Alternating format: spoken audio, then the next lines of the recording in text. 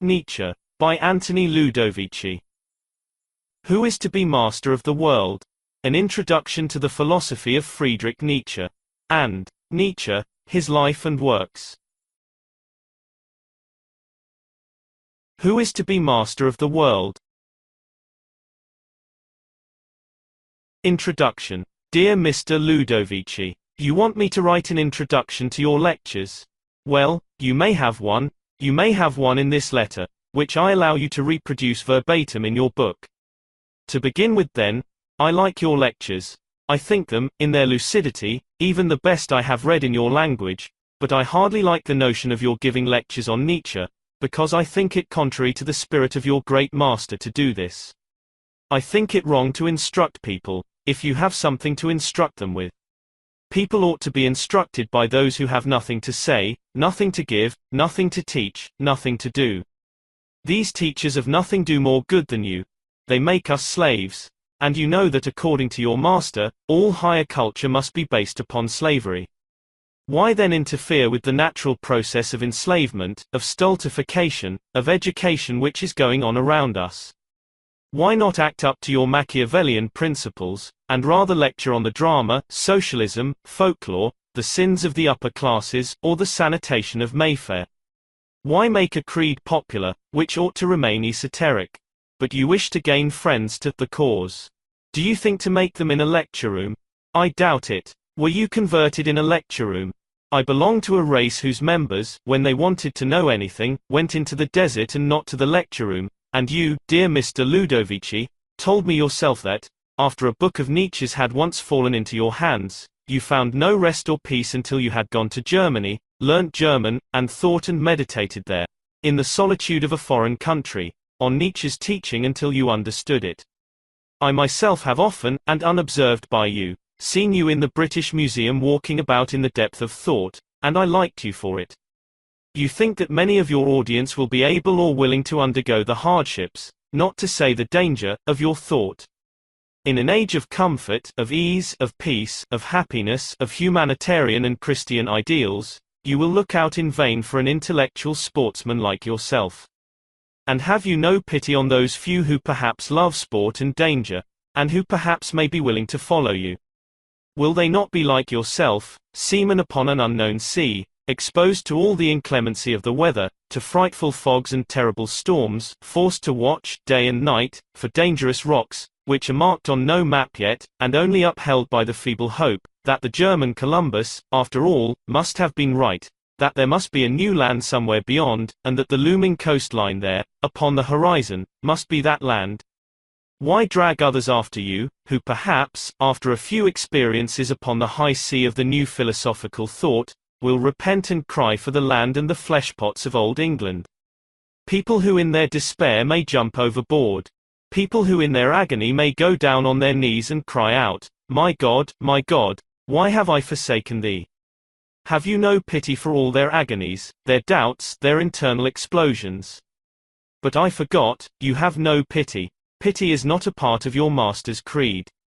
After all, you are perhaps more of a Nietzschean than I thought, and it may after all be right to lecture on Nietzsche, because it is so cruel. Another word, a personal but important word. You are young, and the sort of fellow the women, who form the principal part of audiences in your country, will listen to. They will pretend to understand. Women are very clever in pretending to understand. Instead of finding yourself upon a new continent, you may, therefore, land in matrimony and then get back all your lectures, free of charge, by the lecturing sex par excellence, women. Do not listen to them. Do not condescend. Don't marry yet. Remember that even the apostles of the old creed, although followed by women, did not marry them. Remember that you too have to propagate a gospel, and not a race, and that even the propagation of the race, if it is to be worthwhile, can only take place after the propagation of the gospel. Yours sincerely, Oscar Levy. 1 Talbot Mansions, Museum Street, W.C.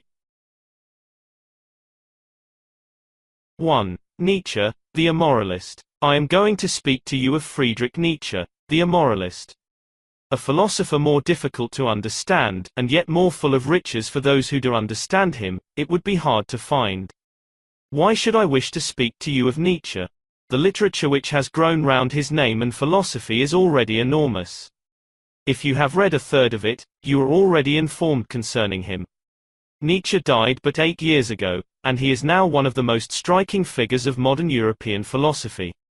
It is with the deepest regret, however, that the inquirer into his life and works gradually realizes how completely and often maliciously he has been misinterpreted and misjudged, not only by ignorant commentators and by many of those learned professors who have been lured to the exposition of his works by the latter's inherent fascination, but even by his best and oldest friends as well. That is why I wish to speak to you of Friedrich Nietzsche, because he has been misrepresented, and it were well for you to know him as he is. Indeed, it is a pressing necessity that you should know him as he is. Mine enemies have grown strong and have distorted the face of my teaching, he says, so that my dearest friends must be ashamed of the gifts I gave them. Like a wind I shall one day blow amidst them and take away their breath with my spirit, thus my future willeth it. Verily a strong wind is Zarathustra for all low lands, and his enemies and everything that spitteth and speweth he counselleth with such advice, beware of spitting against the wind. It is usual to begin a description, such as the one undertaken in this paper, with a word portrait of the hero, or, at least, with a short biography. Now, the first, despite its severe difficulties, it might have been well to attempt, had there not been serious reasons for doubting the reliability of existing writers on the subject. The second, however, the short biography, seemed to recommend itself to me even less than the first, and for the following reasons. The subject I have to treat is a big one. It would therefore have been necessary to compress the biography into a compass so small, that it could have proved little more than a wearisome chain of dates, and this thankless interruption I wished, if possible, to avoid. In view of these considerations, I ventured to depart from the usual methods, and to proceed at once with the discussion of the main theme. Some people think themselves justified in forming an impression of a man from his works. However deep-rooted this belief may be, which a moment's personal intercourse with any great man quickly proves to be pure superstition, in Nietzsche's case, it is completely upheaved. With him, as with most other authors, we must make the distinction between the man and the writer. He himself warns people against the error of neglecting to do so. He himself was the living refutation of that error. The most that may be said in all security, at the present stage of our knowledge of him, is that he was a modern Heraclitus, a resuscitated Heraclitus, who lived in Europe for 56 years of the 19th century, and who died at its close. Nietzsche himself would not have been averse to this comparison. He constantly speaks in high terms of the noble Ephesian, and sought to establish a not insignificant number of his doctrines. Like Heraclitus, Nietzsche's muses were solitude and the beauty of nature. Like Heraclitus, he was a man of abounding pride and self-confidence who sat at no master's feet, and like him, too, he was a poet-philosopher whom we might surname the obscure. Obscure, why? What advantage does a philosopher derive from obscurity? Are not the mass of foolish books that have been written about him evidence enough of the futility, nay, the positive danger, of this very obscurity? Mr. Burnet, in his Early Greek Philosophers, says of Heraclitus, perhaps we may go so far as to admit that his contempt for the mass of mankind made him somewhat indifferent to the requirements of his readers. We shall see that Nietzsche speaks of himself in practically the same way. I will have railings round my thoughts, he says, and even round my words, that swine and enthusiasts may not break into my gardens. I draw around me circles and holy boundaries. Ever fewer mount with me ever higher mountains. Nietzsche had little patience with the mass of mankind. That many too many, die viel zu vielen, the German called them. But it must not be supposed, as many have supposed, that these words express anything more than impatience. We constantly come across passages in his works wherein he most clearly emphasizes the respect he felt for the mediocre, and for the necessity of mediocrity, and, in the Antichrist, he actually goes so far as to declare it unworthy of a deep mind to take any exception at all to mediocrity as mediocrity. A high civilization, he says, is a pyramid. It can only stand upon a broad basis. It has for a first prerequisite a strongly and soundly consolidated mediocrity.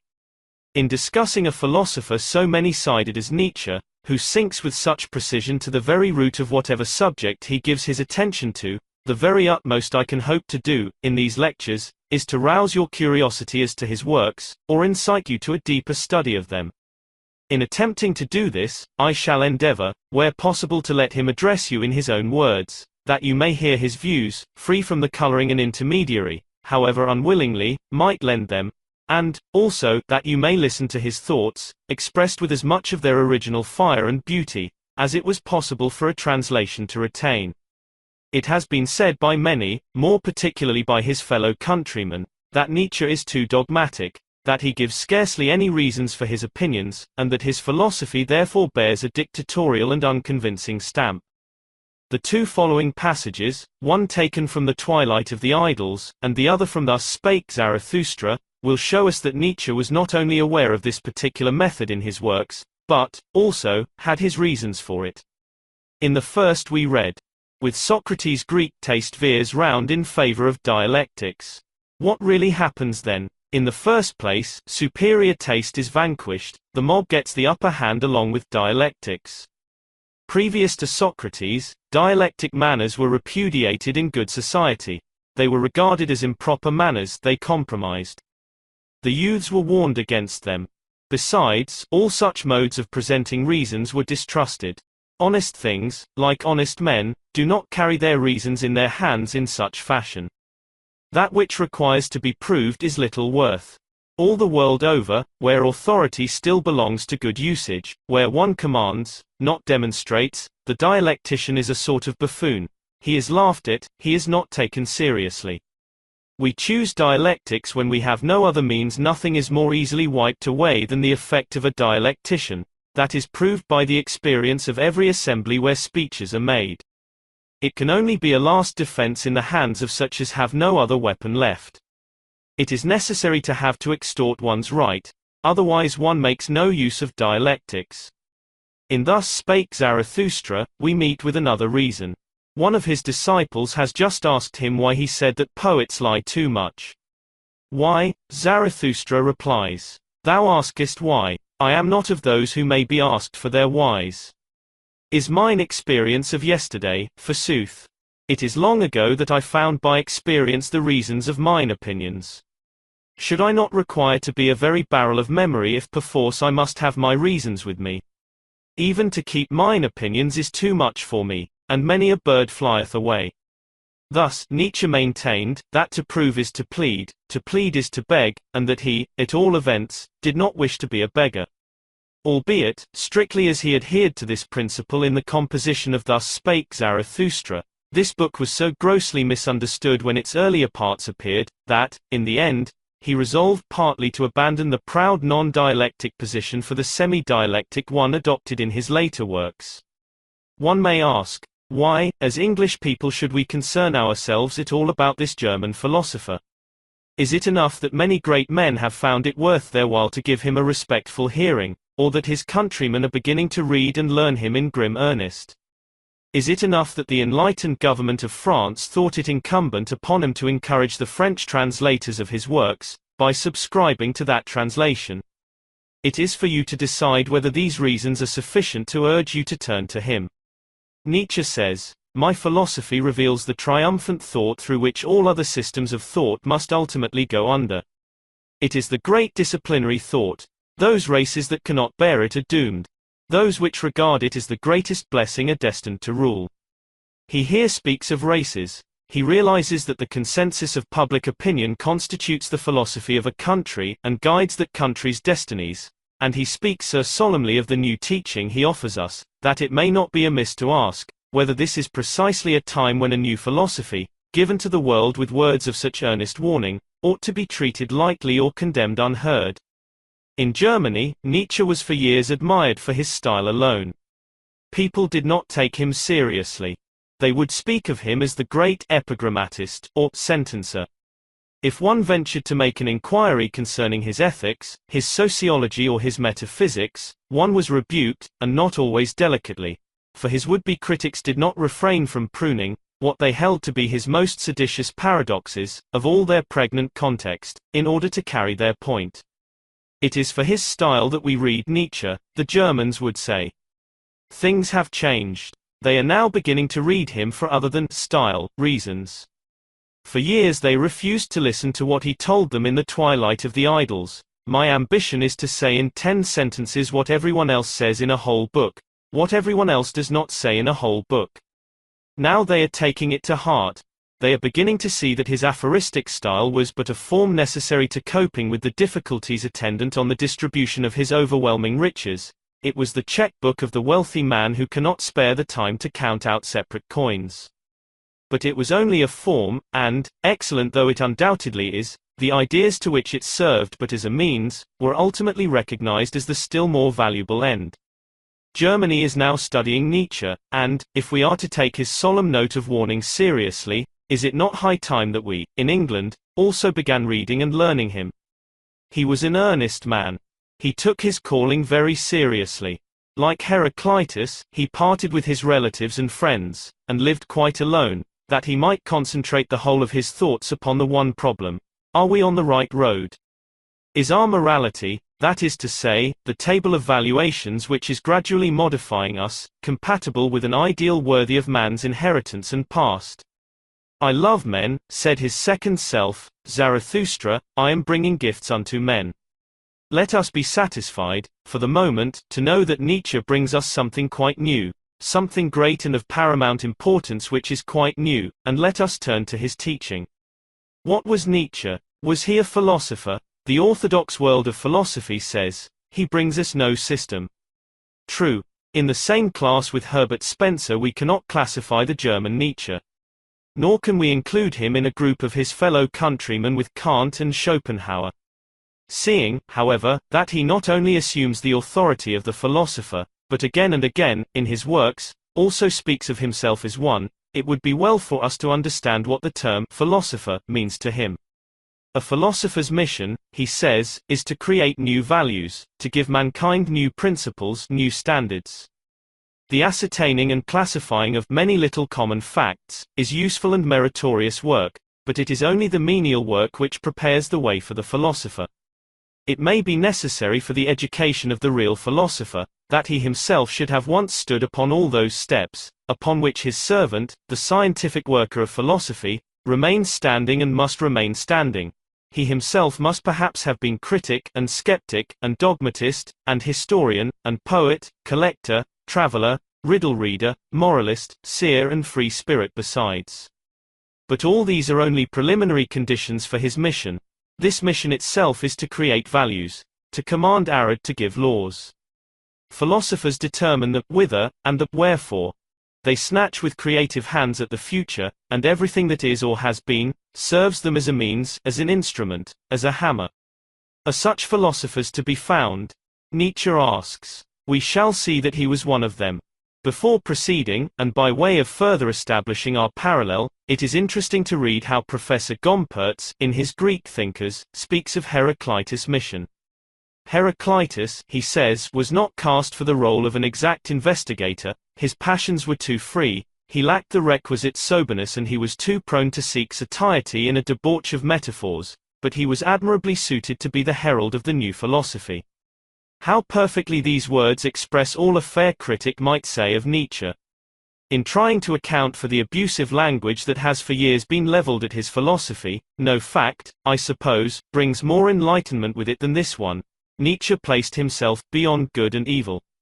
To those who failed to understand even the motive which prompted him to take up this attitude, what course could have been more natural, more obviously predetermined, than to dub all his works dangerous, immoral in its worst modern sense, and seditious, just as if he had written to release the pent passions of savages, or to cloy the libidinous appetites of satyrs.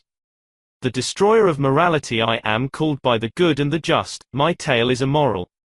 Nietzsche looked solemnly around him, and an examination of the world led him to ask us the admittedly daring question: is that which we have for centuries held for good and evil, really good and evil? Do we understand the part these two terms have played in our history? Is morality, its raison d'être and its mode of action comprehended at all?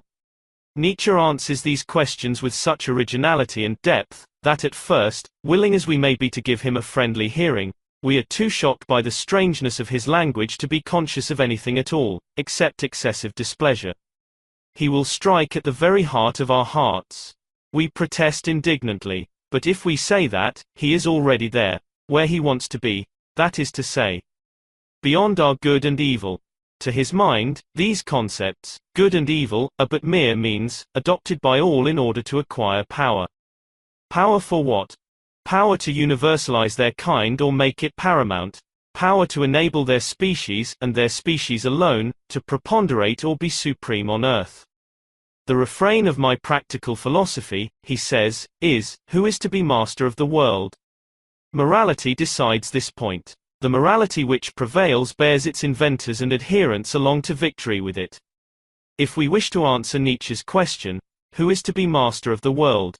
We must ask ourselves, first, what type is attaining to power under the morality which prevails in the civilized world today? Does our table of ethical principles seem to be favoring the multiplication of a desirable type?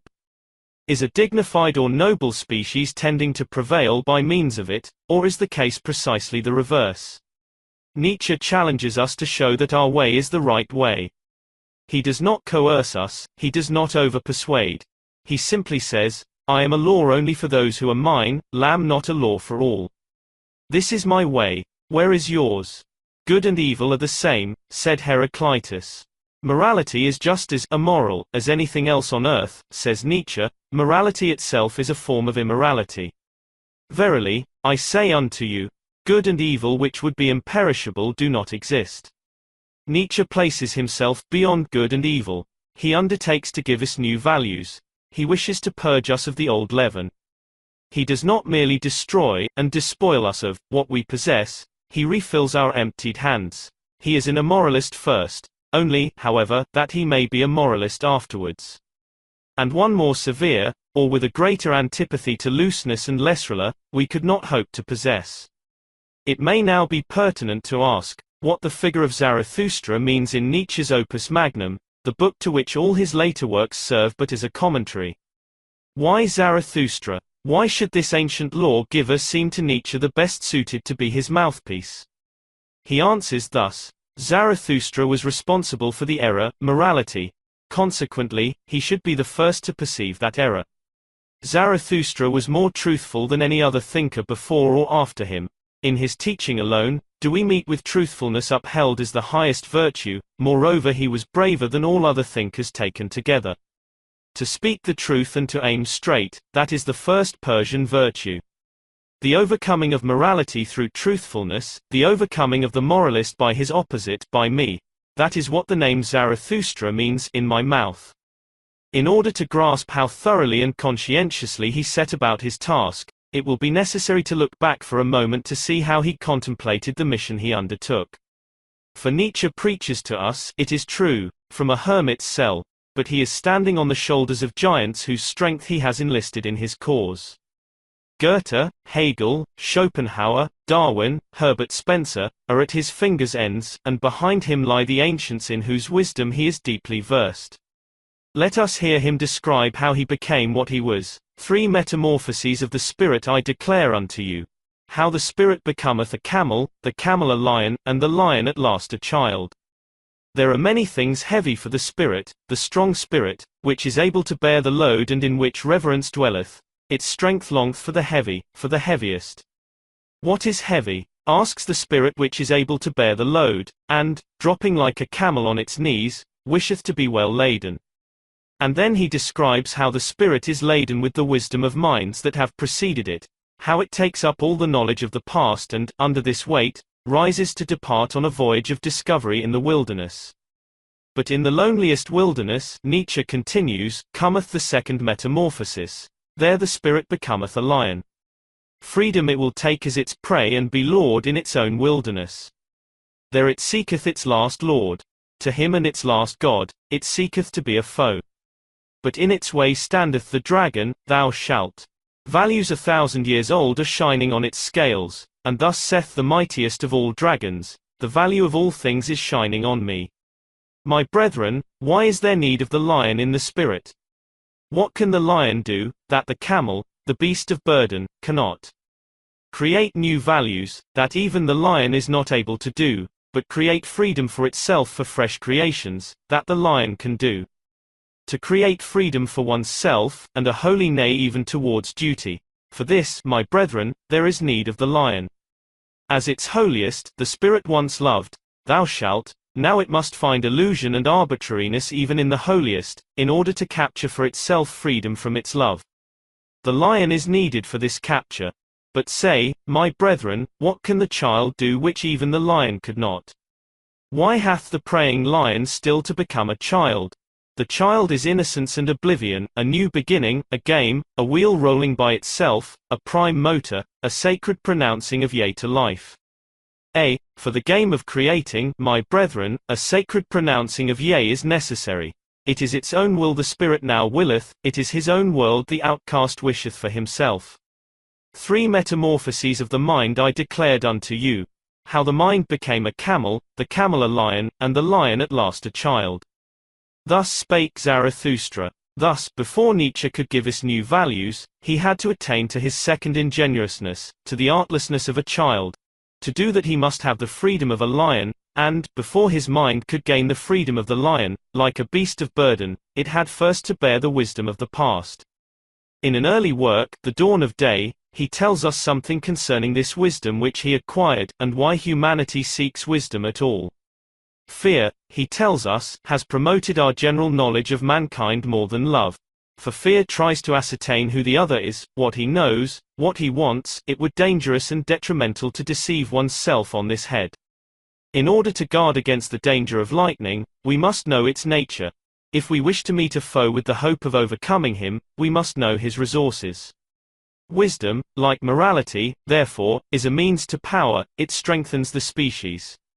Another passage in the same book draws an inevitable conclusion from this idea. Even the sense of truth, which is really the sense for security, man has in common with the animals. We will not allow ourselves to be deceived. We will not allow ourselves to be misguided by ourselves. We listen with suspicion to the whisperings of our passions. We control ourselves and are on the qui-vive against ourselves. All these things the animal understands as thoroughly as men understand them. In the animal also, self-control develops out of a desire for the real, for the unmistakable. Our hatred of falsehood, therefore, is but the outcome of our loathing of insecurity and its concomitant dangers.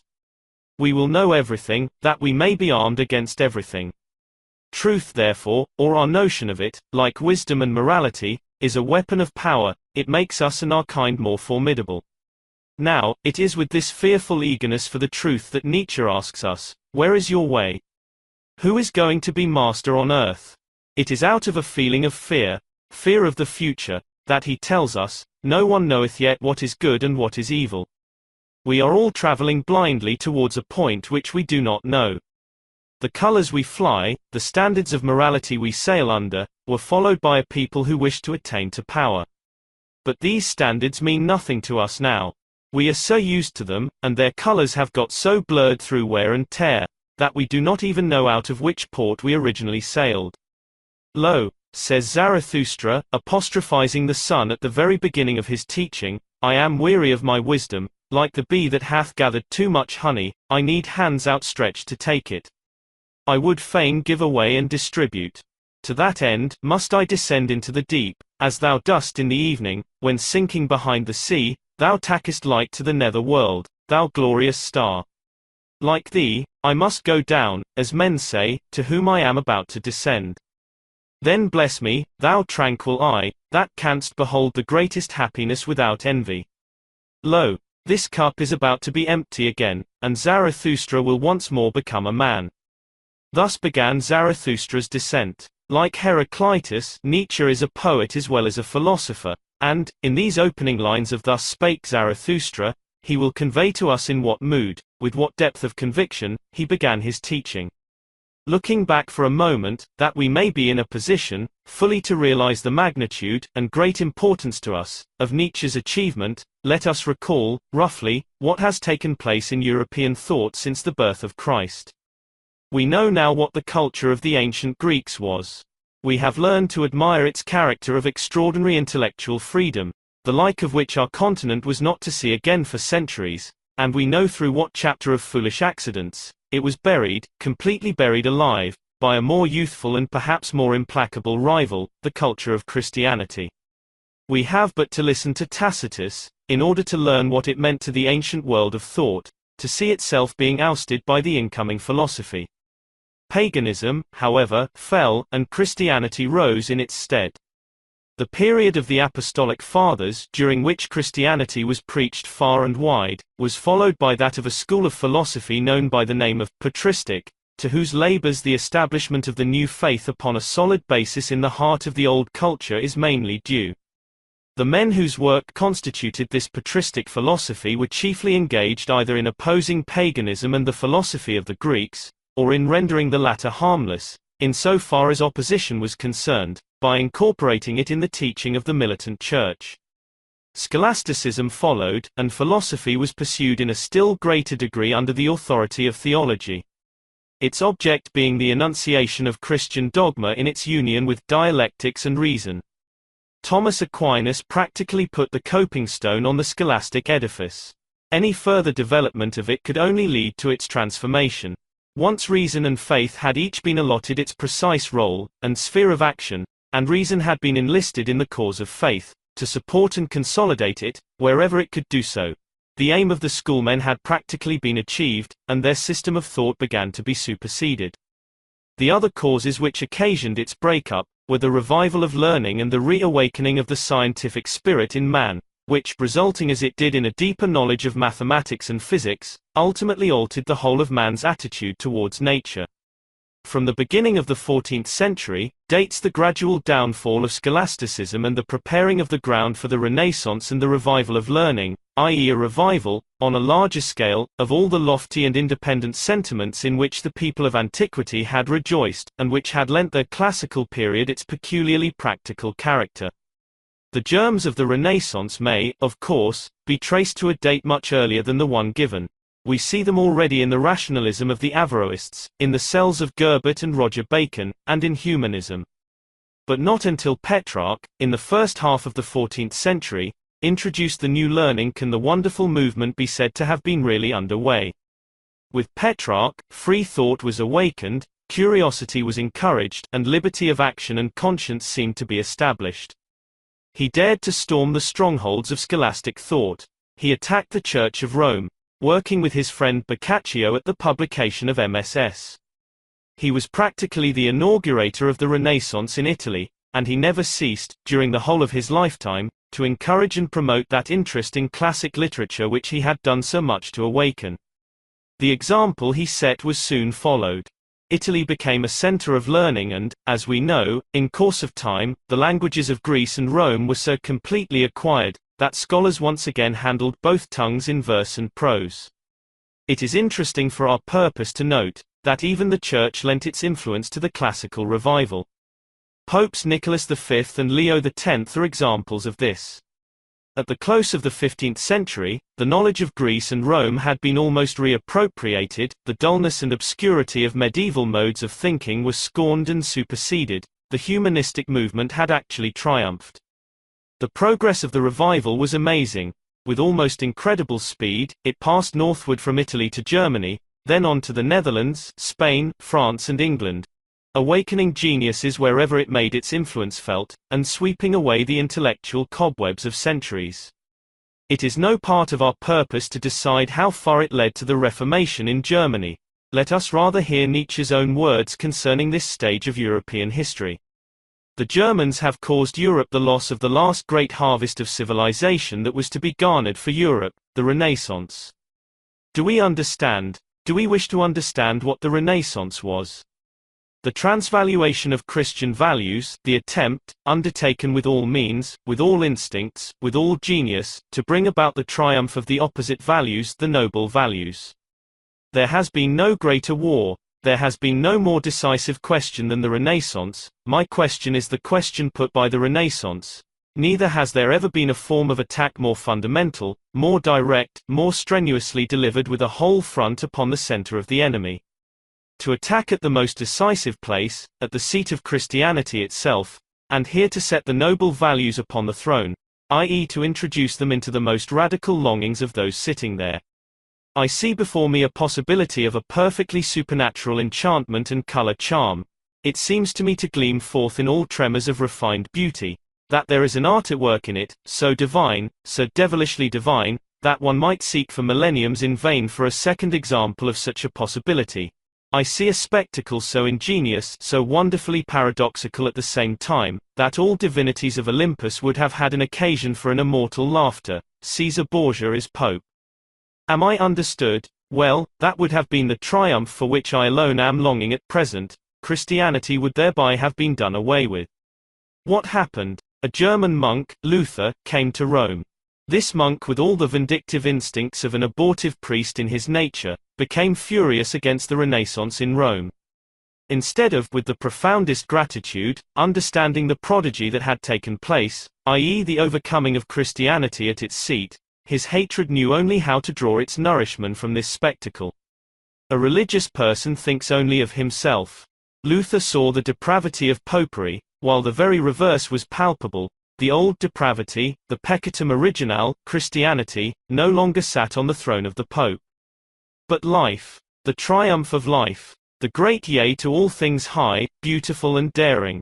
And Luther restored the Church once more. He attacked it. The Renaissance became an event. Without meaning, a great in vain. Are those Germans, what have they already cost us? In vain, that has ever been the work of the Germans. The Reformation, Leibniz, Kant and so-called German philosophy. The wars of liberation, the empire, every time and in vain for something that had already existed, for something irrevocable. They are my enemies, I confess it, these Germans. In despising them I despise every kind of uncleanliness in concepts and valuations, every kind of cowardice in presence of every straightforward a and nay. They have tangled and confused for 1,000 years almost, whatever they laid their fingers on. They have on their conscience all the half measures, all the 3/8 measures from which Europe is sick. They have also on their conscience the foulest kind of Christianity, the most incurable, the most irrefutable that exists, Protestantism. If we do not see an end to Christianity, the Germans will be to blame for it. The harvest of this movement, to which, as we see, Nietzsche grants so much importance, was to be reaped everywhere in the western countries of Europe, and even though some of the greater men came but a century later, the seeds of their wisdom can, without a doubt, be traced to the Renaissance. In this respect we have but to think of Bacon of Verulam, Galileo, Thomas Hobbes, Descartes, Spinoza, John Locke, etc. etc. In this rapid survey of the progress of Europe's mind we have seen, that from the birth of Christ to the Renaissance, almost all the best available intellect was for centuries engrossed in the one theme, the proving of Christianity to the pagans and the attempt to reconcile Christian doctrine with reason. This was the work of the later, patristic philosophy and of scholasticism. Then, suddenly, as if illumined by a propitious flash of understanding, the mind of Europe seemed to grow clearer. Men appeared who were bent on breathing freer, fresher air. More liberty for brain and lungs, greater scope for thought and action, a keener asking of why and how. These were the ideals of the men whose struggles gave Europe the Renaissance. Humanism woke, stretched itself, and breathed its quickening principles into the spirit of medieval Italy. It then seemed nonsense to continue proving what was generally regarded as an accepted truth, because that Christian metaphysics was then regarded as an almost unassailable certainty, scarcely need be mentioned. What was needed was research which would lead to a broadening of the basis of knowledge. Curiously enough, no one attempted yet to question Christian dogma. It was still believed that God was a power outside the world he had created, that the world continued its existence under his supervision, and that he could, at will, interfere with its existence. Gradually, however, the first medieval scientists began to observe that things do not occur singly, that there is harmony in the phenomena of the universe. They began to see law and order in what had theretofore seemed chaos, and effects began to be traced to causes. A new notion of God was necessary to fit in with this new aspect of things, and a God was pictured, not outside the world, but in it. God and the world stood or fell together. The one was a manifestation of the other. This was pantheism. Bruno, and later Spinoza, in opposition to Descartes, elaborated this view. Leibniz, who wished to evade both of these men, followed with his monadology. It is neither convenient nor necessary to describe this theory in detail. Let it therefore suffice to say that it was the last attempt, on a large scale, philosophically to uphold Christian metaphysics. While, however, Descartes, Spinoza and Leibniz were engaged upon metaphysical research, while they were speculating as to the beginning and end of things, our philosophers. Bacon, Hobbes and Locke, more prosaic than idealistic, more calculating than speculative, in fact more English than continental, were breaking the road to what is now called empiricism, the philosophy based on experience, experiment, induction. The philosophy which was to influence Voltaire, Condillac, and many other French and German writers, and which was ultimately to make Nietzsche exclaim, "European ignobleness, the plebeianism of modern ideas, is England's work and invention." All these men, however, Descartes, Spinoza, Leibniz, Bacon, Hobbes, Locke, and later Hume, although prosecuting the search after truth in two totally different directions, aimed no decisive blow at Christian metaphysics, and this despite the fact that Hobbes' views favored atheism and that Hume was openly anti-theological. The definite step in this direction was left to Kant, who, incited chiefly by Hume's skepticism, constructed his critical philosophy.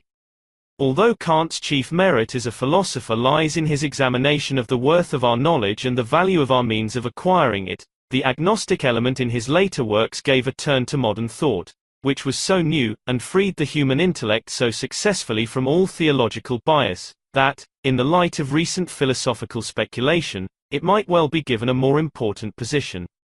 Kant terms every philosophy which transcends the sphere of experience without having previously justified this act by an examination of the faculty of knowledge, a form of dogmatism. He says it is impossible to prove that there is a God. All proofs hitherto adduced are false. The attitude assumed towards religion by Thomas Huxley and Herbert Spencer was thus foreshadowed by Kant, who, as we know, in the end, dealt a heavy blow at Christian metaphysics. In his heart of hearts, though, he believed in God and the immortality of the soul, and it is of importance to us to observe that Christian morality had a sacredness for him which made him quite irrational. His reason partly gets the better of his heart, however, in his writings, and, although he never casts any doubt upon Christian morality, he destroys the highest hopes and the cruelest fears of the Christian religion. Like Spencer, Kant had no special argument against Christianity, he simply urged that all metaphysics are pointless, impossible. Freedom of thought was now secured. Kant had swept away old systems of philosophy as untenable. Now, among his countrymen, appeared creators of new metaphysics. Hegel came with his system of absolute idealism. Philosophy to him is the science of the absolute. He bases his philosophy upon mankind, upon history. Schopenhauer followed with a doctrine which may be described as a transitional form from the idealism of Kant to the prevalent realism of the present day. He supersedes Hegel in reputation and in the number of his adherents.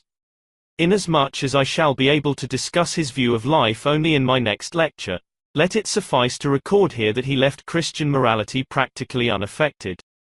This point is important, more particularly as morality was a subject to which he paid considerable attention. With Schopenhauer's philosophy, Christian metaphysics may perhaps be said to have received its coup de grace. Nevertheless, just as in the Middle Ages Christian metaphysics had not been treated as a problem but as an already accomplished fact which needed but the support of reason, just as, immediately previous to Kant, philosophers had begun energetically to criticize Christian metaphysics, although always hoping to hold by it, so now, that is to say in the first half of the 19th century, Christian morality had not yet become a problem. Is it distinctly understood what the term Christian morality covers? Some of us may protest that we are not Christians. The term Christian morality, in Nietzsche's philosophy, means that morality which reigns is an ideal of conduct in the most civilized parts of the world at the present day. It is the moral philosophy we inherit and try to make our own without a question, despite the fact that we may be agnostics, or atheists, or completely indifferent to any form of belief or disbelief. Now this morality, with its values good and evil, has often enough been called upon to answer for itself. Doubting the likelihood of its having had a divine origin, moralists have not refrained from assigning to it other sources more or less plausible. And the labor expended in doing this has been enormous. Precisely what happened to Christian metaphysics also happened to Christian morality. The question was, could it be made compatible with reason? Could skeptics who had parted with the old faith, still, by means of reason, be made to abide by Christian morality? Blindly seizing upon the Christian notions of good and evil as foregone conclusions, these men, many of whom, remember, were the most rampant unbelievers, consumed all their energy in trying to establish upon rational and scientific principles the moral values current in a creed which they had rejected. The authority for the old morality was sought by some in a moral sense, by others in the feelings of pleasure and displeasure, by yet others in law, or in expediency and non-expediency, and by one in a categorical imperative. No one, however, seemed to halt at the terms good and evil themselves, in order to ask himself what these words meant, seen through the glasses of life. It will be seen that the step taken by these moral philosophers was only the first of a long series of steps, which led to a much more pressing and fundamental question. This question was, are the concepts of good and evil which reign at the present day to be adhered to at all? Whatever their respective sources or authorities may be, is not the relation of good and evil to human life still a debatable point? Or are the existing valuations understood in spite of the fact that they have been reft of their super-terrestrial warrant? All the philosophers since the Renaissance had left the morality of the old religion practically where it was. Nay, many, as we have seen, had sought to fix it where it was with reason. That is to say, had tried to rebuild it upon science, in the hope of making it more compatible with the views of a world that was inclining ever more and more confidently towards a scientific grasp of things in general. As Nietzsche observes, in every discourse upon morals that had appeared before his time, the problem of morality itself had been lacking, the suspicion that morality was something problematic, at all, appeared to be entirely absent. To put it in Lecky's words, philosophers had been satisfied to hold that, the business of a moral philosophy is to account for and justify our moral sentiments, or, in other words, to show how we came to have our notions of duty, and to supply us with a reason for acting upon them. In short, taking our concepts good and evil for granted, the question which always occupied them was, how could these best be justified, or made compatible with reason? We are now prepared to understand how it was that the world suddenly stood aghast, when a man appeared, who towered as completely above these moral compromises and cutters of misfits, as Kant had towered above the metaphysicians who preceded him. We can almost sympathize with the start Europe must have been given when, above the muddled murmurs over morality, a roaring voice suddenly announced, amid a veritable hail of epigrams, "No one knoweth yet what is good and evil. No one knoweth. Why, a moment ago we all knew." This was the cry of the Europe that was baffled and startled, of the Europe that was convinced that Nietzsche must be raving mad. What is the net result of your giving a basis to morality? Nietzsche asked of the moralists at his back. It is simply this, that we have the learned expression of your good faith in that morality which happens to be prevalent in your quarter of the globe at the present day. But I tell you, speaking in your own language, that life itself is something essentially immoral. Life is appropriation, injury, conquest of the strange and weak, suppression, severity, obtrusion of its own forms, incorporation, and at least, putting it mildest, exploitation. We know it is all this, but at the present day we should like to believe that it is not so. We know it is all this, but we prefer to blind ourselves to the real facts, and to say with Spencer simply, life is activity. Activity may mean anything, harmless or harmful. We must therefore define our word. What do the evolutionists say? The activity they speak of is the struggle for life. Nietzsche says this definition is inadequate. He warns us not to confound Malthus with nature. There is something more than a struggle for life, between the organic beings of this earth. Want which is supposed to bring this struggle about, is not so common as is supposed. Some other force must be operative. Is there no aggression without the struggle for existence? Nietzsche answers in the affirmative, and his reason is, that life is not activity, striving after survival alone, but after power. Not Schopenhauer's will to live, but will to power is the motive force behind all living phenomena. The instinct of self-preservation is only one of the indirect and most frequent results thereof. Every species of organic being behaves as if its kind alone should ultimately become paramount upon Earth, and whether it attempt to achieve this end by open aggression or cowardly dissimulation, the motive in both cases is the same. Moreover, there are many things valued higher than life itself by living beings. The will to live, therefore, often finds itself opposed to a still higher will. What, then, is this mightier force to which the will to live sometimes has to submit? We have heard what Nietzsche calls it. It is the will to power. Nietzsche now goes to the root of the matter, by applying this doctrine to man and the morality of man. He says, before we justify or account for our modern European morality, are we certain that the values good and evil, which it gives us, are to be upheld or retained at all? Are we clear as to what they mean? But, above all, are we clear as to what morality means? How does it appear, seen through the glasses of life? If we turn to nature, we find every species of organic being instinctively adopting and practicing those acts which most conduce to the prevalence or supremacy of its kind. If it fail to discover that conduct which will bear its kind to power, either by aggression or by dissimulation, then, the chances are, that it will be exterminated. Those animals are already doomed to become extinct that cannot select that order of conduct which is best calculated to make them overcome, either numerically, strategically, or by sheer physical strength, the will to power of other species. But, once that order of conduct is found, proved efficient and established, it becomes the ruling morality of the species that adopts it, and bears him along to victory with it. That is all perfectly clear. The animal world, therefore, is the scene of an uninterrupted war, the war of modes of conduct. If a devouring species ever adopted the system of valuing, current among the species devoured, it would thereby achieve its own extinction, and vice versa. The lion's good is what is good for him. It may be the antelope's notion of evil, in fact it generally is, and if the antelope's notion of good were ever adopted by lions, these would have to cease their slaughter among the antelopes. With the help of the evidence afforded by biology, Nietzsche therefore inquires whether it is sufficiently recognized that concepts of good and evil are originally only a means to an end, that they are only the expedient of a species to acquire power, power to become paramount. The fact that the war of conducts which now especially concerns us, is a war carried on among men, does not in the least alter the first principles of the question. Wherever we find good or evil used to designate one or another mode of conduct, we may be sure that one particular species of man is there attempting to ensure his supremacy under the cover of these values. So far, therefore, Nietzsche merely takes up the position of the relativist with regard to morality. Good and evil, he says, are relative values. They are a question of point of view. Absolute good and absolute evil are myths. Many lands were seen by Zarathustra, and many peoples, thus he discovered the good and evil of many peoples. No greater power on earth was found by Zarathustra than good and evil. No people could live that did not in the first place value. If it would maintain itself, however, it must not value as its neighbor doth.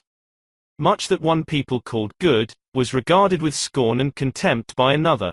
Thus I found it. Much I found named evil here, and there decked with purple honors. A table of values hangeth over each people.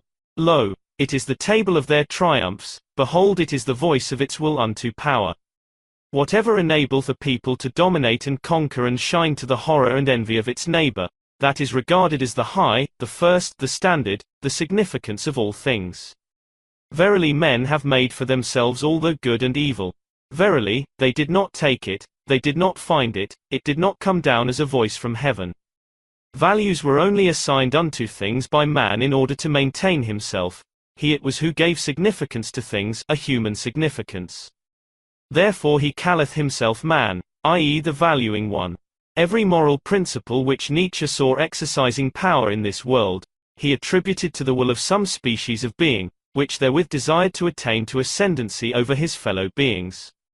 From the ichneumon fly, which has to regard as good, the laying of its eggs inside the skin of an unsuspecting caterpillar which is afterwards devoured alive by the hatched brood, to the action of the cannibal who thinks he must eat his enemy that he may acquire something of the latter's prowess and ferocity, the basis of every action to be witnessed on this earth seemed to Nietzsche the instinct of self-universalization or self-enhancement, led by the thirst for power. This doctrine was a revelation. All the difficulties attendant on the absolute view of good and evil seemed to vanish in the light of Nietzsche's discovery. We could now group together the 1001 different concepts of good, distributed over the man-inhabited parts of the world, and understand their origin at a glance. Indeed, with Nietzsche's view of the meaning of good and evil before us, we should even have felt some surprise at finding but one notion of good ruling everywhere. Nations, like species of animals, must value differently, otherwise they cannot resist each other. Reasonable as this aspect of morality may appear to us now, however, we can readily understand why, when it was first put before the world, that is to say, at a time when people had scarcely digested Darwin, it seemed to all but a few, little short of dangerous madness. The Christian notions of good and evil, having grown, so to speak, into the modern, civilized man's blood, he had come to regard them even as the moral philosophers had done, that is to say, as facts which needed but to be accounted for, and, although the evidence that other moralities flourished and protected people elsewhere, proved rather a stumper to him, still he believed that his particular notion of good would ultimately become universal and thus clear up the vexed question. A conclusion so profound as that of Nietzsche's was, of course, not the work of a day or of a year of days. Indeed, it might be looked upon as the result of his life's study. He tells us that as early as his 13th year the origin of evil haunted him. A little historical and philological schooling, he continues, together with an inborn and delicate sense regarding psychological questions, changed my problem in a very short time into that other one. Under what circumstances and conditions did man invent the evaluations good and evil? And what is their own specific value?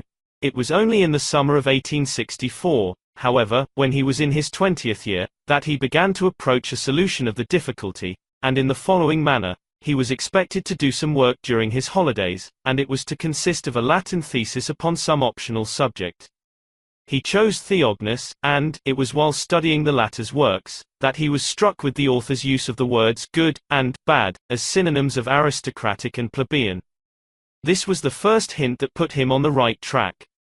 With it he grew more than ever convinced that there could be no absolute or universal good and bad, that different modes of valuing conduct must be just as instinctively adopted and adhered to by different classes of men as they are adopted and adhered to by different classes of beasts, and when Theognis in the 6th century BC spoke of the Democrats as bad, and of his party as good, at a time when the fall of Theogenes, tyrant of Megara, had brought about a struggle between the oligarchy and the democracy, the fact that was plainly to be read from the particular use of these two words was, in Nietzsche's opinion, that Theognis and his party, wishing to maintain their power, had to regard any force which threatened to thwart that very natural desire as bad, in the sense of unfriendly to their particular mode of power.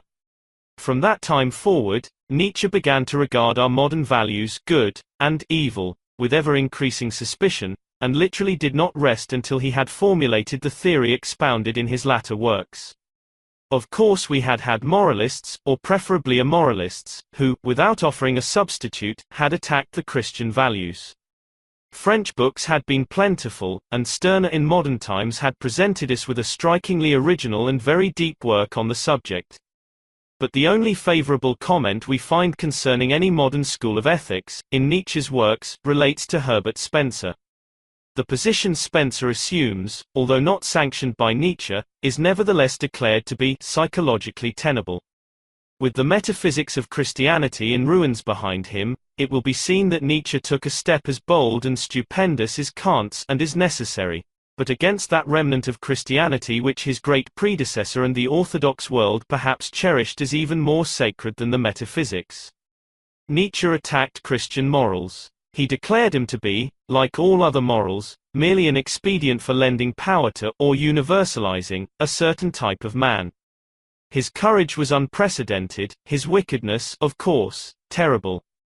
Conceiving all moralities to be but codes adopted by various peoples in order to perpetuate their kind or make it alone paramount, we have seen that he had to face the disconcerting corollary that all kinds of men, like all kinds of animals, must at some time or other have taken to moralizing.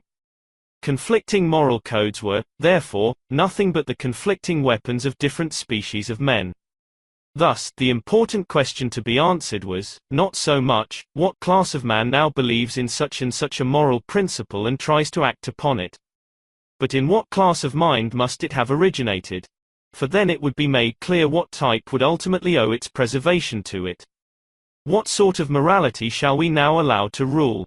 The solution of that problem will determine who, ultimately, will be master on earth. We know that Christianity has come forward for 2000 years with its solution of the problem. Let us pause to ask ourselves, says Nietzsche, who is tending to attain to power under it. We can understand now, how it was he said, good and evil themselves are but intershadows and damp afflictions and wandering clouds.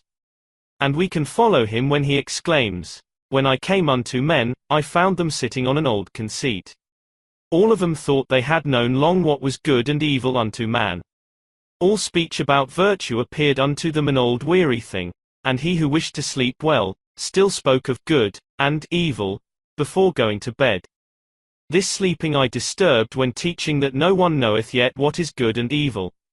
I warned you that it was time we began reading and learning Nietzsche in England. I think you will now be willing to grant, that the importance of his philosophy warranted my words of warning.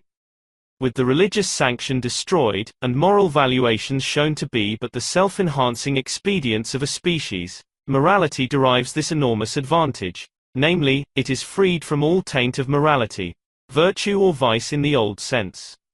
It becomes an adjustable instrument in the hand of the moralist wherewith he can rear a species, a world-conquering species, provided the code he writes be calculated to make such a type thrive.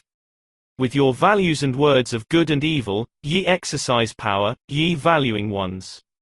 No greater power on earth was found by Zarathustra than good and evil. These values are things to be juggled with for our highest ideals. Not what the past has cherished and revered as good and evil is the question, but what notions of good and evil are we going to allow to persist? That good and evil, we are now at liberty to choose, we have now a perfect right to determine.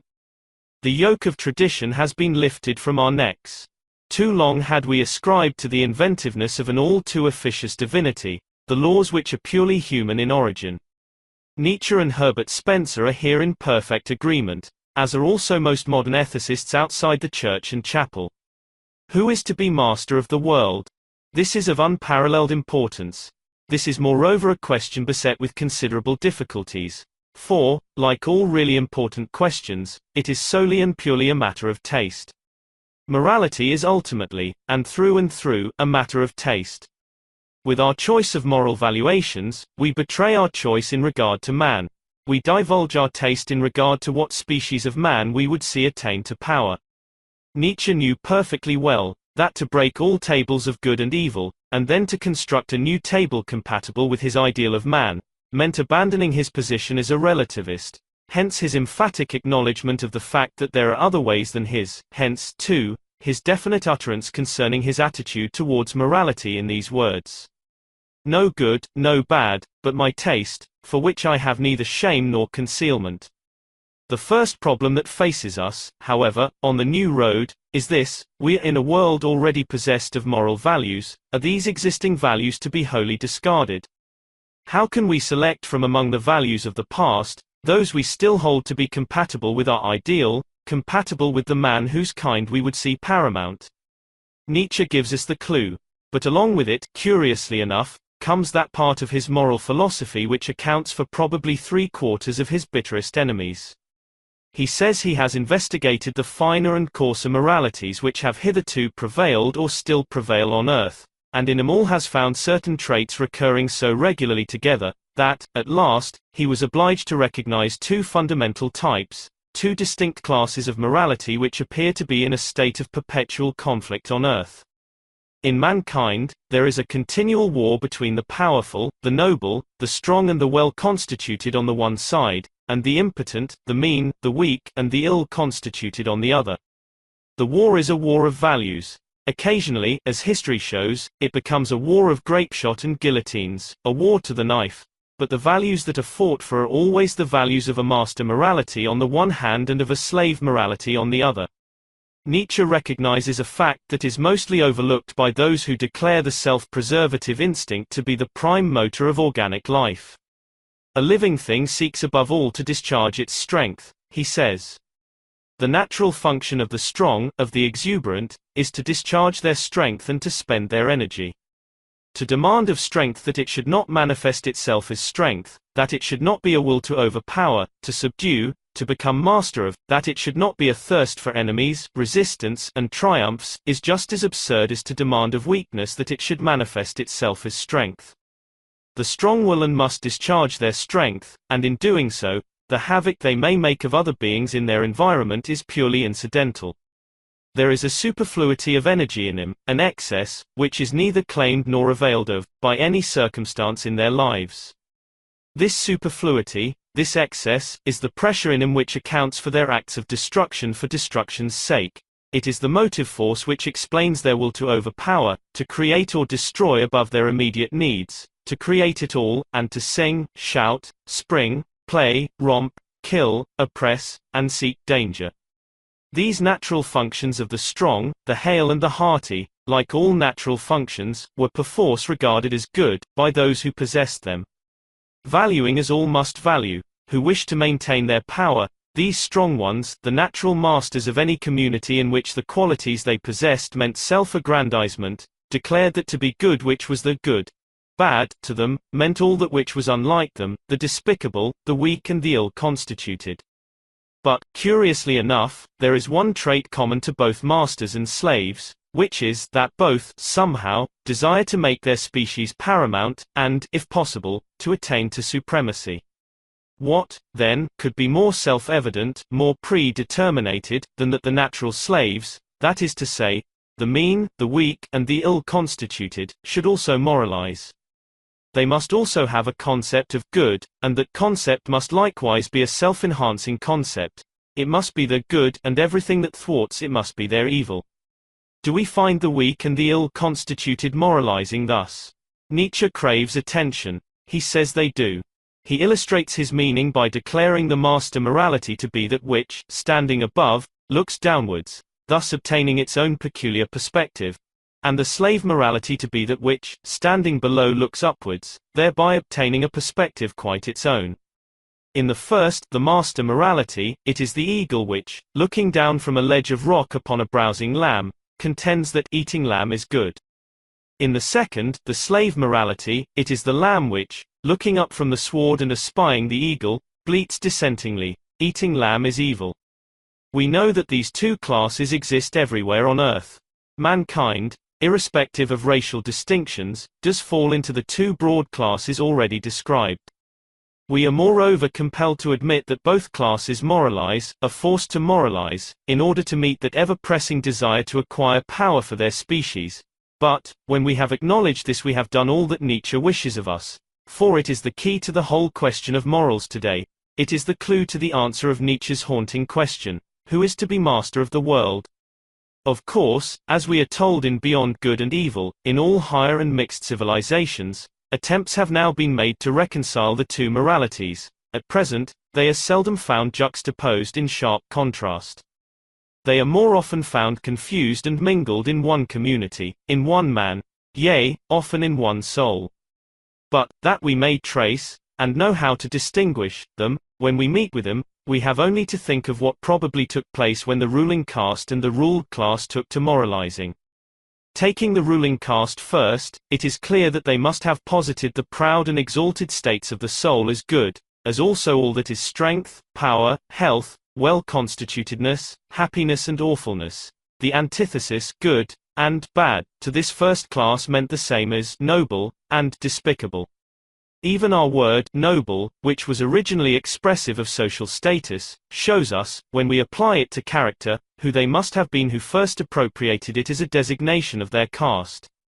Bad, in the master morality, must have been applied to the coward, to the over-anxious and niggling one, to the man with the eye to the main chance, as also to the distrustful one with the stealthy glances, the self-abasing one, the dog-like kind of man who submits to being mishandled, to the mendicant flatterer, and above all to the liar. It is a fundamental belief in all aristocratic communities, that the mob consists of liars. We, truthful ones, thus spake the noble Greeks of themselves and their equals. With the second type, the slave morality, the case is different. There, inasmuch as the community is an oppressed, suffering, unemancipated, and weary one, all that will be held to be good which alleviates the state of suffering. Pity, the obliging hand, the warm heart, patience, industry, humility and a sneaking friendliness towards honors, these are unquestionably the qualities which we shall here find flooded with the light of approval and admiration, because they are the most useful qualities, they make life endurable. To this class, all that is awful, instead of being regarded as good, as it was in the morality of the ruling caste, will be precisely the evil par excellence, quite the worst kind of evil, because it cuts at the very roots of the community's existence. Strength, health, superabundance of animal spirits, and antagonistic power of any sort whatever, are regarded with hate, suspicion and fear by the ruled class. To them the virtues of their rulers are vain, pointless, evil. Even the happiness of those above them, they would fain regard as delusive and spurious. He is accounted good, amongst them, who is harmless, good-natured, easily gulled, and perhaps a little foolish, in short, a good sort of fellow. Now, in this rough analysis of the two fundamental types of morality, we have our touchstone for the work of selection which lies before us. For unless we are quite apathetic, we must know that the process which is most needful at the present day, is that of selection, not alone in morality, but perhaps in every department of our social life. As it went with Nietzsche, so it will go with us. We shall find the master and the slave morality everywhere mingled and confused, sometimes beyond recognition. We must not be surprised to find, here and there, men like harlequins, patched by lord and serf. In certain parts of the world, and not necessarily far from home, we may find the slave morality triumphing over the other kind, and we may there observe what type of man is tending to dominate under the existing conditions. Before determining what our good and evil are going to be in the future, the results of such observations must be duly weighed in our minds. That is what Nietzsche means when he bids us take our stand beyond good and evil. That is the position he would have all new philosophers assume. It is, at the same time, the position which has earned for him the titles dangerous, vicious, and iniquitous, from the courteous lips of the good and just. There is an old illusion called good and evil, Zarathustra declares. Round fortune-tellers and astrologers, hitherto, the wheel of that illusion hath turned. Once the folk believed in fortune-tellers and astrologers, and therefore they believed, all is fate. Thou shalt for thou must. Then, at another time, they mistrusted fortune-tellers and astrologers, and therefore they believed, all is freedom. Thou canst for thou wilt. O my brethren, as to the stars and the future, there hath only been illusion, not knowledge. And therefore, as to good and evil, there hath also been illusion, not knowledge. This roughly speaking terminates the account of his analysis of the past in morality. The questions of conscience and the sense of guilt, as treated by Nietzsche, ought, strictly speaking, to be dealt with now. Seeing, however, that this could not be done adequately, and that they both deserve very serious attention, it is perhaps best to avoid them altogether here, though not without a hope, that I may be able to treat of them later. As we have already seen, Nietzsche was a moralist as well as an immoralist. He destroyed, only in order to be able to construct afresh. He who must be a creator in good and evil, he says, verily, he must first be a destroyer, and break values into pieces. Having shown us that morality is merely a matter of taste, Nietzsche proceeds to divulge his taste in regard to the all-important subject. Every notion of good and evil, which we cherish, Nietzsche, like a numismatist, takes up and examines, and, before he estimates its worth, inquires in what class of mental mint the coin originated. This question, and the relentless way in which he puts it and answers it, during his examination of modern European values, practically constitutes the nutshell of his ethics. The moral code he offers us, in exchange for the one he would see us partly abandon, and the high ideal to which it is intended to attain, I cannot now consider with you. In my next lecture, when I shall treat of Superman, I will describe Nietzsche's ideal, that is to say, the man of his taste, and, in the last one, Nietzsche the moralist, I shall attempt to deal with the constructive side of his moral philosophy. Let it now suffice, to perceive, that the slate is clean, and that we have been warned concerning the blood of old laws and principles which may crave a place upon our new tables of commandments. Morality is a problem which we are left to solve for ourselves. We must, henceforth, determine our good and evil. The good and evil of past peoples, races and tribes, has not been utterly condemned, it has merely lost the whole of its authority. Now, since moral valuations are pointless unless they have a goal in view, unless they are the expedient to the enhancement of a certain species of man, it is obvious that our duty is to decide what this species of man is going to be, and then to determine our good and our evil accordingly. The responsibility thrown upon us is enormous. We are all put upon our mettle. Our taste becomes our prime monitor, and we betray our taste to the world, when we declare what our ideal, our good and bad, is going to be, when we declare whom we would make master upon earth. I need hardly to tell you how deeply Nietzsche was conscious of the responsibility he threw upon our shoulders when he invited us to reconsider our position. The following lines from Zarathustra are evidence enough of his earnestness, and with them I shall conclude. O my brethren, when I bade you break the good and the tables of the good, it was then only that I put man on board ship for the high sea. Only now cometh the great terror unto him, the great look round, the great illness, the great loathing, the great seasickness. False shores and false securities ye were taught by the good. In the lies of the good ye were born and hidden. Through the good, everything hath become deceitful and crooked from the root. But he who discovered the land, man, discovered also the land, human future. Now ye shall be unto me sailors, brave, patient ones.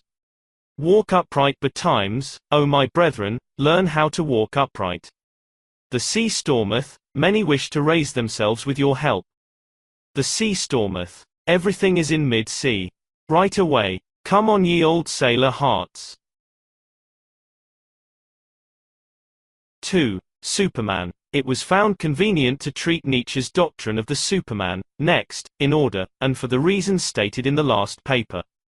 It will be remembered that moral values were there said to be quite pointless, which did not have the rearing of some particular type of man as their end, as their goal. Who is to be master of the world? Was the question which recurred in my last lecture. We saw that this was entirely a question of taste, and moreover, one left for us to decide.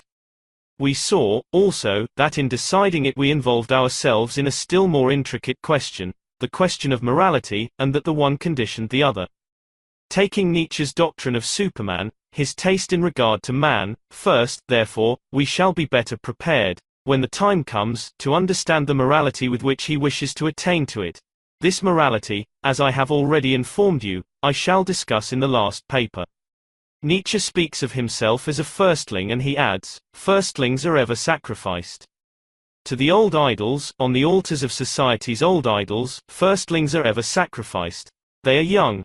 Their flesh is still tender. That tickleth old palates. How could firstlings help being sacrifices, since they excite old idol priests? Already in 1883, Nietzsche could speak in this way of himself and of those whom he wished to rally round him. 2 parts of his Zarathustra had been written, 5 most original books had gone out to the world, and he was beginning to understand, from the reception these works were receiving, that his mouth was not for the ears of his time. What people did not comprehend in him, they disliked. What was new and strange, proved irksome to them, and everything that threatened to disturb their smug ease, they did not hesitate to reject. In short, as he tells us, they sacrificed him, like a firstling, to the idols that still held sway over them. Nietzsche made a special diagnosis of European culture, and he found it attacked by a terrible disease, the paralysis of will. He found Europe settling down smugly to a pitiable self-complacency, and it was the struggle of his lifetime to awaken her to a sense of her danger. Indeed, so concerned was he, on her account, that he even wished her a formidable foe, that she might be compelled to make up her mind to become equally formidable. On the one hand there was a sort of quietists who believed, everything is equal. Nothing is worthwhile, the world is without sense, knowledge choketh. On the other, were those who still clung fanatically to Christianity as the best alternative, the best opiate, the softest couch, and there was yet another class which, although it remained apathetic concerning super-terrestrial possibilities, was willing to embrace any cause or belief, provided its specific aim were to bear its adherents to the greatest remoteness from pain of any kind. All these classes, however, were unanimous in this one idealization of the notion progress, that it meant that at some time or other, to be made as proximate as possible, there would be nothing left to fear, nothing left to tremble at, in the whole of the civilized world.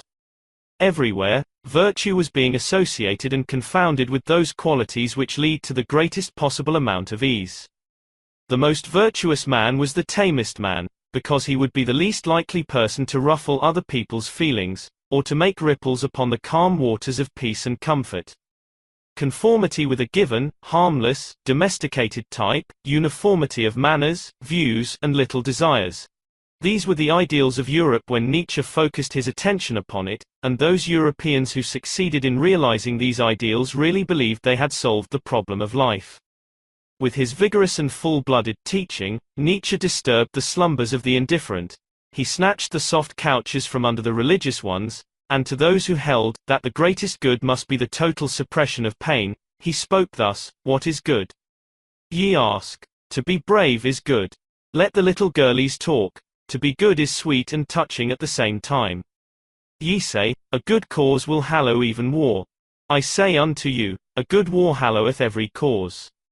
War and courage have done more great things than the love of one's neighbor." Over the so-called virtuous, he lashed himself into a veritable fury. He told them they were a vulgar herd whose one preoccupation was the comforting and the fattening of that herd.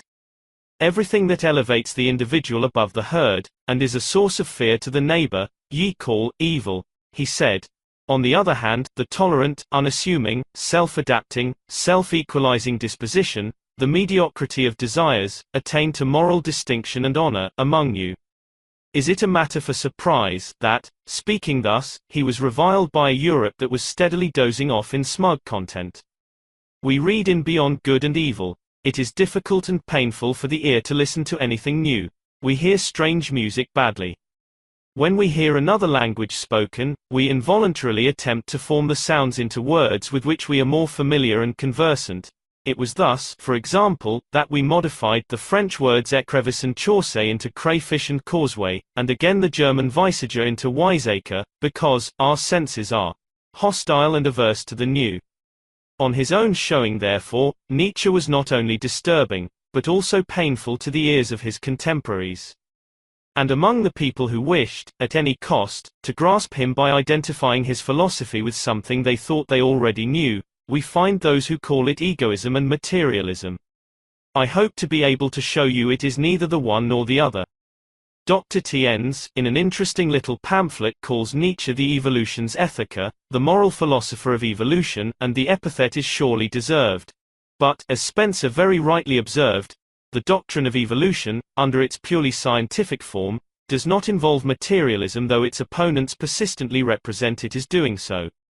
When Zarathustra came to preach to men for the third time, he looked for changes in them. He wished to learn what in the meantime had gone on with man, whether he had become taller or smaller, and much that he says in this respect will remind English readers of Mr. Kipling's profound lines in the song entitled, Chant Pagan.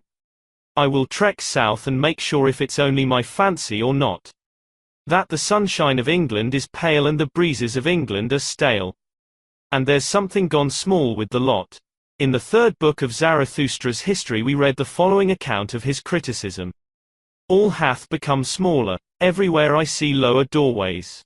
He who is of my kin, can still pass through them, but, he must stoop. I pass through these people and keep mine eyes open. They do not forgive me for not being envious of their virtues. They bite at me because I say unto them, for small people, small virtues are necessary, and because it is hard for me to understand that small people are necessary.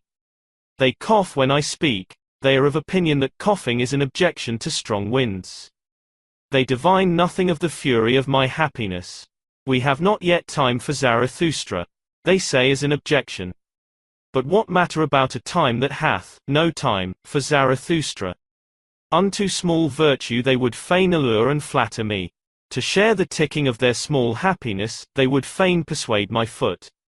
I walk through these people and keep mine eyes open. They have become smaller and are becoming ever smaller. And the reason thereof is their doctrine of happiness and virtue. And they are modest even in their virtues, for they are desirous of ease. But with ease only modest virtue is compatible. Here is little of man. Therefore women try to make themselves manly. For only he who is enough of a man will save the woman in woman.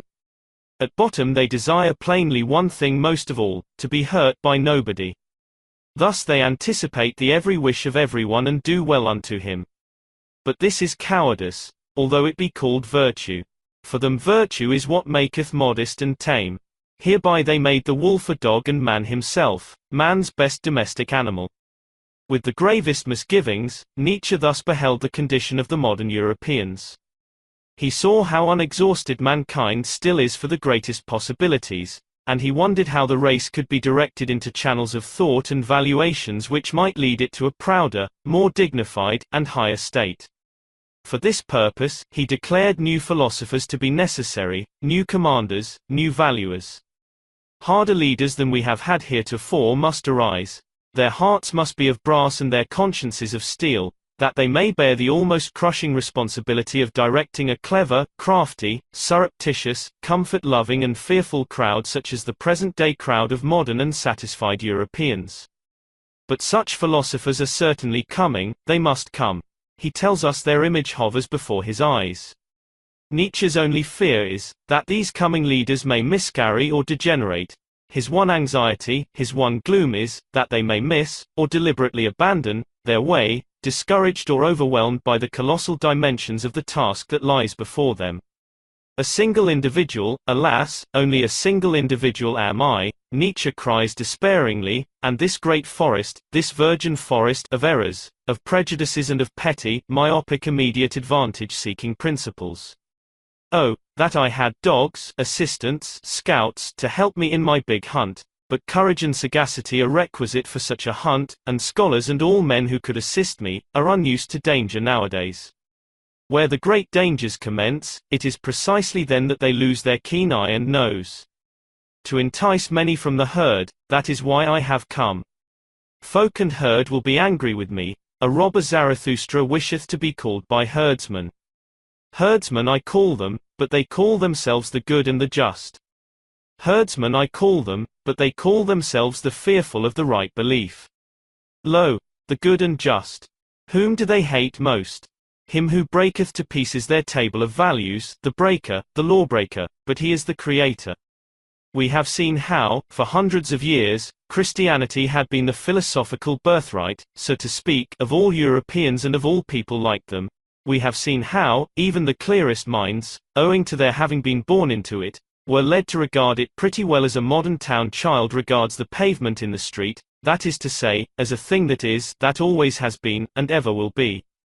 We know what it cost the bravest and deepest thinkers to oppose Christianity, and we have read how they struggled rather to uphold than to subvert the old faith, so tenacious are early and hereditary associations. We have spoken of the many centuries, during which God was pictured as an autocratic power outside the world whose destiny he determined from second to second with all the caprice of a primitive tribal chieftain, and we watched the transformation of this idea into pantheism, the belief which placed God in the world, which made the world a manifestation of God's being. The relations between man and this new God of pantheism, it is true, were not so familiar, not so confidential, as the previous ones had been. But men could still honor and respect him, and that is all that this new teaching demanded of them. Still, even this view, broad as it was, did not entirely satisfy natural scientists. It was the latter's ambition to ascribe all phenomena to natural law. The thought of an interfering deities underlying the natural world was discomforting to them. It rendered their generalizations problematic. Otherwise, however, they were not unfriendly to a notion of God, and they and their followers therefore circumvented the difficulty by means of this really creditable stratagem. God would still be upheld, and still be believed in, but he must be made innocuous in so far as their textbooks were concerned. He must be placed outside the world again. It would be admitted that he had created it, and that its laws were divine laws, but on this condition, that it would be thoroughly understood that God ceased to take any active part in the proceedings, once he had established their fundamental laws. This was deism. This belief accorded perfectly with all the needs of the time. It allowed of scientists prosecuting their researches undisturbed by fears of incurring stigma, and it enabled those among the educated classes, who were inclined to lend a friendly ear to science, to read learned works with a clear conscience. Such, roughly speaking, was the state of affairs, when Kant approached the question of general metaphysics, and, in dealing with it, killed it.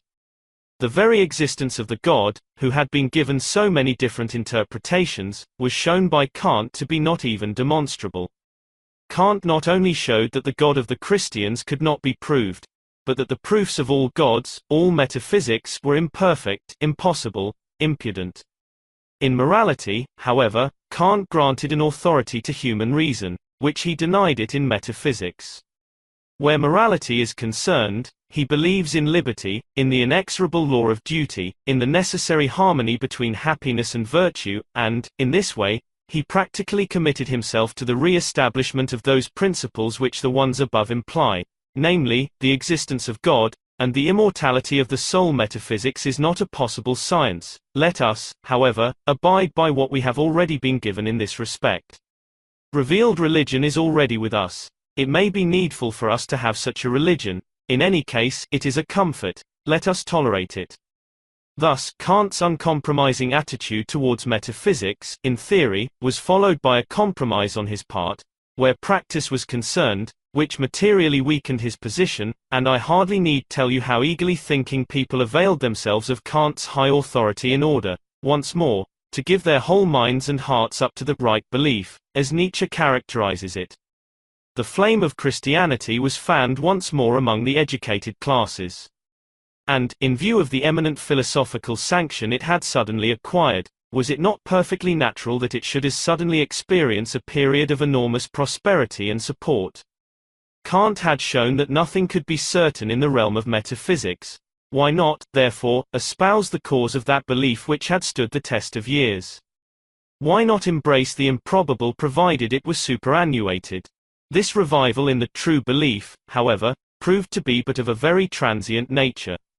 It gradually dawned upon Europe that the blow leveled at metaphysics was one that could be ill warded off, and a period of doubt soon superseded the inflamed return to Christianity.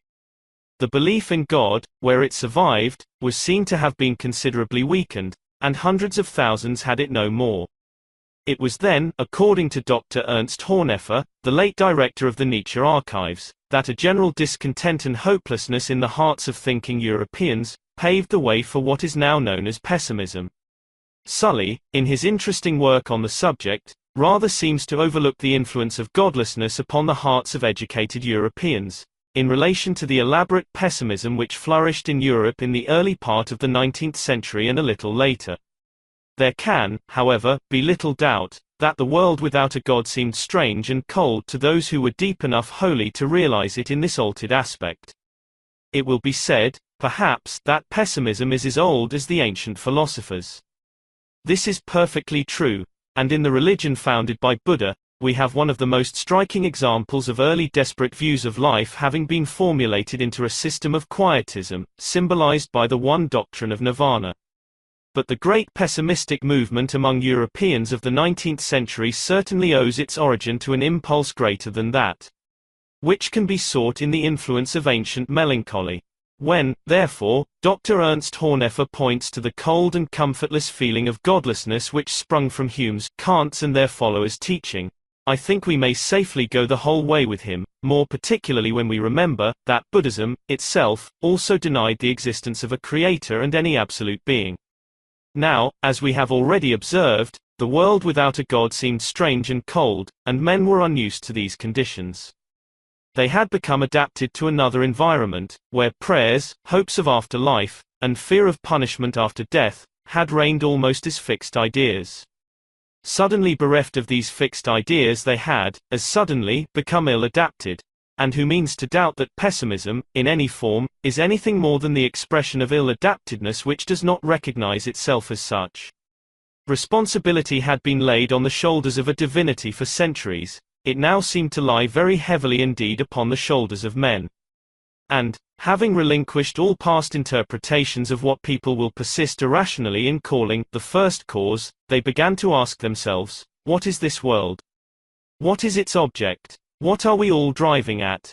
If there be no God, no heaven to go to, no hell to which we may relegate our enemies, what, indeed, is the point of existence? Where, if you please, is the joke? It is no joke, pessimism replied. It is a most ghastly reality, which we are here to endure, come what may. It is a most horrible torment which is in vain, which has no object, no sense, no explanation. It is the worst of all possible worlds, and in it we are suffering victims, without a hope, without an ideal, without even a justification for our pain. Godlessness is unspeakable, hideous. Byron in England, Schopenhauer in Germany, Leopardi in Italy, and M.M.E. Ackermann in France, each of these voiced the sentiments of those who were at their wits' end in a godless world, while among those whose works, although not avowedly pessimistic, yet contain passages which betray a tincture of pessimism, we find Lamartine, Heine and Carlyle. There were many, however, who did not share these melancholy views. Although they had severed themselves from the Church, a large number, then as now, were totally and comfortably indifferent. Thousands smiled superciliously at pessimism and lisped, "It will be all the same 100 years hence."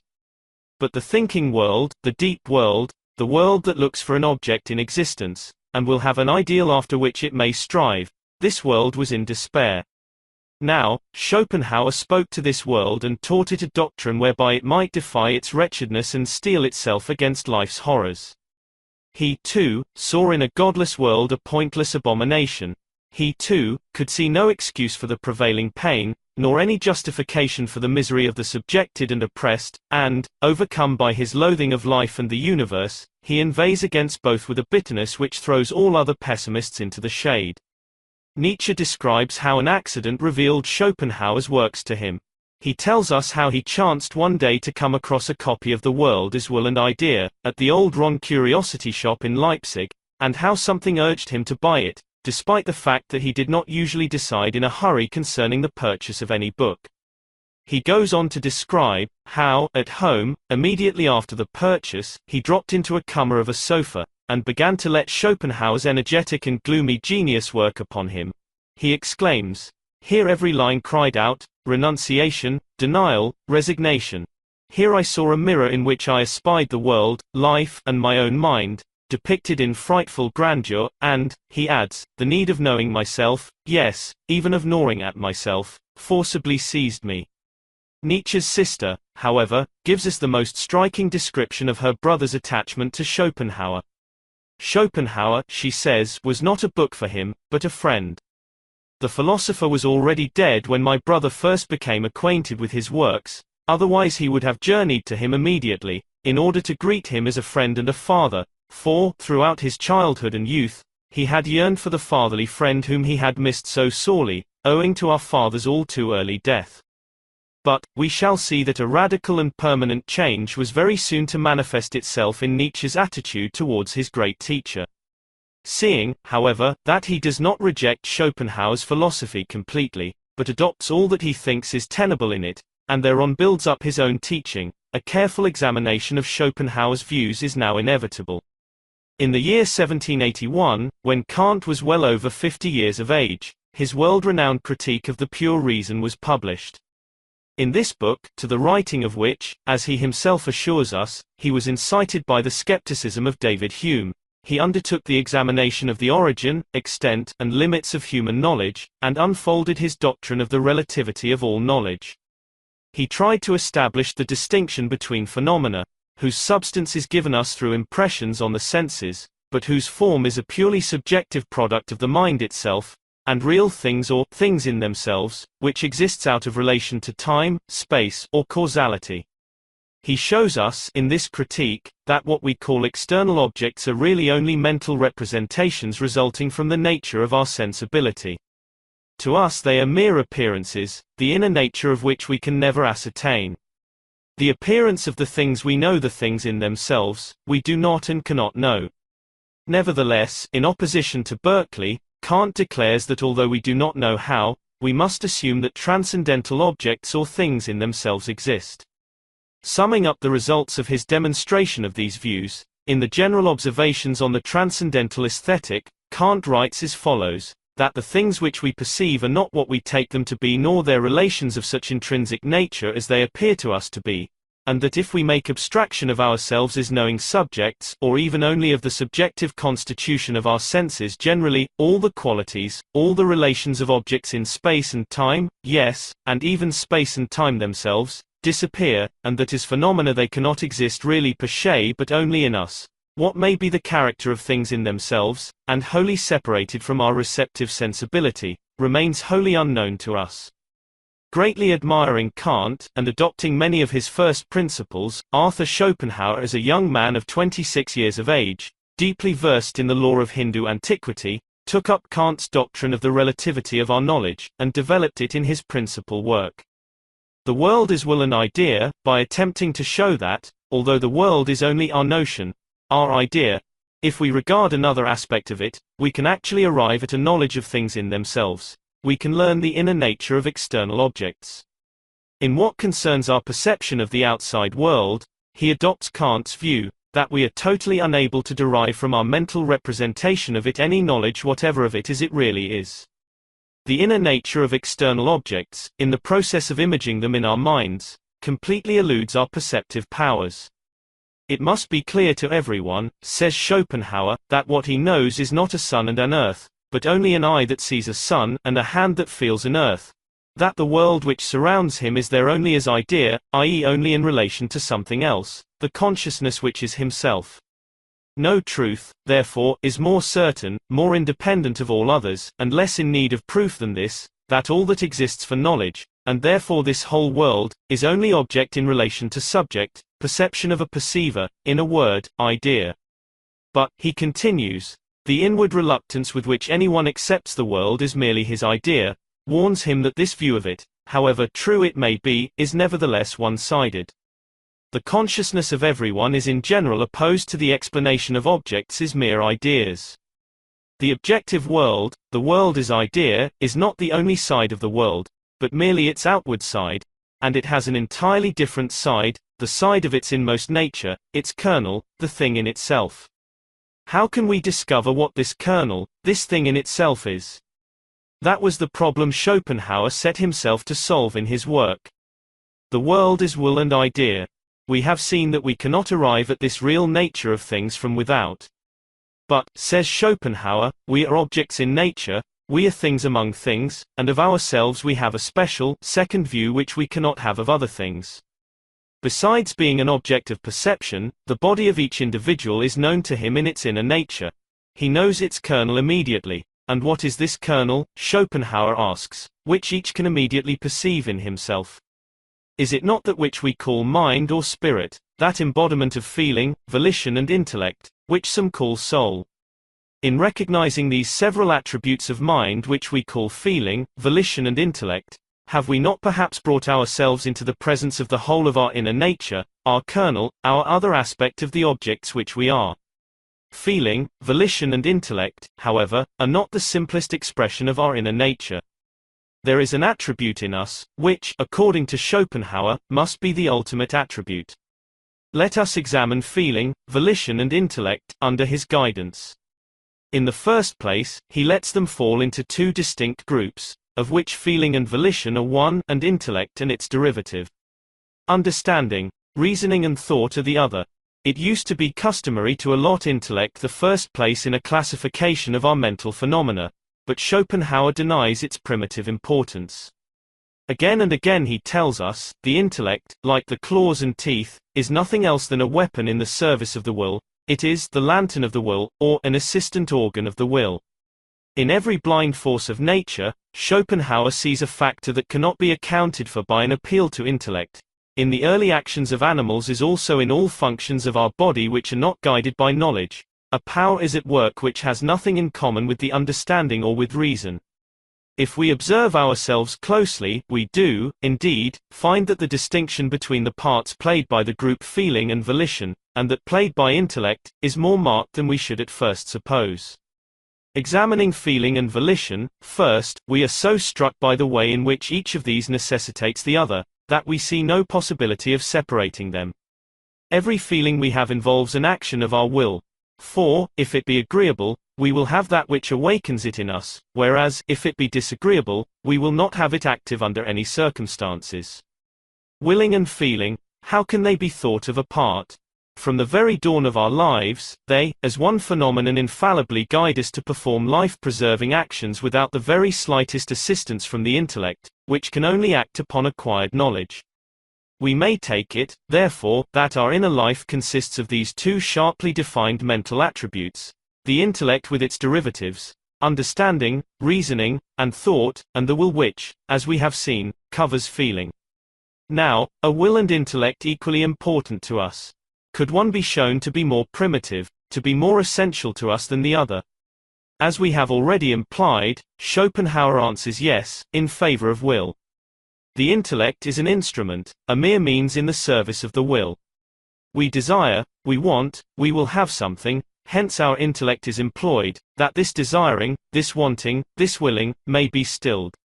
Our passions, our love, hate, and physical appetites, are matters of feeling and will, and we certainly do make our intellect work, in order to find the means of ministering to them.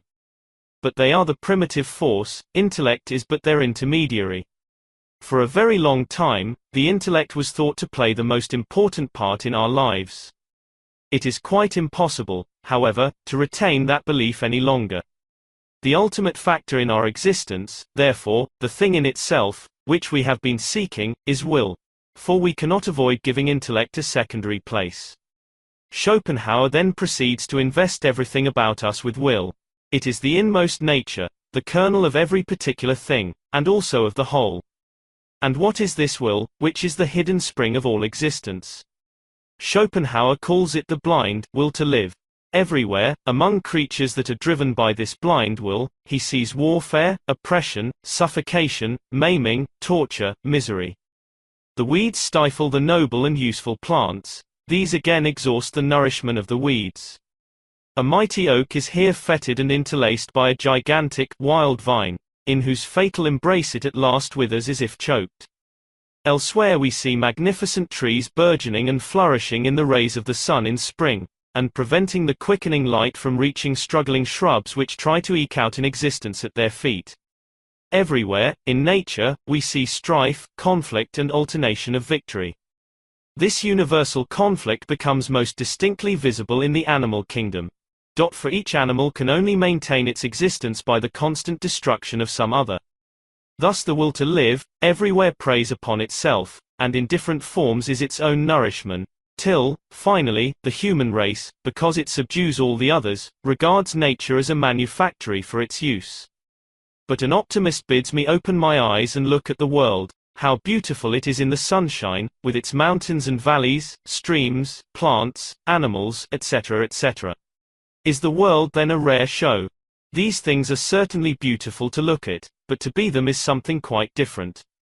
And, to this world, Schopenhauer exclaims, to this scene of tormented and agonized beings, who can only continue to exist by devouring each other, in which, therefore, every ravenous beast is the living grave of thousands of others, and its self-maintenance is a chain of painful deaths, and in which the capacity for feeling pain increases with knowledge, and therefore reaches its highest degree in man, a degree which is the higher, the more intelligent the man is. To this world it has been sought to apply the system of optimism, and demonstrate to us that it is the best of all possible worlds.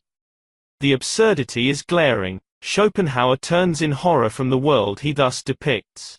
This shambles in which the blind will to live reigns like an evil and bloodthirsty spirit, he cannot endure to contemplate. The sufferings of existence choke him. In the voice of nature, he hears but an exasperated groan, in her smiles he reads deception, hoax, vanity.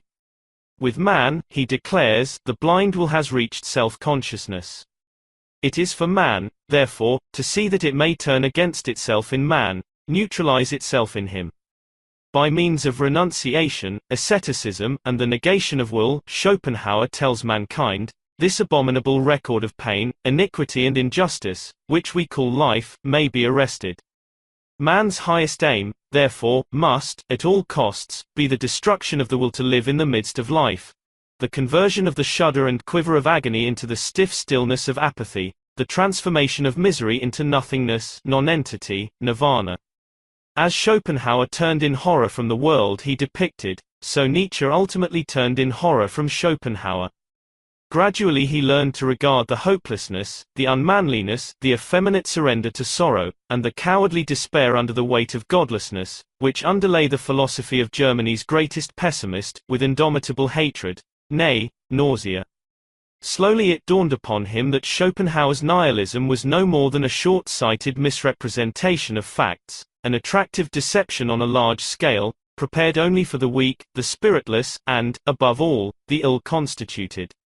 Now, ready as we may be to grant, that God and the Christian ideal had hitherto, perhaps, been mankind's greatest thought, we cannot help attributing much of the pessimism which invariably follows their withdrawal from men's hearts, to the complete failure of past iconoclasts in providing an adequate substitute for the idols which they destroyed. Nietzsche, who was the descendant of a long line of clergymen, and whose piety, as a boy, had been the delight of his relatives, knew as well as anyone could know, what Christianity means to those who sincerely profess it. He did not need to be told that he who attempts to destroy this powerful faith, may find himself the indirect author of more errors and consequently more trouble than the faith itself could ever account for. He knew, therefore, as perhaps few knew, that those who sally forth against Christianity with the sword of destruction in one hand, must also be prepared to wield the magic wand of construction pretty dexterously with the other. Something stupendous must be offered as a substitute, something equally capable of enthralling the minds of men and women. We must have a treasure for our riches. Nietzsche knew the vast beauty and power of the substitute he had to offer.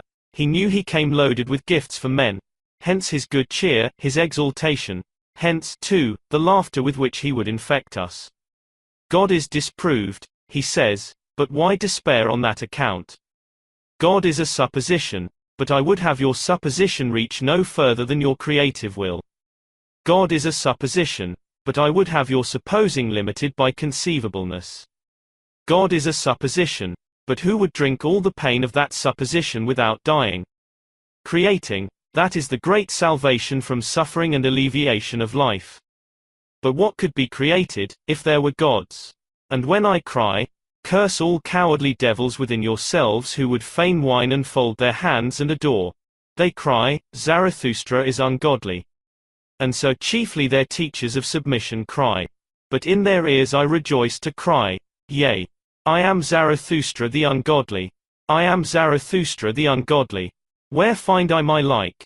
And all those are my like who give themselves a will of their own and renounce all submission. Ye become ever smaller, ye small folk. Ye comfortable ones, ye crumble away. One day ye will perish. From your many small virtues, from your many small omissions, from your continual petty submission. I rejoice to cry, yea, I am Zarathustra the ungodly. Thus we see, that, far from deploring, Nietzsche actually applauds the news that God had been disproved. It might perhaps be said, speaking biologically, that he was one of the first among modern European thinkers, to become adapted to the idea of godlessness, and therefore to feel hopeful, strong, nay, creative under its influence.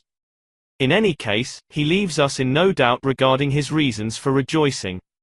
He says, at last, my eyes can turn towards Mother Earth, and seek their hope there. The plans I make, the things I do, will be of the earth. They will belong to no back world or beyond, towards which all humanity has been squinting for centuries, with the result that it has neglected its life here. God is dead, man is now responsible for himself. He must seek a goal in manhood. He is left standing alone. The spirit of fight is kindled in him. The nymph of sport and of self-reliance, nudges him that he may notice her and make her his most faithful handmaiden. He is now at liberty to find an ideal in this world, not in a back world, a beyond, but here on earth, and this ideal he may now strive to realize and thereby improve his race. Odious comparisons are at last going to cease. This world, whatever its defects may be, is no more to be backbitten by people whose incredible lack of sporting instincts allow them to decry and calumniate the existing and the perceptible, in favor of the imaginary and imperceptible. For the sake of his generation and the future, therefore, Nietzsche bravely denounced the friend and teacher, who had been all to him. The pessimistic point of view, even in a godless world, was distasteful to him, and he began a campaign against Schopenhauer's teaching, which, for bitterness and implacability, has perhaps never yet been equaled in the annals of philosophical enmity. But he never forgot the debt he owed to the man he was opposing, and in volume 10 of his complete works we find the following tribute to Schopenhauer's memory. Far be it from me to believe that I ever properly understood Schopenhauer, but through him I learnt to know myself a little better, and for this reason, alone, he has my deepest gratitude.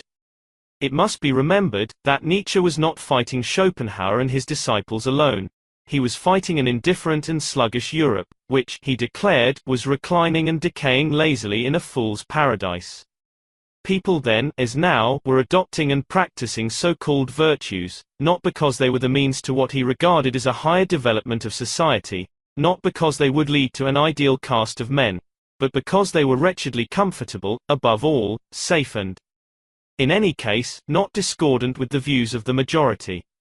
In the midst of this expedient morality which was devoid of any noble character, Schopenhauer's interpretation of Buddhistic quietism had gradually begun to flourish with almost tropical luxuriance. The youth of Germany, in Nietzsche's time, mustered in thousands beneath Schopenhauer's banner, and the whole of Western Europe seemed to be a victim of the one monomania, that of seeking ease, smug ease, at any cost, to the neglect of all higher and worthier aims. The view of life held by a very large class of Europeans of that time, whether they knew of pessimism or did not, is admirably summed up by Schopenhauer in a discourse upon the vanity and sufferings of life. Here he tells us, whatever one may say, the happiest moment of the happy man is the moment of his falling asleep, and the unhappiest moment of the unhappy that of his waking. This resigned doctrine revolted Nietzsche. In spite of there being no God, as we have seen, he recognized an aim, a worthy object in life. He saw noble goals which men could reach, without straining after the debatable requirements of a back world, and without competing for very doubtful rewards.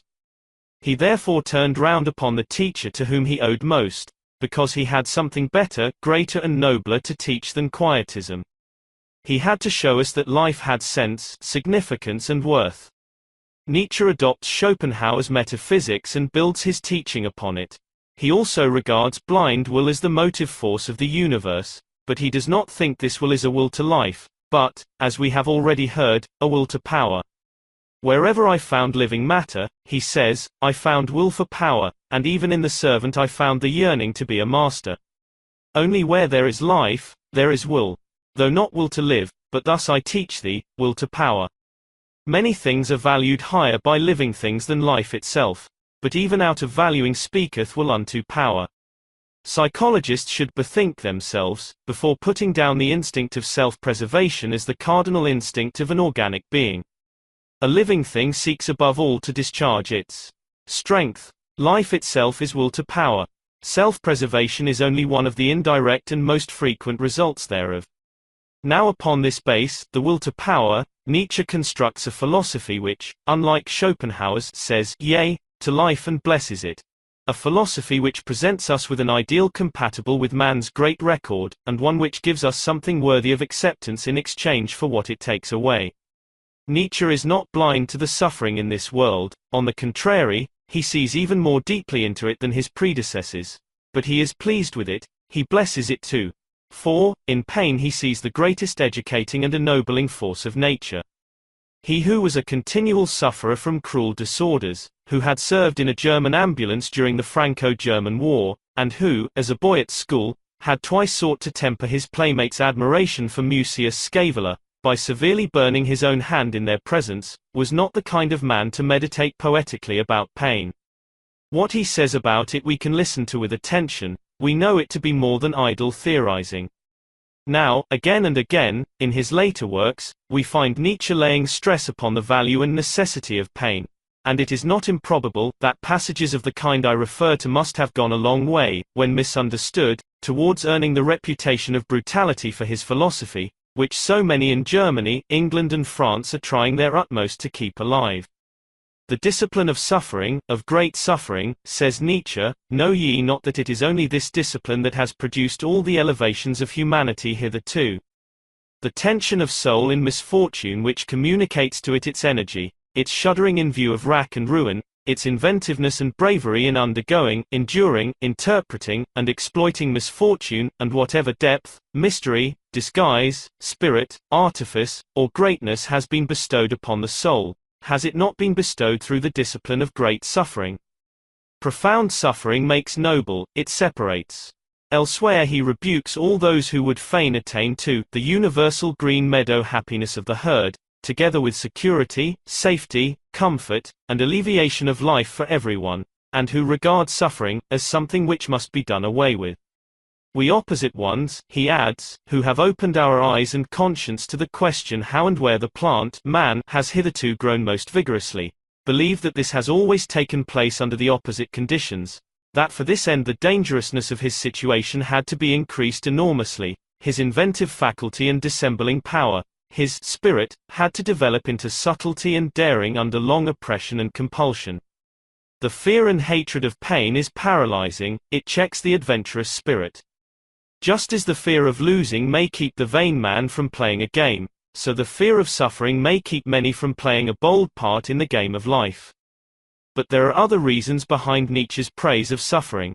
How many among you have not already sought, feverishly sought, perhaps, to understand the hedonists, those who attempt to base our morality, our good and evil, upon the feelings pleasure and pain?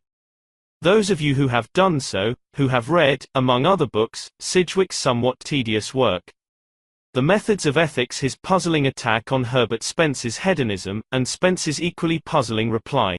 Those of you, I say, who have done this, must very often have despaired of ever coming to a solution of the vexed question.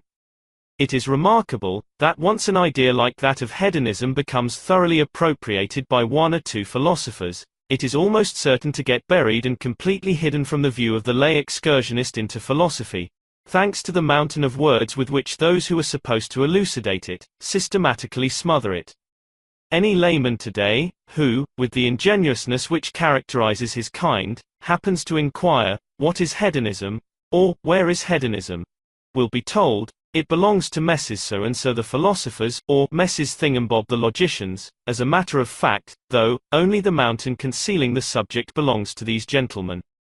What is hedonism? We may well ask. Why is Nietzsche so unfriendly to it, and why does he speak so reverently of pain? Turning to an ordinary dictionary of the English language, after having laid philosophical treatises aside, it is quite a relief to find it described in one line, as the doctrine, in ethics, that happiness is the greatest good.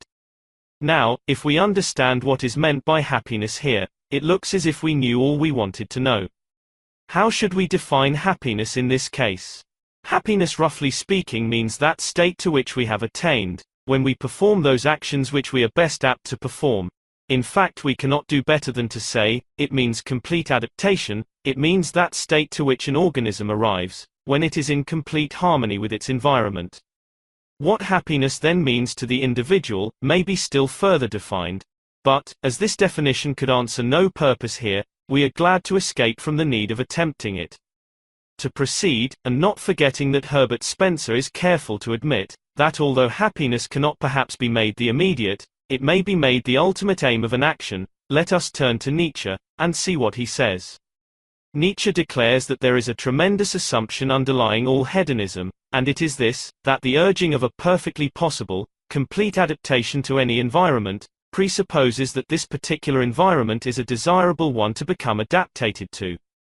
He points out that an environment may be unworthy of one's adaptating one's self to it. Consequently, that complete adaptation to it would be a mistaken rather than a justified step. His attitude towards hedonism is the attitude of the parent towards the lazy schoolboy. Is it not too early in your life to be lazy? The parent asks the lazy schoolboy.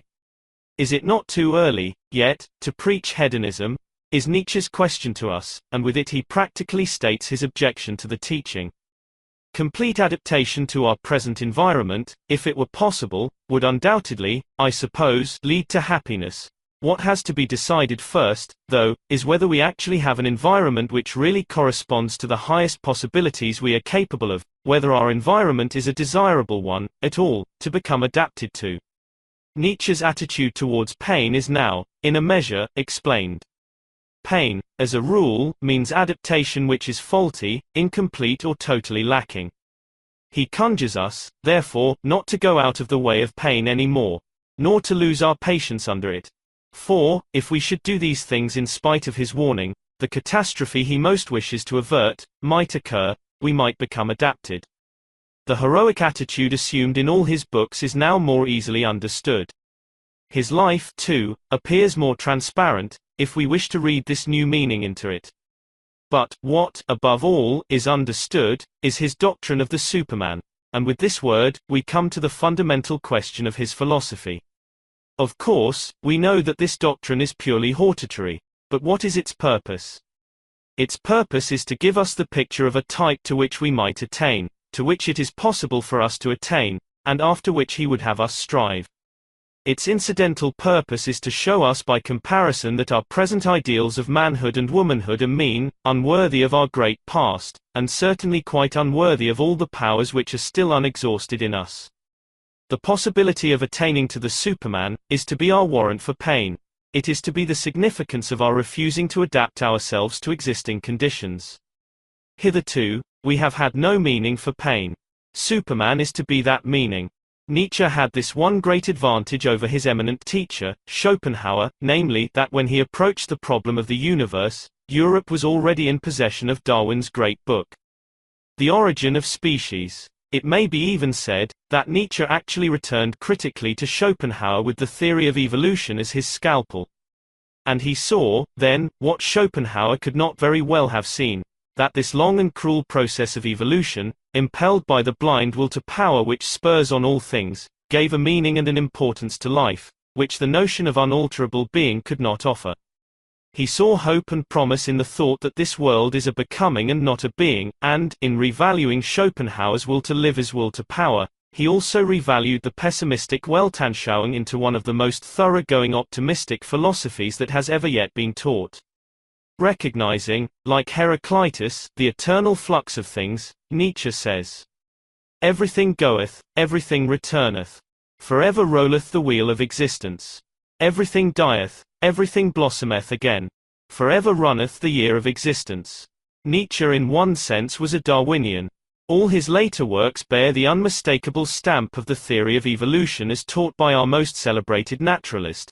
But, although Darwin's teaching as to the descent of man, with all its consequences, moral and physical, meets with Nietzsche's partial assent, the two philosophers differ seriously in respect of the question of means, in respect of the question of the lines upon which the process of evolution worked. Nietzsche, however, is not alone in finding fault with Darwin's demonstration of the laws governing evolution, and, although he only transformed the struggle for existence into the struggle for power, the alteration is one of such far-reaching importance and involves so many new aspects of the development hypothesis, that, as we have already seen, whether it be right or wrong, we cannot dispose of it at a breath, as a mere play upon words. Evolution, therefore, in the widest possible sense of the term, Nietzsche accepted conditionally, as an explanation of the origin of species, but he did not halt where most naturalists have halted. He by no means regarded man as the highest possible being which evolution could arrive at. If the process be a fact, if things have become what they are, and were not always so, then, he contends, we may describe no limit to the aspirations of man. If it were possible for him to struggle up from barbarism, and still more remotely from the lower primates, then, says Nietzsche, his ideal, his ambition should be to surpass man himself and reach Superman. The raising of society to a higher level is Nietzsche's aim, the most profound optimism is his philosophy. Dead are all gods, he cries, now we will that Superman live. He implores us to turn our thoughts from a back world, from a beyond. He points to a task on earth, our ideal lies in manhood itself, we must aspire to the excellence of man. I conjure you, my brethren, remain faithful to earth and do not believe those who speak to you of super-terrestrial hopes. Poisoners are they, whether they know it or not. Despisers of life are they, decaying and themselves poisoned, of whom earth is weary, begone with them. Once blasphemy against God was the greatest blasphemy, but God died, so that this kind of blasphemy died also. Now, the most terrible of things is to blaspheme the earth and to rate the importance of the unknowable higher than the significance of the earth. Nietzsche teaches us a new will, a will for the improvement of our race. Hitherto the ideal of most philosophers had been the happiness of the greatest number. Nietzsche rebukes those of his predecessors who held this view, and points out very reasonably that our aim should be the perfection of society, and that our morality and religion, if we have any, should be calculated to achieve that end. A new will I teach men, to will that way that man hath gone blindly, and to call it good, and no longer to slink aside from it like the sickly and the dying. The most careful ask today, how is man preserved? But Zarathustra asketh is the only and first one, how is man surpassed? All beings, in your genealogical ladder, have created something beyond themselves, and are ye going to be the ebb of this great tide? Behold, I teach you Superman. The word Superman, Übermensch, and the notion underlying it, were not quite new, when they appeared in Nietzsche's teaching. Novalis, Heine, Hölderlin, Goethe, and others, had already made use of the word, while Wilhelm Jordan, in his song entitled Die Nibelung, and Madame Ackermann, in a short and brilliant poem, La Nature à l'Homme, written in 1876, are among the most striking examples of those in whom the notion of a superior being superseding man, was a cherished ideal. In addition to these, we have good grounds for supposing that even Charles Kingsley believed that man, as we know him, is by no means the highest creature that will be evolved, but whether he expresses the idea anywhere in his works, I am afraid I am incompetent to say. It is Nietzsche's undeniable merit, however, as Dr. Alexander Till observes, to have led this new moral ideal to a complete victory. Nietzsche puts the question to us very pointedly. He asks us what right we have, in the face of the evolution hypothesis, to regard ourselves as the summum bonum of humanity. Has development come to a standstill with us? No, that is impossible. But there is such a thing as retrograde development. There is an ascending and a descending line of life. Are we certain which line our race is following? Mankind does not manifest a development to the better, the stronger, or the higher in the manner in which it has at present believed. Progress is merely a modern idea, i.e. a false idea. The European of the present day is, in worth, far below the European of the Renaissance. Onward development, progress, as it is understood today, is by no means, by any necessity, elevating, enhancing, strengthening. The law that the fittest survive in a given environment does not by any means imply that the stronger or the better will survive, and our authorities for this apparently heterodox doctrine are no less than Professor Huxley and Herbert Spencer. I say, heterodox doctrine, because I am speaking popularly, and because I know that a very large number of people, the late Dr. James Martineau was among them, who have not gone below the surface of the evolution hypothesis, believe most fervently that the survival of the fittest must mean the survival of the better and stronger. But perhaps it would be as well to make the matter quite clear by referring to Herbert Spencer's and Huxley's actual words. The former tells us in Volume 1, page 379 of his collected essays, where he is replying to an attack made by Dr. Martineau, upon the hypothesis of general evolution. The law is not the survival of the better, or the stronger, if we give to those words anything like their ordinary meaning.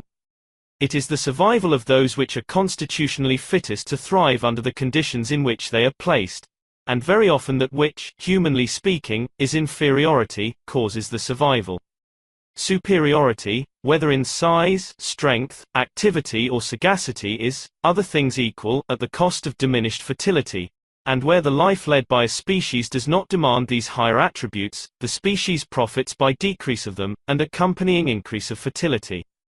This is the reason why there occur so many cases of retrograde metamorphosis. This is the reason why parasites, internal and external, are so commonly degraded forms of higher types.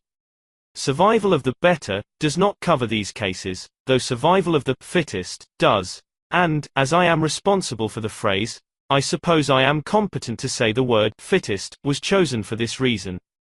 When it is remembered that these cases outnumber all others, it will be seen that the expression survivorship of the better is wholly inappropriate. And now turning to Professor Huxley's Romanes lecture, we find these words: "There is another fallacy which appears to me to pervade the so-called ethics of evolution. It is the notion that because, on the whole, animals and plants have advanced in perfection of organization by means of the struggle for existence and the consequent survival of the fittest, therefore men in society, men as ethical beings, must look to the same process to help them towards perfection. I suspect that this fallacy has arisen out of the unfortunate ambiguity of the phrase survival of the fittest. Now what implied fact is common to the three passages I have just quoted from Nietzsche, Spencer and Huxley respectively? Nietzsche says, "Progress is by no means, by any necessity, elevating, enhancing, strengthening." Spencer says, "The survival of the fittest under the conditions in which they are placed, does not by any means necessarily signify that the better and the stronger will survive." And Huxley tells us, "We look in vain to the struggle for existence, and the consequent survival of the fittest, to help us towards perfection." Is it not quite clear from these three statements that the environment is the determining factor? If the environment is best met by mean, emasculated, puny and rickety beings, it follows that those men will be the fittest to survive who are mean, emasculated, puny and rickety. The parasites in all their loathsomeness, we are told, are examples of the survival of the fittest, but were not those creatures much nobler, from which they were derived, and who unlike them were overcome in the struggle for existence? Is this point quite clear? Is it quite understood, that we may be the fittest, and yet still degenerate, provided our environment be such that only degenerate beings may survive in it? Nietzsche points to the moral inexorably. He shows us that our environment is not conducing to an elevation of man. On the contrary, the man who survives today, that is to say the average man who is happy and almost adapted today, must have qualities which promise nothing for the future of his race, except its belittlement. In the modern man, Nietzsche sees a sort of Tomlinson, Mr. Rudyard Kipling's famous creation in the Barrackroom Ballads, and, writing in very much the same spirit as that in which the sublime Longinus wrote in the 3rd century AD, and actuated by similar motives, at a time, too, when Europe seemed to be showing the same symptoms of degeneracy which his great Greek predecessor saw in his contemporaries of the Roman Empire, Nietzsche denounces and condemns the pygmies, with whom, he says, he is fatally contemporaneous. He cannot regard him as the crowning glory of evolution, and, with the words mme. Ackerman put into nature's mouth, he might well have sung to man. Non, tu inist par morn but, non, tu inist mar born. A ti franchir des je songe en ti créant.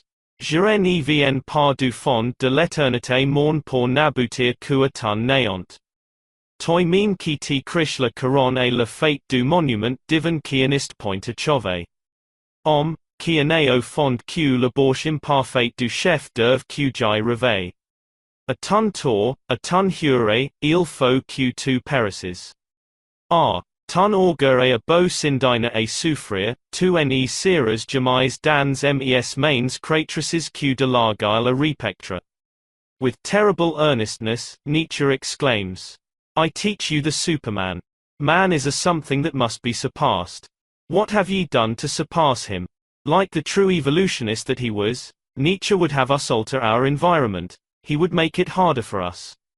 We are in the dangerous position of being, to a certain extent, able to create our own environment.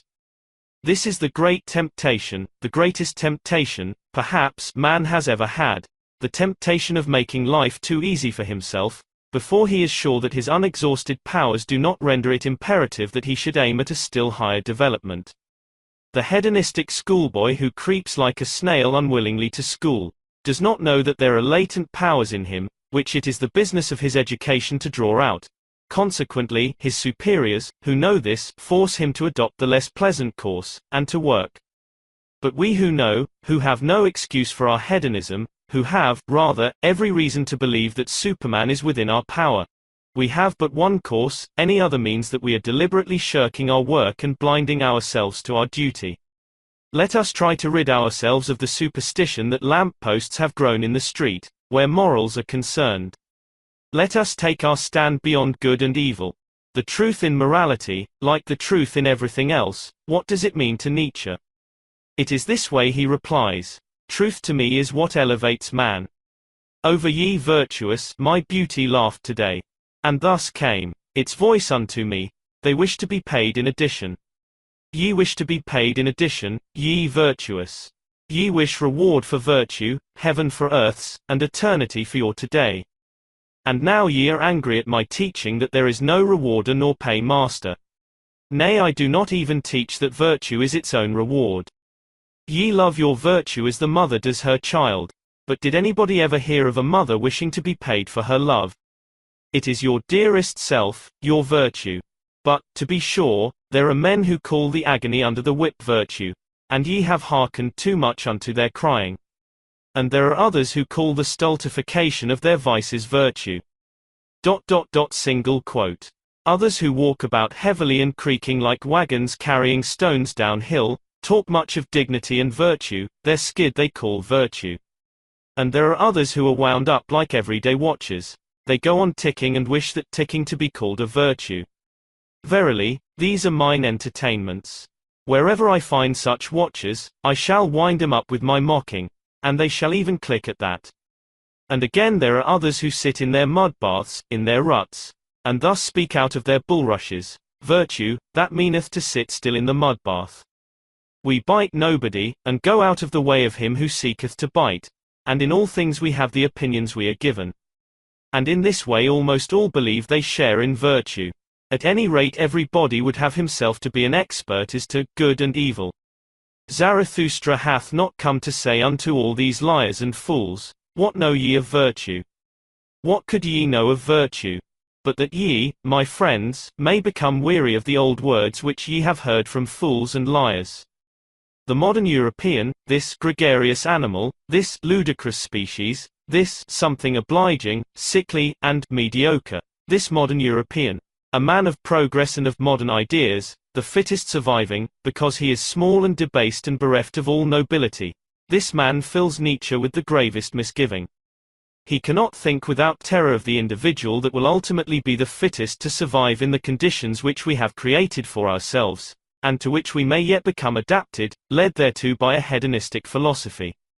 Something tame, soft and sensitive, something harmless with a keen but timid eye to the main chance, some abortion of man it will be. Nietzsche sees the day coming, and its approach is only made the more probable, seeing that it is taking place under the cover of such veneering terms as progress, modernity, equality before God, etc.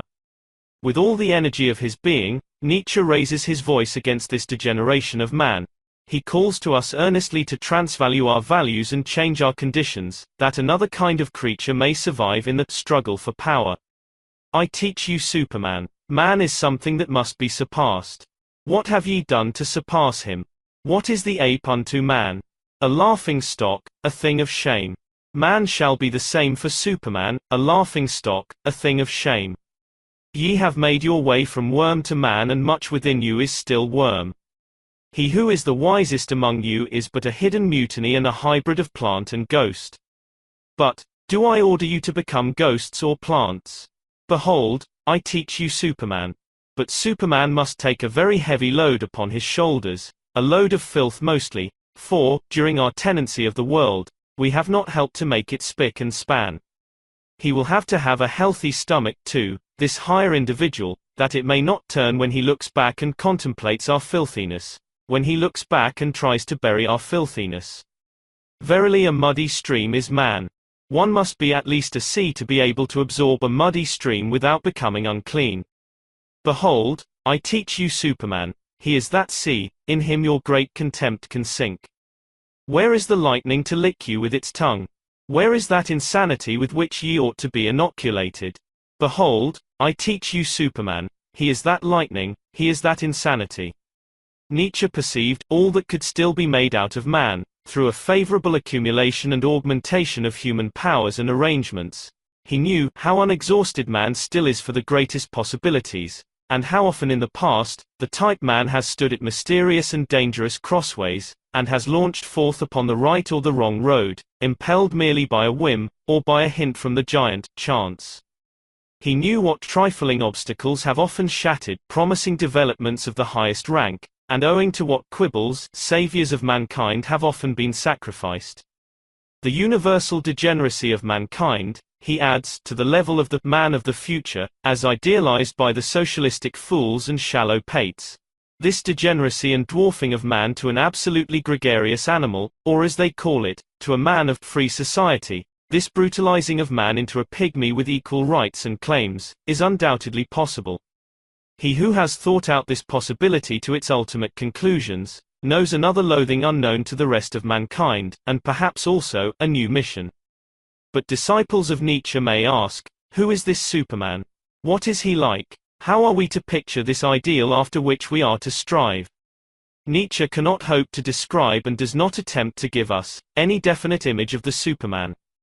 He is to be an evolution of the higher men of the present day. He is a prophecy that Nietzsche bade the world strive to realize. He is a promise which Nietzsche exhorted us to keep for him. How could he describe a development not yet reached? Here and there in his works we get glimpses of what Superman was to his imagination, and, by analogy of the past, he certainly could claim to form some rough sort of notion of the kind of being his table of morals and his principles of sociology would rear. An excellent and tentative analysis of his forerunners' necessary attributes, which I regret to say I cannot quote here, occurs in the winter number 1906 of Mr. Thomas Common's brilliant little quarterly, The Good European Point of View. In any case, we may say that the Superman's first virtues must be uprightness and truthfulness. He must be courageous to the point of hardness, and his giving, if he give at all, his charity, if he be charitable, must not be the outcome of pity, but the consequences of an impulse generated by a superabundance of power. Gifted with a sublime intellect, and free in the sense that he have the will to be responsible for himself, he will be able to rule, not because he will but because he must. He will be possessed of the genius of the heart, which imposes silence and attention on everything loud and self-conceited, which smooths rough souls and makes them taste a new longing, to lie placid as a mirror that the deep heavens may be reflected in him. The genius of the heart, which teaches the clumsy and too hasty hand to hesitate and to grasp more delicately, which scents the hidden and forgotten treasure, the drop of goodness and sweet spirituality under thick dark ice, and is a divining rod for every grain of gold, long buried and imprisoned in mud and sand. The genius of the heart, from contact with which everyone goes away richer, not favored or surprised, not as though gratified and oppressed by the good things of others, but richer in himself, newer than before, broken up, blown up, and sounded by a thawing wind. More uncertain perhaps, more delicate, more fragile, more bruised, but full of hopes which as yet lack names, full of a new will and current, full of a new ill will and counter-current. This possible demigod, leading men because he is a leader, and followed by men loyally, without a murmur of why, or how, because they cheerfully acknowledge, not only that some are born to follow, but that unlimited confidence is the highest form of reverence for one who deserves reverence at all. This knight of intellect and will, regarding the interests, the true interests, of his fellows, as more sacred than his own, and determined that errors of thought and judgment will no more be allowed to return, in order, for the 1000th time, to botch the figure, man, this, world-approving, exuberant and vivacious man, who has not only learnt to compromise and arrange with that which was and is, but wishes to have it again, as it was and is, for all eternity, insatiably calling da capo, not only to himself, but to the whole piece and play. This, if I am not mistaken, is a faint forecast of Nietzsche's Superman. It was with this ideal in his thoughts that he called our present state the momentous noon, the great midday of man. It was for this belief that he would have us live and die. Naturally, he looks upon us as but very remote steps to this ideal, but he conjures us not to think meanly of our position and its heavy responsibility. Man is a rope slung between animal and Superman, a rope over an abyss, a dangerous crossing, a dangerous halfway station, a dangerous looking backward, a dangerous shivering and halting. What is great in man is that he is a bridge and not a goal. What can be loved in man is that he is a transition and a destruction. It is time for man to mark out his goal. It is time for man to plant the germ of his highest hope. His soil is still rich enough for that purpose. But one day that soil will be impoverished and tame, no high tree being any longer able to grow from it. He was only too well aware of the impossibility of appealing to the many with a doctrine such as this. They understand me not, he says, I am not the mouth for these ears. Hedonism is far more to their taste, much more simple, and above all, much more pregnant with immediate advantages.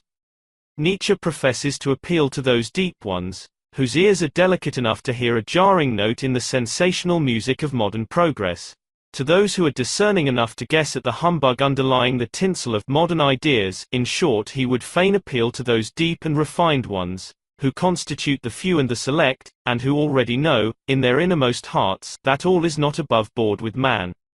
1,000 paths there are which have never yet been walked, 1,000 salubrities and hidden islands of life, unexhausted and undiscovered, are still man and man's world. Awake and listen, ye lonely ones. From the future winds are coming with a gentle beating of wings, and there cometh good tidings for fine ears. Ye lonely ones of today, ye who stand apart, ye shall one day be a people. From you who have chosen yourselves, a chosen people shall arrive, and from it Superman. Verily, a place of healing shall earth become. And already a new odor leath around it, an odor which bringeth salvation, and a new hope. Never yet Superman existed. I have seen him, both naked, the greatest and the smallest man. Much too like are they still unto each other. Verily even the greatest one I found to be, much too human. To men Nietzsche cried, Superman is the significance of this earth.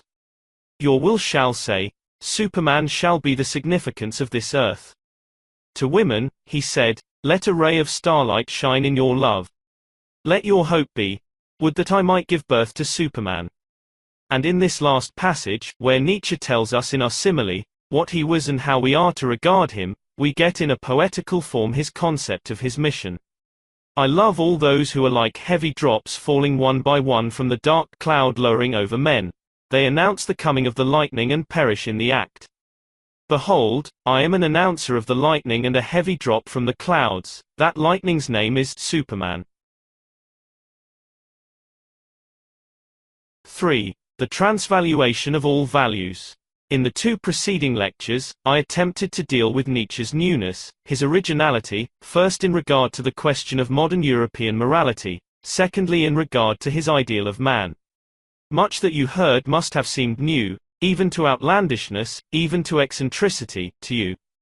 Now, however, I am approaching a side of his philosophy, the transvaluation of all values, which promises, already by its very title, to transcend even the foregoing in novelty and originality. In fact, it is not without great diffidence that one can venture to treat of this subject at all in a lecture. The views I have to lay before you will, at first, seem topsy-turvy. One has to get acclimatized, even to new and strange thought. But, so radically will these thoughts probably subvert your most deeply cherished beliefs, that to hear them for the first time may mean to be shocked, to be offended, or even to be wounded, and there where you are most vulnerable. In my last lecture, you heard what Nietzsche said of new music, new words, new effects of color. You heard that he declares them hostile to the senses. We hear new music badly, he says. Need I point the moral? What you are going to hear under the title, Transvaluation of All Values, will be new music to you. Not alone new music, but the instrument upon which it will be played, will be strange also. Nietzsche was a new human instrument. A costly one whose sad end was proof enough of his fragility. No one who has studied his works deeply, can doubt that Nietzsche's breakdown was anything more than the snap of an organization which was too highly strung for the conditions in which it lived. He was a new instrument. He had eyes and ears for subtleties which most eyes and ears are too coarse for, nowadays. The music he gives us is new music. Let us therefore be prepared to hear it badly, remembering, however, to seek the fault in the proper quarter. With this warning, I hope to secure you from that indignation and impatience which may blind you to the true merits of the views I now wish to present to you. The way I present them, I know to be full of shortcomings, but let this fact serve but as a further reason urging you to turn to his works themselves, for a better knowledge of their message. No better opening could be chosen for this paper, however, than that made by Nietzsche, himself, in the first book of the Transvaluation. Perhaps only too well aware of the reception his doctrine would meet with, he there writes in the following strain. This book belongs to the select few. Perhaps even none of them yet live. They may be those who understand my Zarathustra, it is only the day after tomorrow that belongs to me. Some are born posthumously. The conditions under which a person understands me, and then necessarily understands, I know them only too accurately. He must be honest in intellectual matters even to sternness, in order even to endure my seriousness, my passion. He must have become indifferent, he must never ask whether truth is profitable or becomes a calamity to him.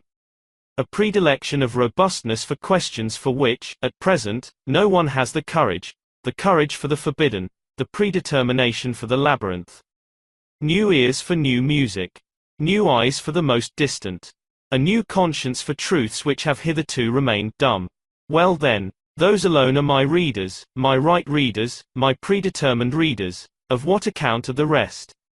A thinker who writes in this way expects to be misinterpreted. Indeed, he deliberately courts misinterpretation. For he knows that it is one thing to understand, and something quite different to endure what one understands. Every deep thinker, he tells us, is more afraid of being understood than of being misunderstood. The latter perhaps wounds his vanity, but the former wounds his heart, his sympathy, which always says, "Ah, would you also have as hard a time as I have?" We may ask what it was that gave Nietzsche a hard time. True, he led a lonely life, the life of an ascetic. He was also an invalid, and, to a certain extent, an outcast against whom almost every hand was raised. But if we look into these facts concerning him, we find that they are rather the symptoms than the cause of his unhappiness. The cause of this unhappiness was in reality Nietzsche himself, the particular way in which he was constituted. His only alternative was to live alone. It was a foregone conclusion that he would be an invalid, and his contemporaries were compelled to raise their hands against him, simply because Nietzsche had no company, could find no health, and possessed no real contemporaries in a world into which he had come, perhaps 2 or 3 centuries before his time. Nietzsche was wretched because he was ill-adapted to his environment. He was an anchorite because he never succeeded in finding the friend, the equal, who could be company for him, in the language of the biologist, who could make him feel in harmony with his surroundings. At the end of a very beautiful poem, entitled From Lofty Mountains, he tells us that this actually was the case. O noon of life, a second youthful land, fair summer station, O restless bliss in watchful expectation. For friends I wait, both day and night attend, for the new friends. Oh, come, the time's at hand, this song is o'er, the longing sweet refrain ceased with good reason. By charmer's spell, the friend at the right season, the noonday friend. But why should I explain, it was at noon when one was changed to twain. We celebrate, now sure of conquering might, the grandest lustre. The guest of guests arrived, friend Zarathustra. The world now smiles, rent is the veil of night. And marriage comes for darkness and for light. Could any lines be more irresistibly poignant? After having sought the friend year in, year out, Zarathustra, his own creation, is the only guest he can tolerate at his table. Elsewhere, Nietzsche tries to explain the nature of his sufferings, and we see perhaps more clearly still, that our view of the case is only too probable. He tells us he suffered from man. Ye do not yet suffer enough, he declares, apostrophizing higher men. For ye suffer from yourselves, ye have never suffered from man. Ye would lie, did ye say otherwise. None of you suffereth from what I have suffered. Nietzsche, by virtue of the very ill-adaptedness which was his bane, was practically in the position of a spectator at a play. He saw man as a looker-on sees all things, that is to say, he saw most of the game. But what time have we nowadays to think of man? We think we propitiate the imaginary spirit of our race, from time to time, when we fling some of our victuals to the cripples, the good-for-nothings and the diseased that throng our neighborhood. But mankind in general, man as a species. Who has time to think of this question? Who has even a wish to think of this question? In the midst of all our bustle and hurry, our greed for comfort, our desire, ever to be on the safe side, Nietzsche arises like a warning figure of destiny and bids us look ahead. An artist with a very distinct taste of his own, his object is not so much to impose his taste upon us, as to make us feel sure that we are exercising our taste. He leaves us in no doubt as to what we are, gives us a dazzling picture of what we might be, and exhorts us to accept his ideal or make another of our own. With passionate emphasis he cries, "The earth hath a skin, and that skin hath diseases." One of these diseases, for example, is called man. For this passion, for this emphasis, Nietzsche has been scorned. We, of modern Europe, have given up talking in this way. Even in our arguments, the hypersensitive and the lovers of peace and smug ease whisper to us, not on any account to be personal.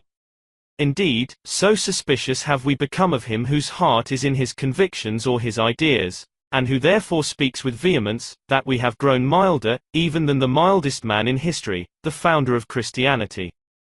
Christ certainly said, "Whosoever shall smite thee on thy right cheek, turn to him the other also," but when in the presence of his most rancorous enemies, he, too, did not refrain from venting his passion, as witness his attack on the money changers.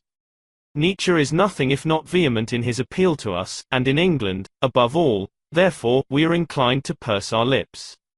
Even such an authority in criticism, as Professor Saintsbury, cannot help taking exception to Nietzsche's reckless, uncontrollable flux and reflux of mood and temper, and the learned critic more than once alludes, with grave expressions of fear and commiseration, to a taint of dementedness, which, in his opinion, most certainly peeps out of the pages of the German philosopher's works. How very easy such criticism is! How simple it is to point to madness in a man's work, when we have been told that he died insane. To be philosophical at all, the prerequisite, hitherto, has been tediousness, long-windedness, dryness, anemia. In men whose writings savor of these things, in our Kants, our J.S. Mills, our Sidgwicks, we have faith. Now Nietzsche is a man who wrote with his blood, who made philosophy as palpitatingly interesting as the most thrilling romance, who himself said, he had no particular wish to be read at present, whose ambition was to create things on which time might vainly try its teeth, and who, as we have already seen, endeavored to say in 10 sentences what everyone else says in a whole book, what everyone else does not say in a whole book. At this man, the orthodox and lovers of tradition, with Professor Pringle Paterson in the van, immediately foam with indignation. He is new music to them, he is not tedious, they are at sea. And these people who worship dry land, dry books and dry ideas, insist on it, that they must be bored when reading philosophy, otherwise the self-castigating element in their studies, which is their measure of the latter's depth, is felt to be entirely wanting. Do not forget, says Nietzsche, the higher we soar, the smaller we appear to those who cannot fly. This is not an aphorism for the sake of an aphorism, it is a thought expressing the experience of his whole life. His eyes were constantly upon his fellows, mankind becomes self-conscious, blushes even, when reading his works. The steady, critical gaze is sometimes too piercing, hence, perhaps, the hatred he has roused and the opposition he has provoked. Towards my goal I struggle, mine own way I go, I shall overleap those who hesitate and delay. Let my way be their destruction. I am a railing alongside the stream. Whoever is able to seize me, may seize me. Your crutch, however, I am not. Nietzsche was a critic, above all. Even Professor Saintsbury admires him in a lukewarm fashion in this capacity. Nietzsche bids us look around. He criticizes the whole of modern culture, and the keynote of his indictment is, that we are all decadent. We have seen that the survival of the fittest does not by any means signify the survival of the more desirable or even tolerable, if we give to these words anything like their ordinary meanings. Given the necessary conditions, and the survival of the fittest might signify the survival of the meanest, most abject and most contemptible type, according to our present notions. We create our conditions by means of our values of good and evil. Now are the conditions we have created leading to a goal which would answer to our present acceptation of what is dignified or worthy of our inheritance? Is it our taste that the man of the future be nobler, better constituted, and stronger than he is at present, or that he be mean, deformed, ignoble? Nietzsche assures us that decadence is the only possible, ultimate end of our present values. In fact, he already sees decadence in 100 different manifestations about us today, and he implores us to alter our values, before it is too late. It is time for man to mark out his goal. It is time for man to plant the germ of his highest hope. His soil is still rich enough for that purpose. Not only the reason of millenniums, but also their madness breaketh out in us. Dangerous it is to be an heir. But, how, you may ask, are we to determine new values? As we saw in my first paper, Nietzsche gives us the key. He says, not the prevalence of a certain moral principle is of importance in estimating its worth, but its origin. Let that be our rule throughout our investigation of the values which reign today, and it will be seen how few may be retained, if our taste happen to coincide with Nietzsche's. Morality, in all its forms, is merely a means to self-enhancement and to power. This life is will to power. But, if we grant this, as we saw in the first paper, we also grant by implication, that not only the actually powerful, but also the impotent, the oppressed, the ill-constituted, the defeated, will struggle for power too. What did we say would be the result? Suppose each of these classes moralize. Would not the powerful, the happy, the healthy, the well-constituted, probably posit health, power, strength, well-constitutedness is good, and is it not also likely that the impotent, the weak, the diseased and the ill-constituted would regard exactly those attributes as evil, as their evil? Life means struggle, battle, war. Where it ceases to be that, its standard falls, it degenerates. The attacks that life survives, as a rule, leave it stronger.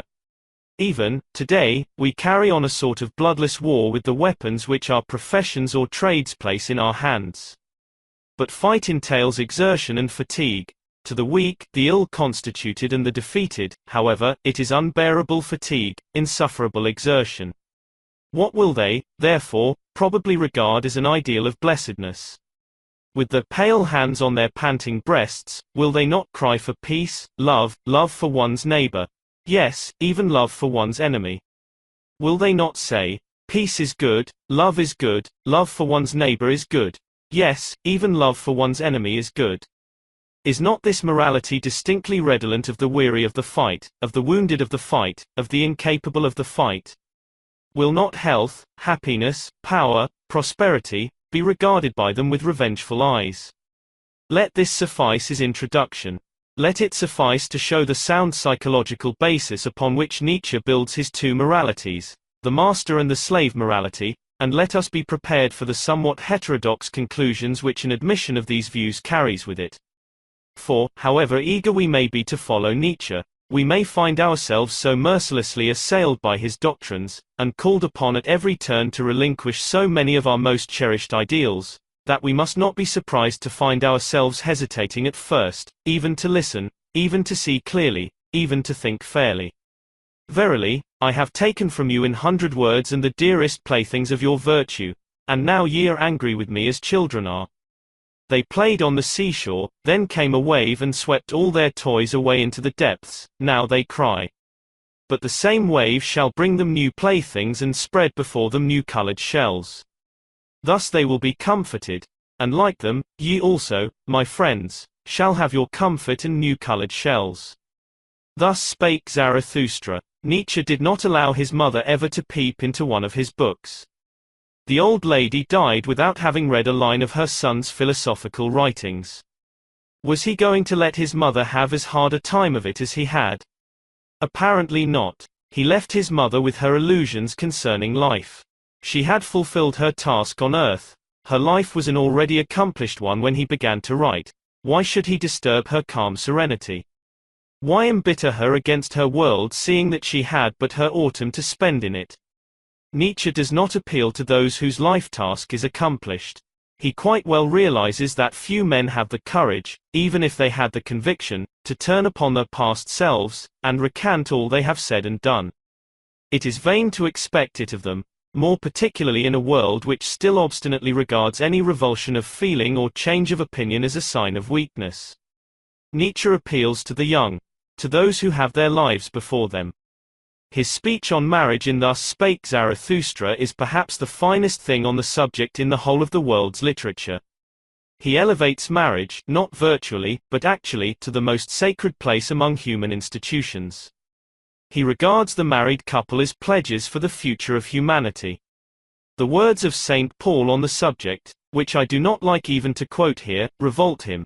To him, marriage is not a last shift, a faute de mieux. This view of it fills him with disgust, for it overlooks the main object of the institution, which is the pledge for the future of the human race.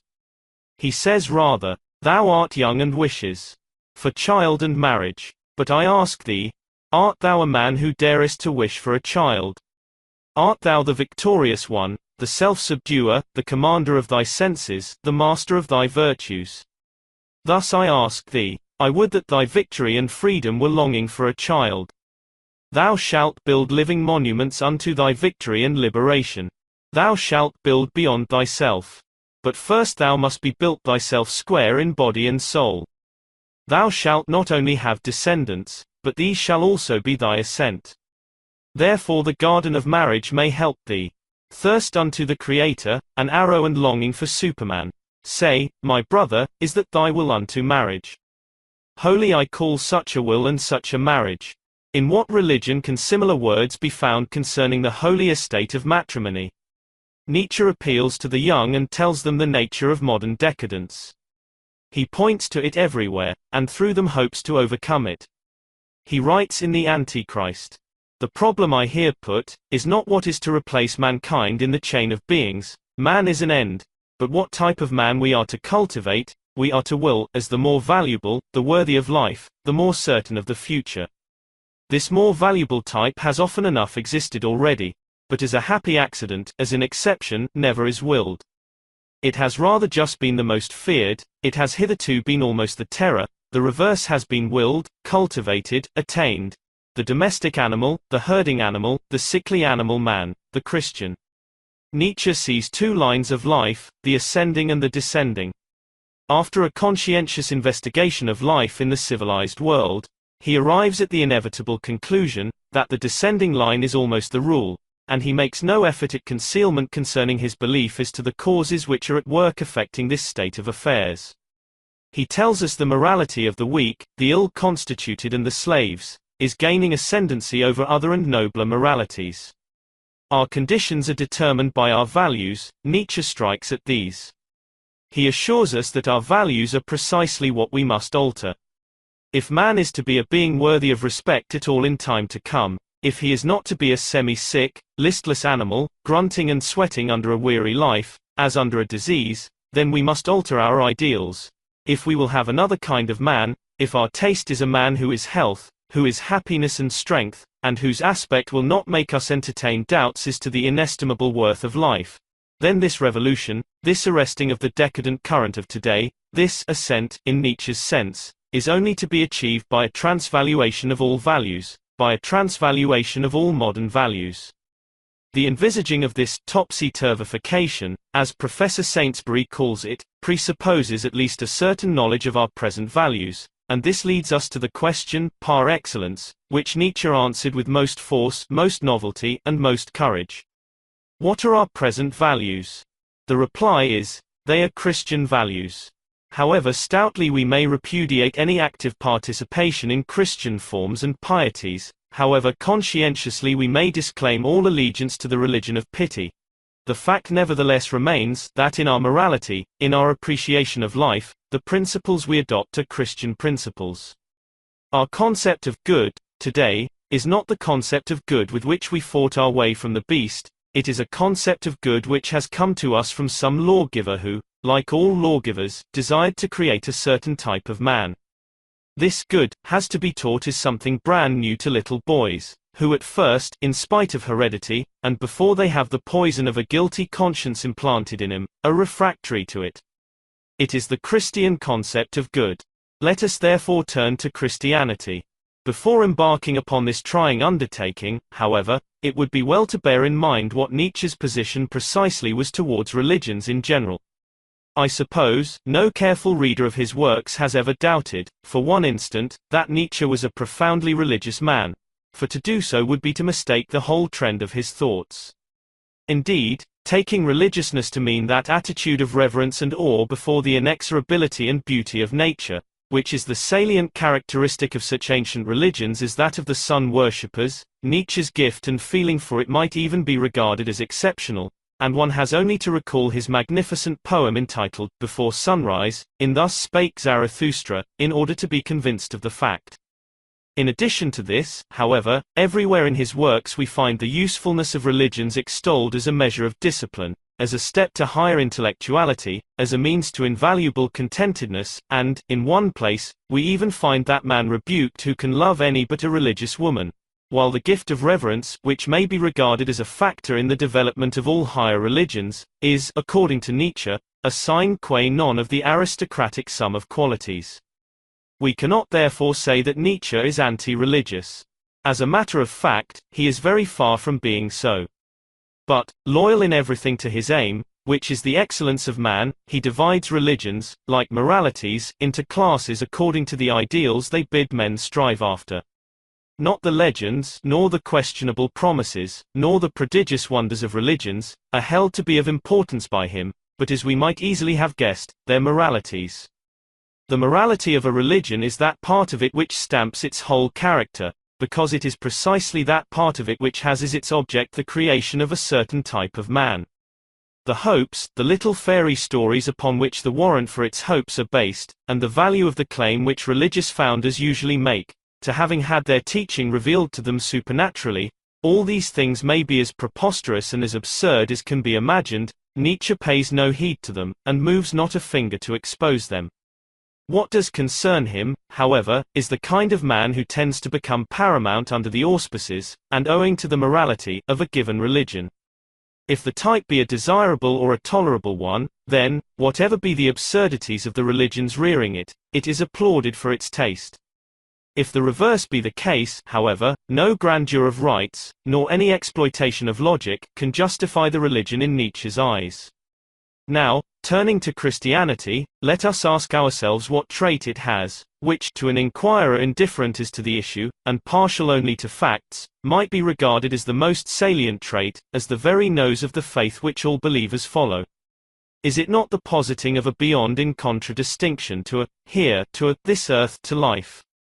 The denial, the calumny and the backbiting of this world together with the eulogy, the great promises of, and the conditions of admittance to, a world to come, every fair critic must surely regard as the leitmotif of the Gospels and other books of the New Testament. Love not the world, neither the things that are in the world. If any man loves the world, the love of the Father is not in him. It cannot be said that the sentiment of this text is exceptional in the New Testament. And again, he that loveth life, shall lose it, and he that hateth life in this world shall keep it unto life eternal. Nobody, I presume, will deny that this thought is the very kernel of Christianity. And what are we to suppose this loathing of the world meant? How are we to explain it? The healthy child romps, the kitten plays delightfully. Who can watch a healthy child or a kitten at play, and still maintain that they should hate life in this world? They both say yea unto life most heartily. Unto the pure all things are pure. But, I tell you, says Nietzsche, unto the swine, all things are swine. Therefore the enthusiasts and hypocrites, whose very heart hangeth down, preach, the world itself is a filthy monster. For they are all of an unclean mind, in particular those who have neither quiet nor rest, unless it be that they see the world from the back, those back-worldsmen.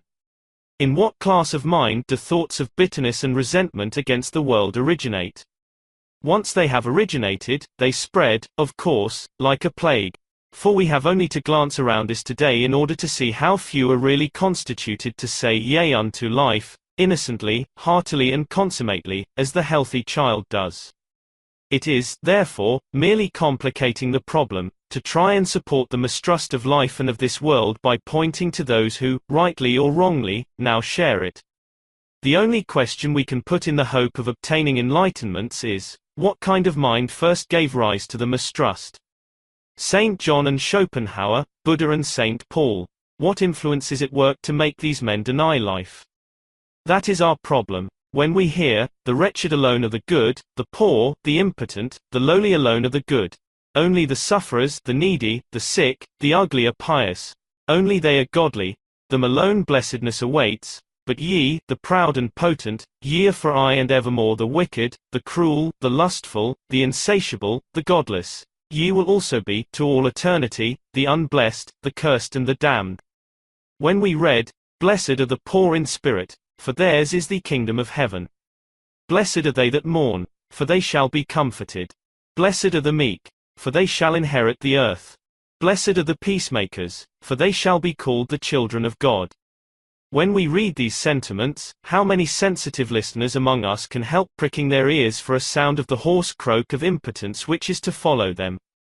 What fine listener amongst us does not detect the will to power of the unfortunate, the weak, and the ill-constituted, behind these words? Does this interpretation require to be substantiated? Who is likely to say, "It is God that avengeth me"? The Lord avenge me. Let us ask ourselves honestly and uprightly, who it is who leaves his vengeance to a God or to a future time and must posit a hell for his enemies. A certain kind of man must have done it, once upon a time, in order to still a rankling hate. Was it the man who had power to chastise his enemy? Was it the conqueror or successful warrior in any walk of life? If we have earnestly asked ourselves these questions, we are nearing enlightenment. We are beginning to perceive what type of man sought to preserve himself and even universalize his kind by means of Christian values. God had taken many shapes in the minds of men. But before he could be reduced to the mellifluous lower middle-class deity which St. Paul describes in the following passage, something must have happened to him. What was it?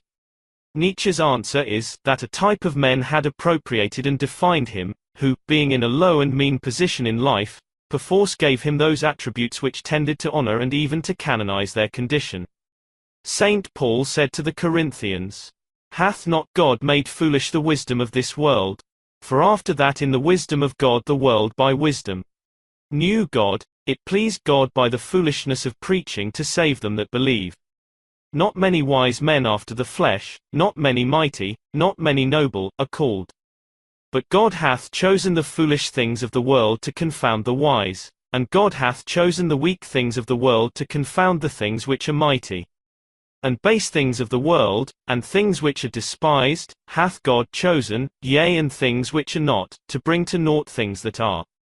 Is it not perfectly legitimate to inquire to what class of minds such words appealed, and what part of the community they were supposed to endow with power? Nietzsche thinks the question very pertinent, and he replies, that only the oppressed, the weak, the ill-constituted, or the slaves of any community could have felt the need of such words. These sentiments of St. Paul are values involving the morality of 2,000 years. What kind of values are they? Are they the values of a noble, an ascendant, a healthy morality, or those of a slave, a decadent, an unhealthy morality? It is clear that no noble or powerful class invented them. No such class could have had any use for them. They appeal to those who are burning with resentment, to those who are impotent, crippled, diseased, or in any way physiologically botched, and who are tired and sick of the sight of the mighty, the happy, the well-constituted. That is to say, of all those on whom the future welfare of mankind depends.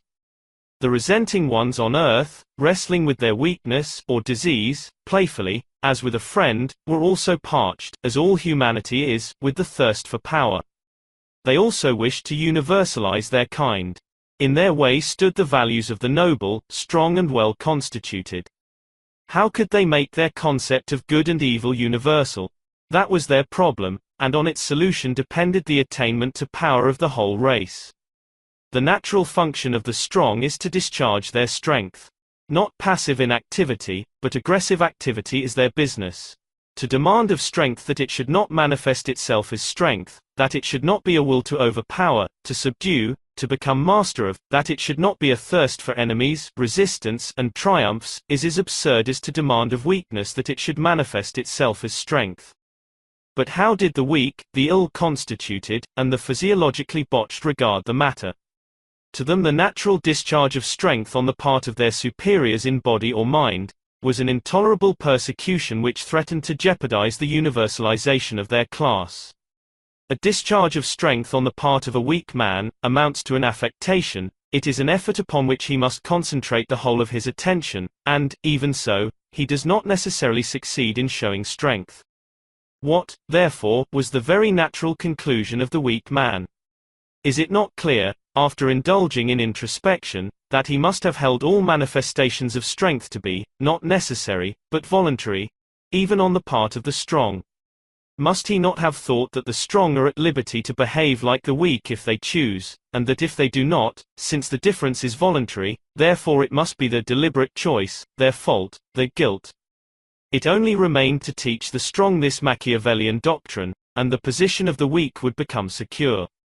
Nietzsche then proceeds to show us that the weak, believing the strong free to be weak, if they chose, not only tried to cry shame to them for their strength, but, themselves, began to regard weakness as voluntary. Their weakness seemed to them, at last, a performance, not the inevitable outcome of their constitutions, but an act of choice and discernment, for which their taste, their principles were responsible, and the chasm between weakness and virtue was thus spanned. For the inability to retaliate, to mingle actively with their fellows, to have any contact with evil, to be impatient, proud and unjust, thereby became a thing self-willed, self-chosen, a deed, a desert. For this deliberate and virtuous choice of weakness, for their exaltation of their great asset, pity, they were chosen by their God to confound the things which were mighty. Free will was the necessary belief and instrument of these early weaklings, as it was the necessary belief of all tamers of the animal, man. To Nietzsche, as we are now beginning to perceive, Christianity is the embodiment of all slave values. In all its principles, he sees protection, shelters, means to power, for the impotent, the sickly and the oppressed. But in thus classifying Christianity as a religion based upon slave values, Nietzsche once more opens that much debated question, which Gibbon refers to with such a show of deprecation in the famous 15th chapter of The Decline and Fall, the question whether the first Christians were mean and ignorant. For, if it can be proved that they were, then Nietzsche's contention concerning Christianity, although it does not rely on this evidence alone, may, at least, be said to be partly justified. Unfortunately, this question, deeply interesting though it undoubtedly is, involves a discussion of so many authors' works, that to treat it even with scant justice, would mean to allot it more space than is here occupied by the whole of these 4 lectures, taken together. When this is borne in mind, and when we also remember that the solution of the question exacts a somewhat profound knowledge of the first 2 centuries of our era, and that, even then, a certain cloud of uncertainty will still be found to hang over the first age of the Church, concealing those facts which are of the most vital importance to the point at issue, it will be seen that the task of the investigator is not only very far from being an easy one, but also that it is beset with peculiar and inevitable disappointments, thanks to the freedom with which the various authorities refute and contradict one another in the course of establishing their own particular beliefs. Now I make no claim to having investigated this matter adequately, neither do I pretend to possess that knowledge of ancient history, which would justify me in deciding arbitrarily either against or for Nietzsche's contention. I have therefore placed myself entirely in the hands of those English, German and French authorities who seem to me to have made a conscientious inquiry into the points which are at issue. In stating the result of my modest researches, my object, therefore, will be not so much to establish Nietzsche's contention, as to show you, that if he is sinning at all in making it, he is at least sinning in very good company. To begin with, therefore, let it be said at once, that for Nietzsche's contention that Christian values are those of a slave, decadent, or resentment morality, the evidence from various quarters is exceedingly strong. Albeit, no attempt shall be made here to present the argument in its favor as strongly as possible, because there seems to be no need to attach such wonderful importance to it, and for reasons which will be given later. In any case, though, the attitude of some well-known authorities may prove interesting, and to these it will now be our business to turn. Remembering that men of letters and of high society in Rome, of the 2nd century, either did not know Christianity, or knew it exceedingly badly, and, therefore, that in spite of Tacitus, Suetonius, Juvenal, the younger Pliny, Plutarch, Lucian, Hadrian and Marcus Aurelius, our information is comparatively scanty on the subject, and in any case but for the famous letter of the younger Pliny, not very important. If we turn to the results of modern research, we shall find many serious attempts at grappling with our problem. Taking Gibbon first, how many, who have read his 15th chapter of The Decline and Fall, have found any reason to doubt what his attitude really was regarding the question? Beneath his irony we do indeed read dislike, and his sneers rather make us halt with surprise, seeing that he set out with the view of making a candid but rational inquiry. but setting aside the tone in which he writes, a tone which, as Mr. Berry points out, would have been altered by force of circumstances, had he been writing in our own time, in which a wide diffusion of unobtrusive skepticism among educated people seems to render offensive warfare superfluous. Does anyone suppose that his attitude towards the single question of the alleged low status of early Christians would have altered? We shall see that the opinion of other writers, and even of Mr. Berry himself, do not justify our assuming this. Allowing, therefore, as fully as we can, for the peculiar influences and deficiencies of the time in which he wrote, we still cannot entirely overlook, in an historian like Gibbon, the value to Nietzsche's contention of such passages as those in which he refers to the humble and obscure followers of Christ, or to the pusillanimous sentiments of the new sect, or in which he explains the readiness of early Christians to believe in a beyond or a back world, in words very similar to Nietzsche's. Turning to Merivale, we certainly meet with a valiant attempt to elevate the status of primitive Christians, but the best even he can do for them is to raise them to the rank of a certain middle class, of which he gives us but the vaguest description. Hermann Schiller, writing a retrospect of the years preceding 117 AD, brings Nietzsche's contention considerable support. He says the proofs upon which the belief is based that members of the higher and more cultivated circles of Roman society lent an ear to Christianity are still exceedingly unreliable, and even the Christianity of men and women attached to the imperial family may be held to be as little proved as a persecution of Christians as Christians through Domitian may be said to be proved. Still, he continues, even if it could be demonstrated, beyond a doubt, that members of the higher classes did belong to the new religion, the fact would not be of great value, since it could only be established in regard to very isolated and exceptional cases. He then proceeds to go into other evidence, for which there is no room here, but which is all in perfect harmony with Nietzsche's views. Durrey brings overwhelming facts in support of Nietzsche's side. He speaks of the Mosaic God, the implacable and jealous master of a privileged race, being turned by Jesus into the universal God of the poor and the afflicted. He also describes the early Christians at Rome as converts made among the poor, as people living in hovels. He speaks of their clothes as consisting mainly of rags, of their sect as being despised and therefore treated mostly with indifference by the higher classes, of Christianity as spreading in the mob which is inaccessible to philosophers. In a retrospect of the years preceding 180 AD he says, "For a long time the faith had spread only among the lowest classes of the population, where it brought consolation for all the wretchedness and that virtue, charity, which Christ and St. Paul had taught from the first. It condemned riches, which seemed to it a fruit of iniquity or an inheritance of injustice, and it showed love to poverty and suffering, which it regarded as the means of redeeming terrestrial life. How sweet to the disinherited must the gospel of equality before God have seemed, or the redemption of souls by the eternal Son who had been insulted, scoffed at, scourged, and finally crucified like a slave. Christ's passion appeared to them merely a page out of their own history, and the good tidings seem to have been directed more particularly at the small and the lowly. There are yet other passages in Durrey, which might be adduced as further supporting Nietzsche, but there is no room to quote all, and we shall be obliged to return to him, in regard to the relation of women to Christianity. Dr. Hertzberg, in his History of the Roman Empire, speaks in very much the same terms as Schiller and Durrey, while Lecky, Berry, Stuart Jones and Professor Lindsay severally say interesting things in more or less perfect agreement with those already mentioned, but I shall only find occasion to quote them in the course of the discussion. Most authors also seem to agree with regard to another question relative to the point at issue, and that is the attitude of women to the early church.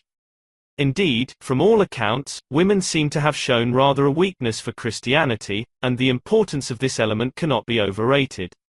As Mr. Berry observes, Christianity cherished the amiable affections, and was particularly suited to be understood and embraced by women and children, who, according to Aristotle, are creatures of passion, as opposed to men who are capable of living by reason. Christianity, says Durrey, has always been particularly tenderly disposed towards women. And this is only just, seeing that they are still its most powerful adherents.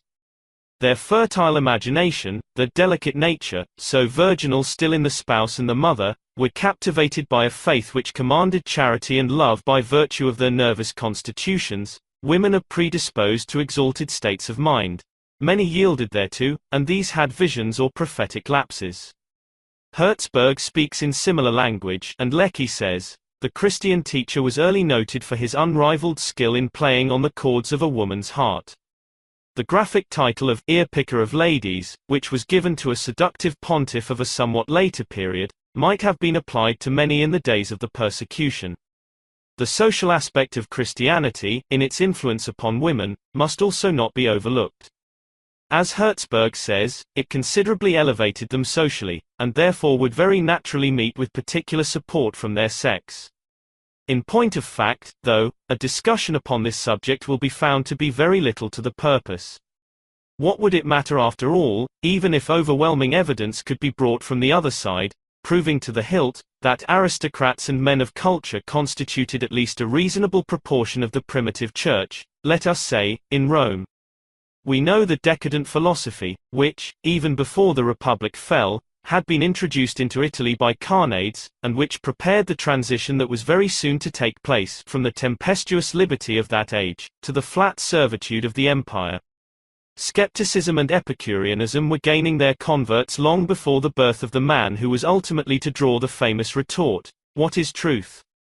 From Pontius Pilate, and in this retort itself, we are able to form some idea of the cynicism of the average cultivated Roman, at the time when Jesus of Nazareth was preaching his gospel.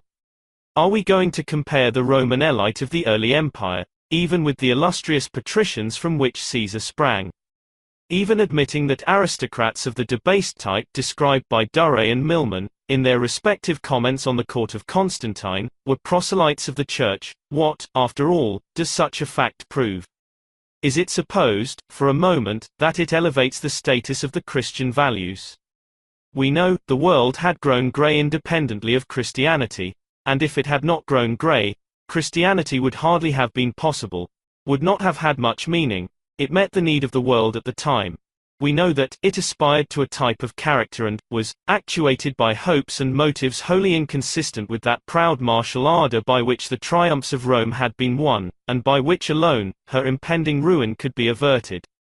It exalted the feminine un-Roman side of man's nature, the side that naturally loves pleasure and shrinks from pain, and, above all, feels quick sympathy, in fact, the Epicurean side.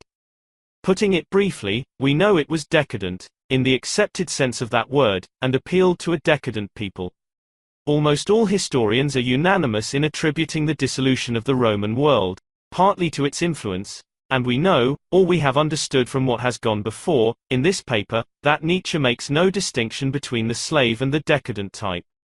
It is therefore of very little moment what the early church consisted of, whether of slaves or of nobles. For, apart from the fact that, owing to the influx of provincials, the intermarriage of freedmen with their superiors, and the consequent mixing of the races, the nobles must have become exceedingly corrupt. We further know, that the ideals and hopes, even of the haute volée of Rome, were growing ever more and more degenerate during the 2nd and 3rd centuries of the Christian era. In the heart of this decaying society, Christianity shot her firmest roots. The noble values succumbed, stifled by the overwhelming numbers of those who shared the other, the baser kind. It was the triumph of the poor in spirit. It was the will to power of the degenerate, the sick and the generally impossible. If, however, this is all exaggeration, calumny, and overstatement, how can we account for the fact that one of the earliest results of Christianity in the Roman Empire was the promulgation of laws ensuring the protection of the feeble and the helpless? How can we explain the circumstance that the condition of slaves was also greatly ameliorated by the new spirit of Christianity which was then working in society, or that the silent revolution which Christianity wrought in social morality is to be traced, above all, in the establishment of buildings for the reception of strangers, almshouses for the poor, hospitals and orphan houses for the sick and the forsaken? These people would have power. They would propagate their species and survive as well as the high, the healthy and the happy. How could they do so? How could they get the powerful, the believers in healthy and well-constituted life, to allow them to do so? Everything was against them. Even the law of nature seemed to be that they should perish. What did they do? Danger lends cunning. We have seen what they did. they made the astutest attempt that was ever made to turn all things topsy-turvy. Theirs was the first transvaluation of all values. If with Professor Saintsbury, we are going to speak of topsy-turvification, theirs was the first topsy-turvification. But we prefer Herbert Spencer's expression, inversion of thought and sentiment. Indeed, it would even be unwise to ignore the passage in his works in which he finds cause to make use of this expression so reminiscent of Nietzsche's own phrase, the world upside down. It throws light upon our subject, and it shows, moreover, how near even Spencer himself was, to the discovery of two moralities, of a slave and a master morality, although at the time when he comes nearest to it, he is only speaking of the restraints on free competition. In the second volume of his Ethics, he says, among those who compete with one another in the same occupation, there must in all cases be some who are the more capable and a larger number who are the less capable. In strict equity, the more capable are justified in taking full advantage of the greater capabilities, and where beyond their own sustentation, they have to provide for the sustentation of their families, and the meeting of further claims, the sanction of strict equity suffices them.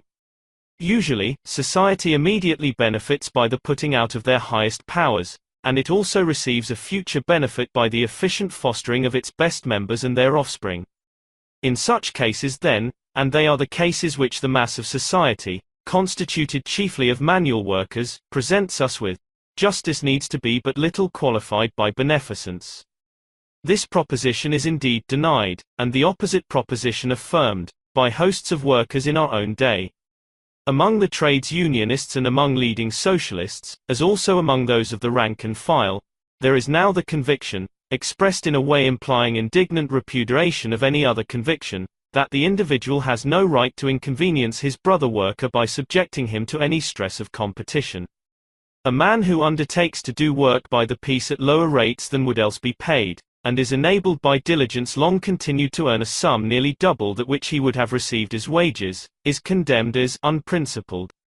It is actually held that he has no right thus to take advantage of his superior powers and his greater energy, even though he is prompted to do this by the responsibilities a large family entails, and by a desire to bring up his children well.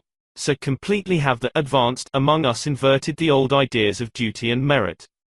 Here, as Spencer might have seen, we have an example of the will to power of the less capable, becoming victorious over the more capable, through a valuation. And what is this valuation? Why, that to the less capable, all that is more capable is evil, therefore they call the more capable man unprincipled. If he accepts this valuation, as he very often must, owing to being outnumbered, his greater capabilities are vanquished, and are cancelled from among the factors that may lead mankind a step farther forward. Inversion of thought and sentiment, that is what inferior or slave morality must accomplish before it can be victorious, that is the expedient of the incapable, the impotent and the poor in spirit, when they wish to make their kind paramount. Every means, every artifice, every strategy, that presented itself to their imagination, they used to further their subterranean purpose. Not only must the strong, healthy and powerful, blush with shame for being what they are, but the happy among them must be taught, that happiness is almost a sin. They must be taught that, wretchedness is a selection and distinction from God, that the dogs which are liked most are whipped, that the misery of the weak, the oppressed and the diseased, may perhaps also be a preparation, a trial, a schooling, perhaps even more, something which at some time to come, will be requited and paid back with immense interest in gold, no, in happiness. This they call happiness. For whom the Lord loveth, he chasteneth, says the writer of the Epistle to the Hebrews. As many as I love, I rebuke and chasten, is a sentiment to be found in Revelations. Thus they deck out and adorn the inevitable wretchedness of their condition, and wish to wield power with this decoration. These listless ones suffering from life as from a crushing burden, what do?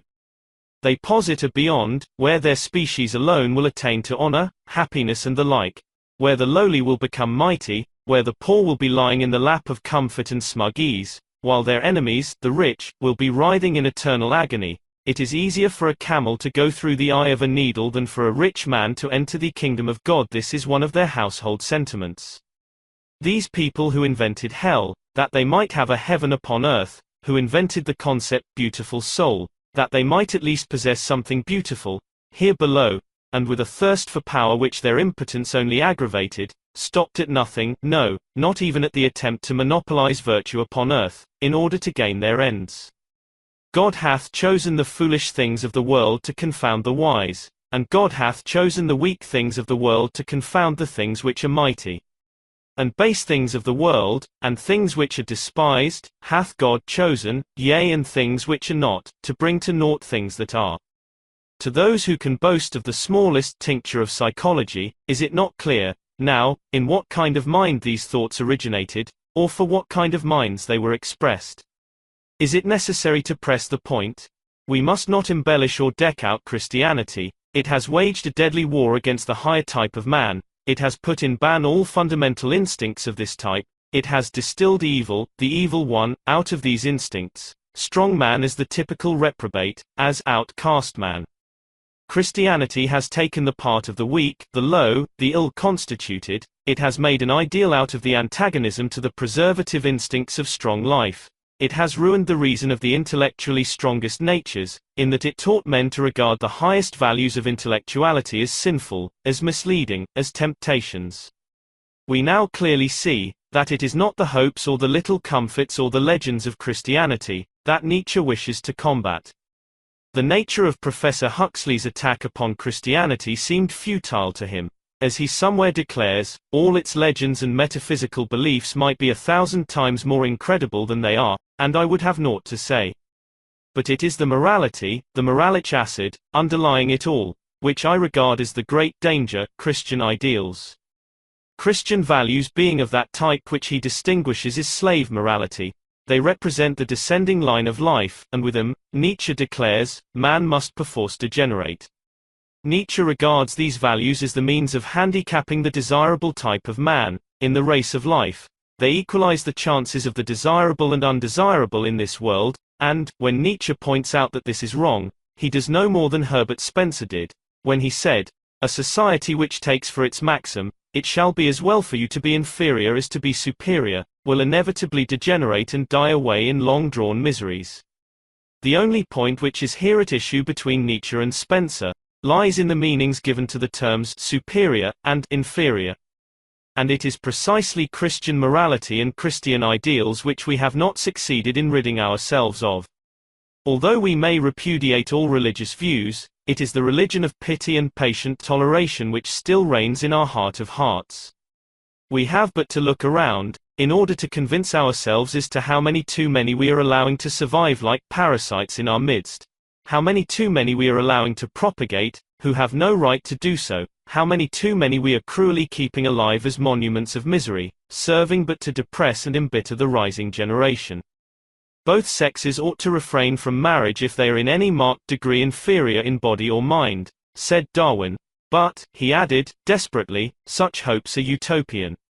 The sickly are the great danger of man, not the evil, not the beasts of prey. They who are ill-shaped, prostrated and wrecked from birth, they, the weakest, are those who most undermine life among men, who most dangerously poison and question our confidence in life, in man, in ourselves. And these, with our Christian morality, we maintain and succor, to the detriment of all that is successful, well-constituted and promising, to the detriment of all that can stand as a pledge for the future of our race. It is a war between the sick and the sound. The sick elevated pity to the highest place among the virtues, and the sound allowed themselves to be duped, because virtue is tempting and is attended with great rewards hereafter. And who, among you, today, who is clear-sighted enough, can doubt which class, the sick or the sound, is obtaining the victory? Nietzsche asks you, is it your taste that this state of things should be allowed to continue? Are you going to be instrumental in effecting the conquest of the sick over the sound?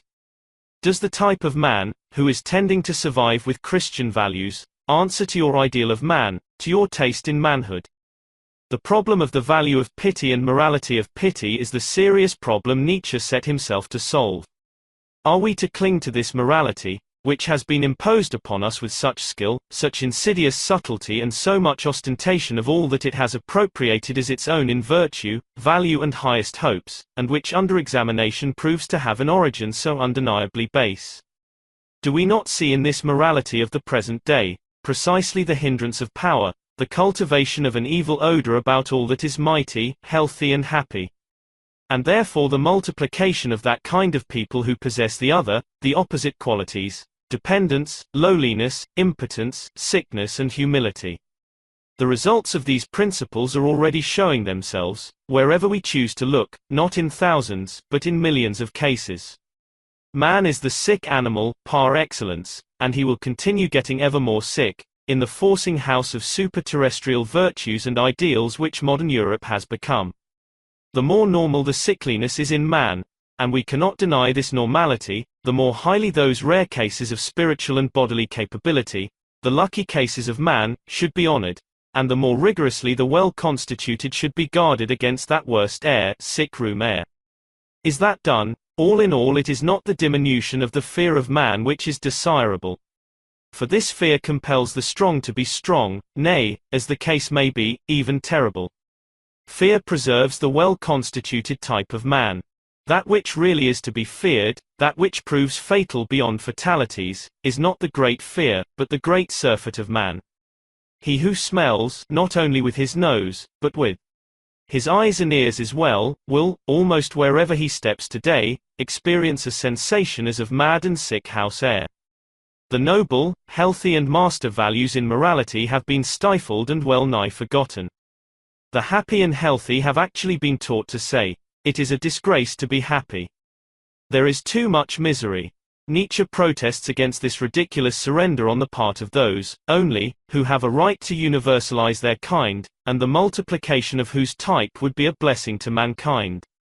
There could be no greater, no more fatal misunderstanding, he says, than if thus the happy, the well-constituted, the mighty in body and soul were to begin to doubt their own right to happiness.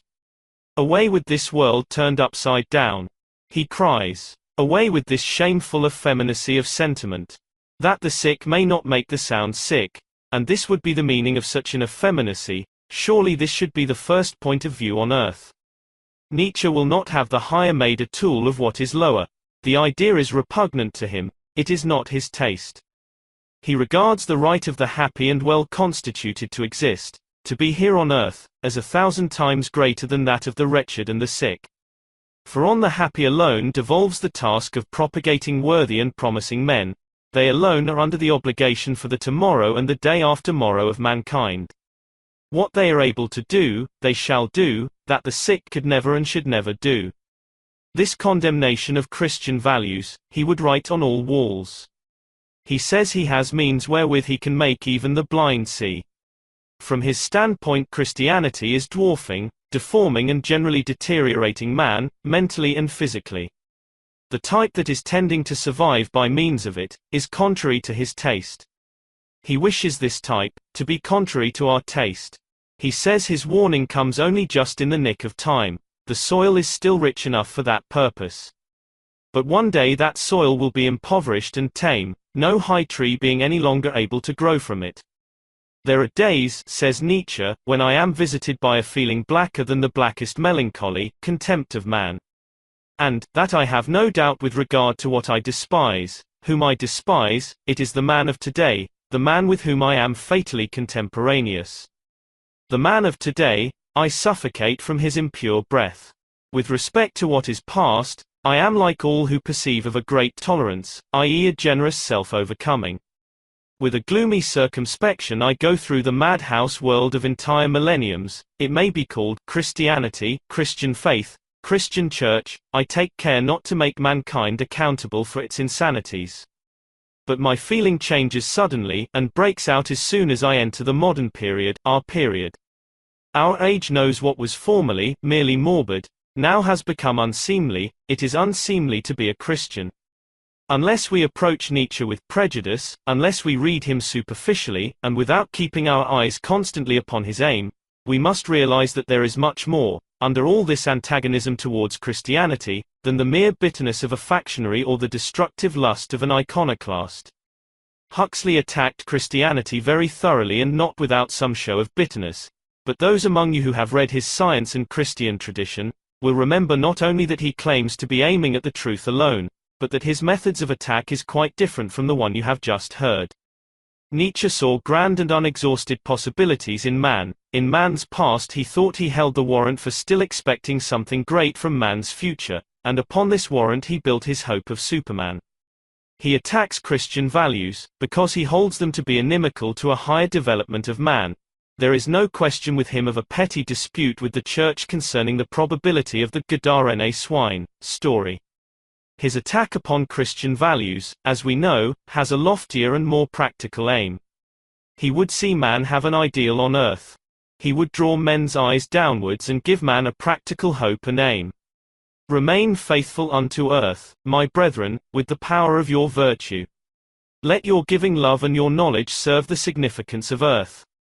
Thus I beg and conjure you.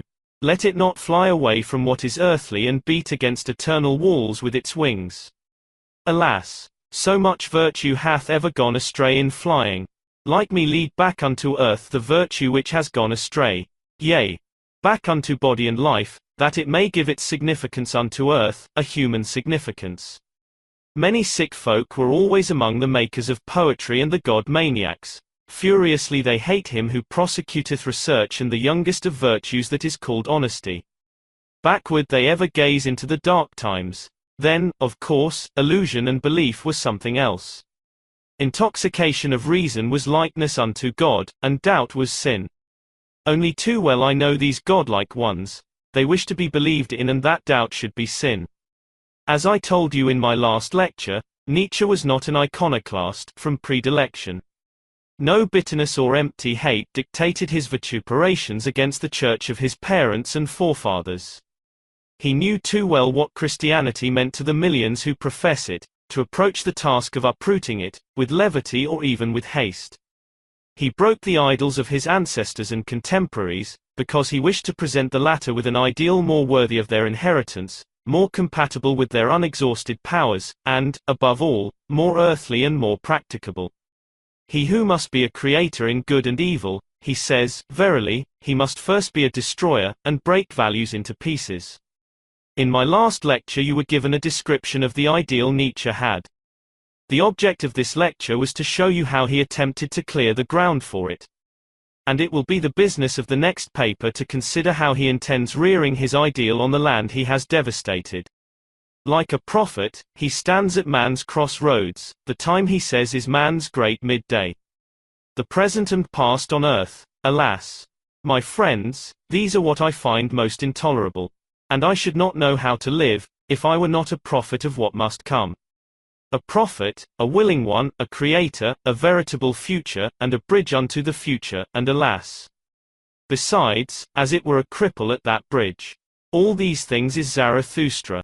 I cannot remind you too often, that he calls himself only a prelude to better players, that he tells us emphatically that there are other ways than his, and that he would prefer us to find one of our own which is not his, than that we should have none at all, than that we should remain indifferent, or decadent, or Christians.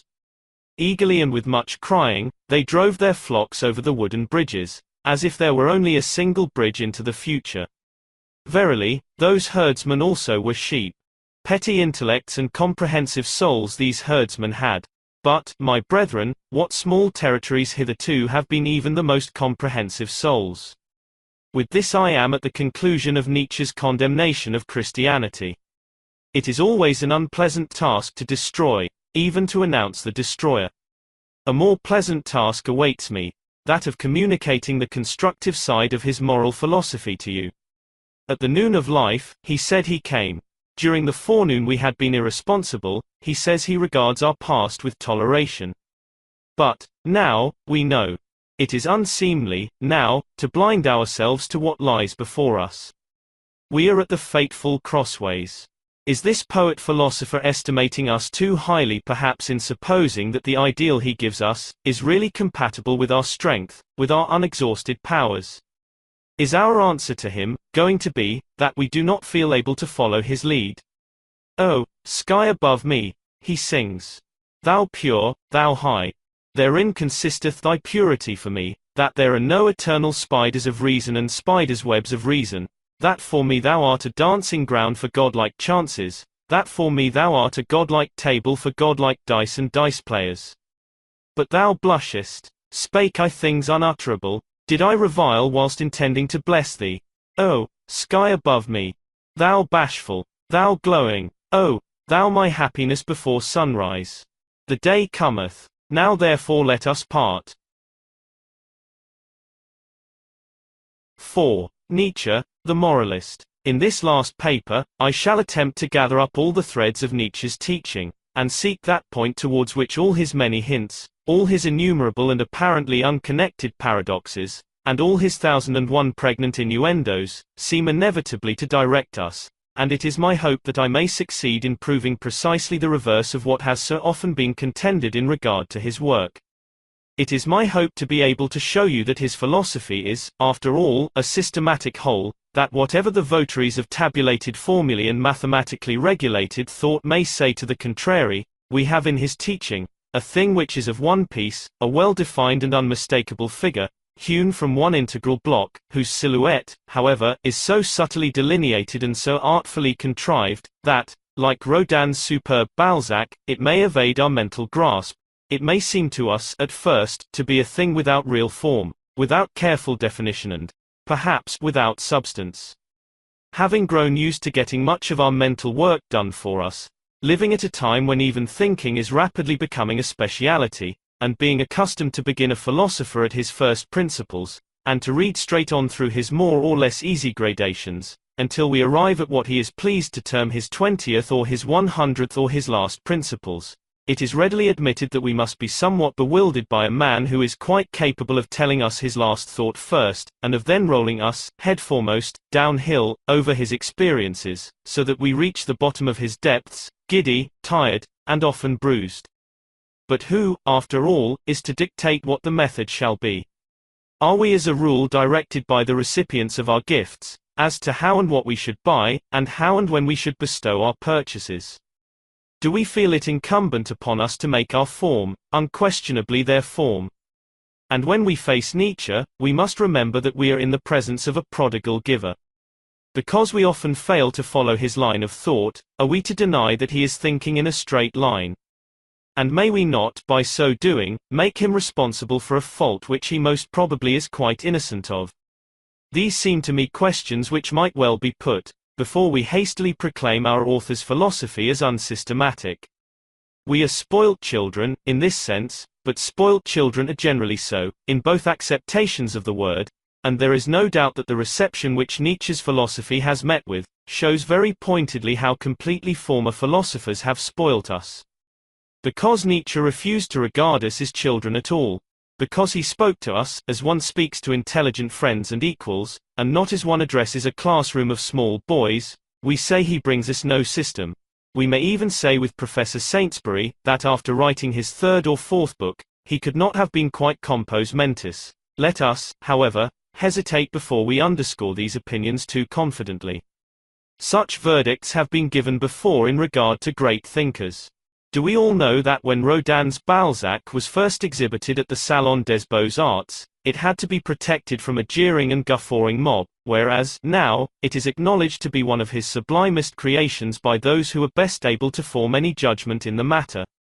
If we did not know this, we certainly know how many more cases of the kind it would be possible to quote. Nietzsche said to his disciples, "Ye say ye believe in Zarathustra. But what is Zarathustra worth? Ye are my faithful ones, but what are all faithful ones worth? When ye had not yet sought yourselves, ye found me. Thus do all faithful ones, hence all belief is worth so little. Now I ask you to lose me and find yourselves, not until all of you have disowned me, shall I return unto you." This is an exhortation in favor of independent mental exercise. No teacher who valued his teaching higher than his pupils' intellects could talk in this way. And are we to suppose, therefore, that in addressing those whom he held to be his equals, this same teacher was going to offer them the insult of making things easy for them? When we approach Nietzsche's philosophy, we must be prepared to be independent thinkers. In fact, the greatest virtue of his philosophy is perhaps the subtlety with which it imposes the obligation upon one, of thinking alone, of scoring off one's own bat, and of shifting intellectually for one's self. I am a railing alongside the stream. Whoever is able to seize me, may seize me, your crutch, however, I am not. The average philosopher makes disciples and enslaves them. Who has not been, for a time, the slave of Kant's categorical imperative, of Mill's utilitarianism, of Spence's administrative nihilism, of Darwin's struggle for existence? Nietzsche is prouder when he lends a man the courage to think honestly and courageously for himself, than when he makes him his proselyte. Have ye courage, O my brethren? Are ye stout-hearted? I do not mean courage in the presence of witnesses, but the courage of hermits and eagles on which not even a god looketh any more. Cold souls, mules, blind folk, drunken folk I do not call stout-hearted. Courage hath he who knoweth fear but subdueth fear, he who seeth the abyss but with pride. He who seeth the abyss but with the eagle's eyes, he who graspeth the abyss with an eagle's claws, he hath courage. If ye want to rise high, use your own legs. Do not let yourselves be carried upwards, sit not down on strange backs and heads.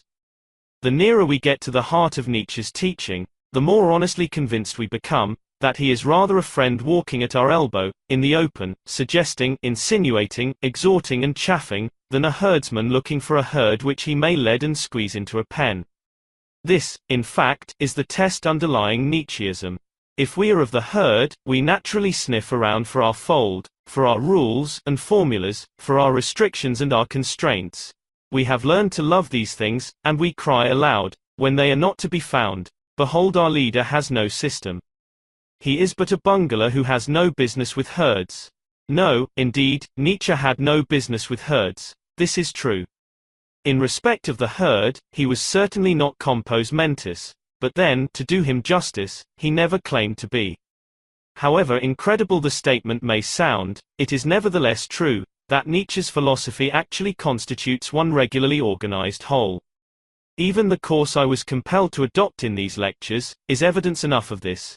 For, after giving you his analysis of modern morality, I was driven to describe his ideal man, that you might have immediate justification for his drastic criticism, while in the third lecture, his condemnation of Christian values came but as a necessary preface to this lecture, in which I wish to treat exclusively of his values. The surprise of those who accuse him of want of system, however, will probably increase considerably, when they hear that even his moral values cannot be isolated and studied apart, that they must be understood through his sociology and in the light of his ideal man. This statement, I know, has been contradicted again and again, not only in words, but in actions. For we have only to think of Mr. George Bernard Shaw in order to have an instance, at once, of a distinguished thinker, who believes he can divide Nietzsche up into portions, and take only that portion of him that happens to show most affinity to the Shavian constitution, and leave the rest. Everyone knows that Mr. Shaw is a socialist, despite the fact that he claims to be in agreement with Nietzsche's attitude towards morality. Be this as it may, Nietzsche's sociology, his ideal man and his morality are all one, and to separate them would be as foolish and as unwarrantable as to separate pity or charity from Christianity. There are some that preach my doctrine of life, he says of the Bernard Shaws of the world, but at the same time are preachers of equality and tarantulae. Now at the root of all sociologies lies the notion of what life means to the sociologist. The hedonists and the utilitarians practically agree in solving the problem of life, by making its end the greatest happiness, or the greatest smugness, of the greatest number. Nietzsche solves the problem of existence by declaring life to be will to power. What do such cross purposes mean? The layman who thinks an instant upon these questions, becomes desperate. He refuses even to believe that the philosophers, themselves, know what they are talking about. After arriving at a general concept of what social life is, I think we shall be nearer to a clear grasp of the question we have to solve. The whole matter seems to revolve around the point discussed in the second paper, where I was considering Nietzsche's attitude towards pain.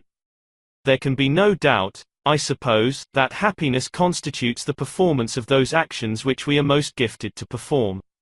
Spencer says somewhere that the reason why a rhinoceros plows up the ground with his horn, in confinement, is that having no enemy to fight, he must seek the pleasure of using the weapon of attack and defense, with which he is gifted, in some other way. He is an adept in the violent use of his natural weapon, it consequently gives him pleasure to use it.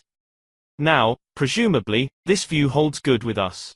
we find most pleasure in performing those actions for which we are most thoroughly gifted, or, as the biologists say, to which we are best adapted. Laertser, writing in China, about 6 centuries before Christ, said, "Whosoever knoweth how to give in and to forget himself, in fact, to accommodate himself, will remain whole." It is evident, therefore, that we are not concerned here with a new doctrine. It seems to be a very old one, and one that is very generally accepted. The only difficulty about it is its application. It seems clear that, since we are rational beings with certain inventive powers, we can exercise some choice as to what actions and what manner of life we shall become adapted to. If it really be a fact that we, as human beings, are still unadapted, and that a large number of the social actions we perform are still unpleasant to us, it must be pretty evident that no definite mode of life has as yet been fixed upon by our innermost nature, and, speaking without exaggeration, how could we possibly expect the case to be otherwise, seeing that, with us Europeans, at least, every century turns its predecessor practically upside down. But it is possible, as we shall see, to become adapted to any conditions, and therefore to grow happy in any conditions, provided of course we survive the process of adaptation. That famous Chinaman, Laertser, did not know, perhaps, that it would be precisely the practical acceptation of his doctrine of adaptation which would help to stamp the character of his nation for over 2,000 years. The preachers of hedonism, therefore, and the utilitarians, unlike Nietzsche and unlike the Puritans, who, as we shall see, are also anti-adaptationalists, point peremptorily to happiness, that is to say to complete adaptation, as the important aim of all, and give no thought to the desirability or the advisability of the thing, if it really were achieved. All our hasty parliamentary bills, all our little devices for alleviating suffering, almost all our philosophies, except Nietzsche's, are merely little essays, little groping attempts on our part, to become adapted to our conditions. That is to say, to become gifted for the actions we have to perform in our conditions. The growth in London, alone, of the music hall and theatre business, is a sign of the times. The arduousness of town life must be forgotten. The unpleasantness of actions, which we are not adapted to, must be mitigated. How do we try to adapt ourselves to them? This point is important. We try to adapt ourselves to them by making them merely a part of a whole, which we call town life, and in which we introduce a compensating factor consisting of theatres, music halls and exhibitions.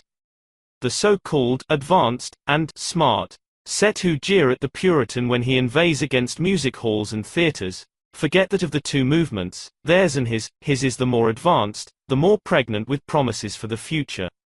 I do not suppose now, and I never have supposed that the Puritan rails against music halls and theatres from any deep philosophical motive, but the fact remains that in doing so, he is more conducive to reform, movement, and instability than those he rails against, because he is preaching against those very measures which threaten to adapt us sooner or later to the performance of actions which are now, at least, totally opposed to our tastes and inmost desires.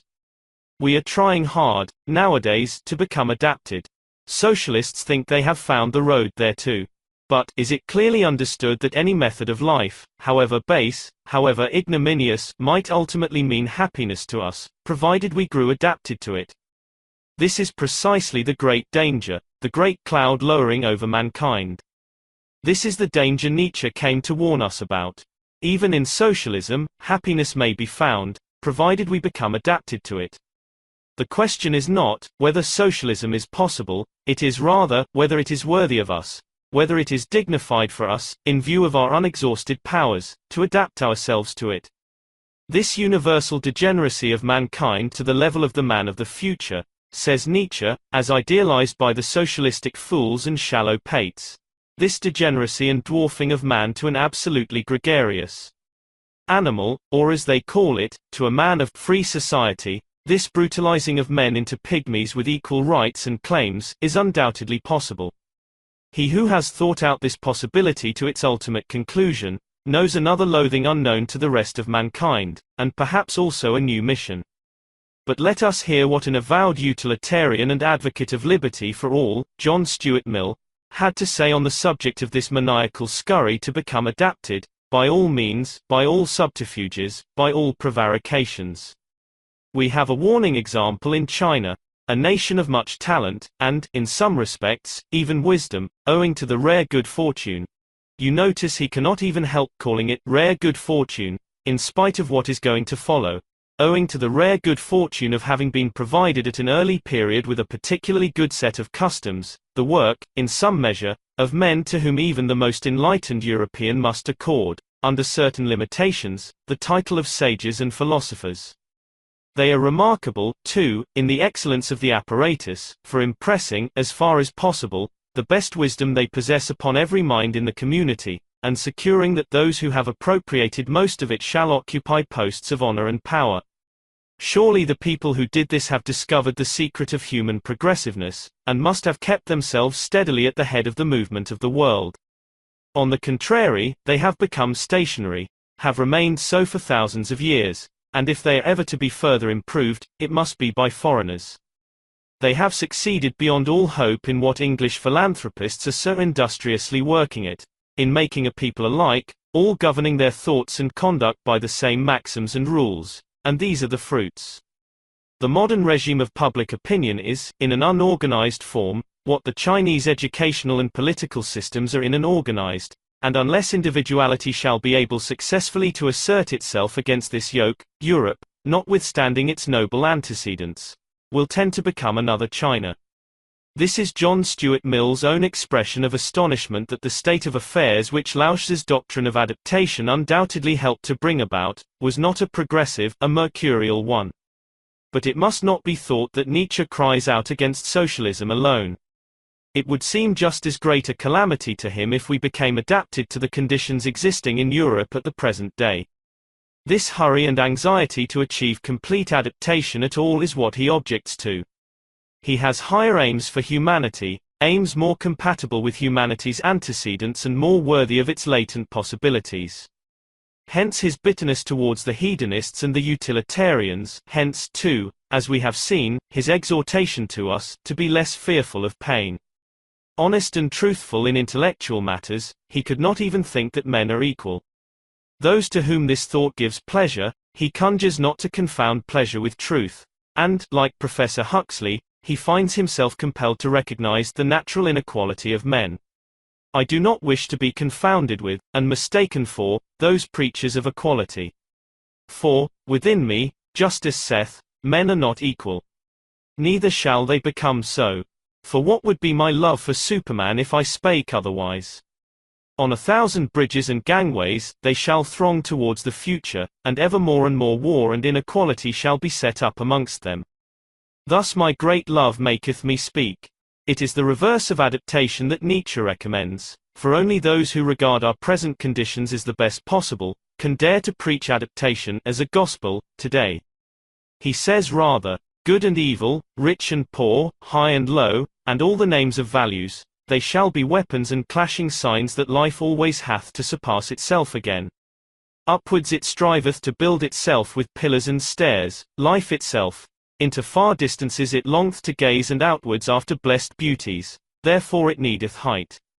And because it needeth height it needeth stairs and contradiction between stairs and those rising beyond them.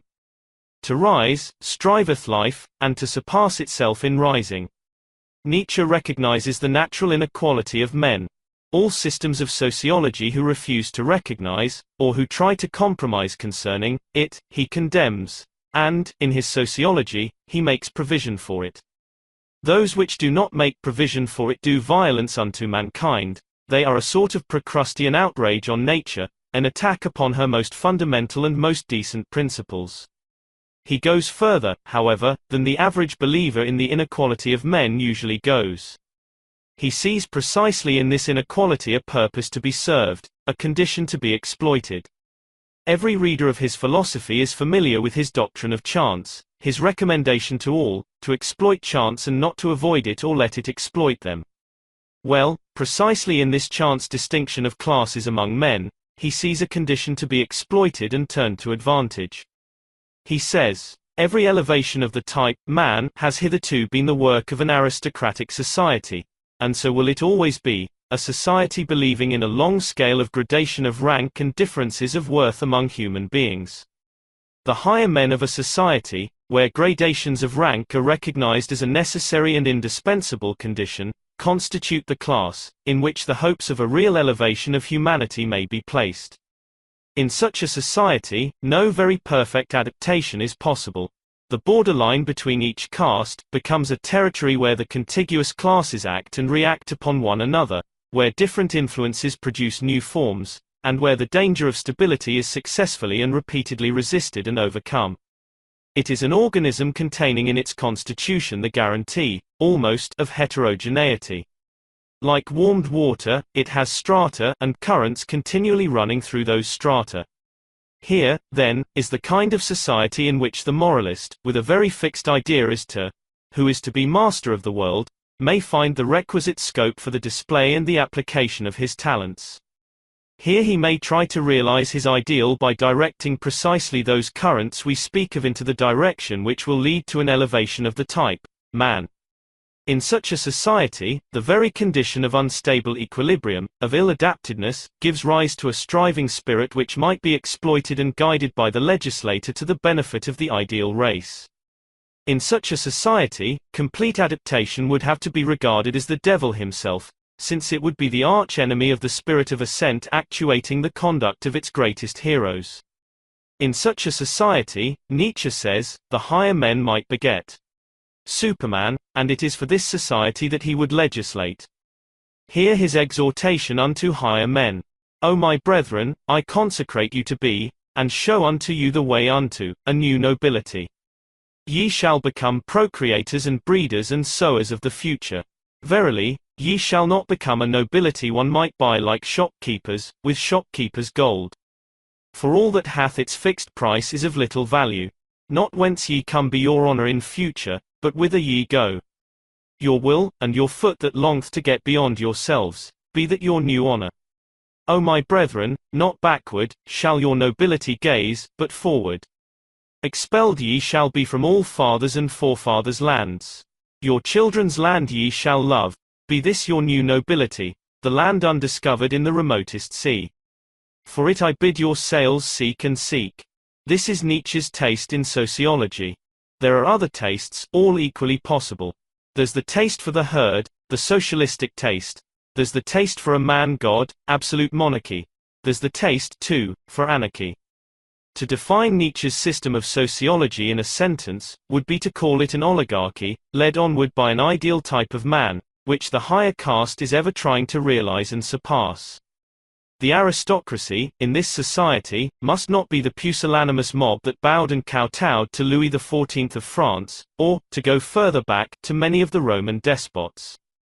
The essential thing, in a good and healthy aristocracy, says Nietzsche, is that it should not regard itself as a function, either of the kingship or of the commonwealth, but as the significance and the highest justification thereof, that it should therefore accept with a good conscience the sacrifice of a legion of individuals, who, for its sake, must be suppressed and reduced to imperfect men, to slaves and instruments.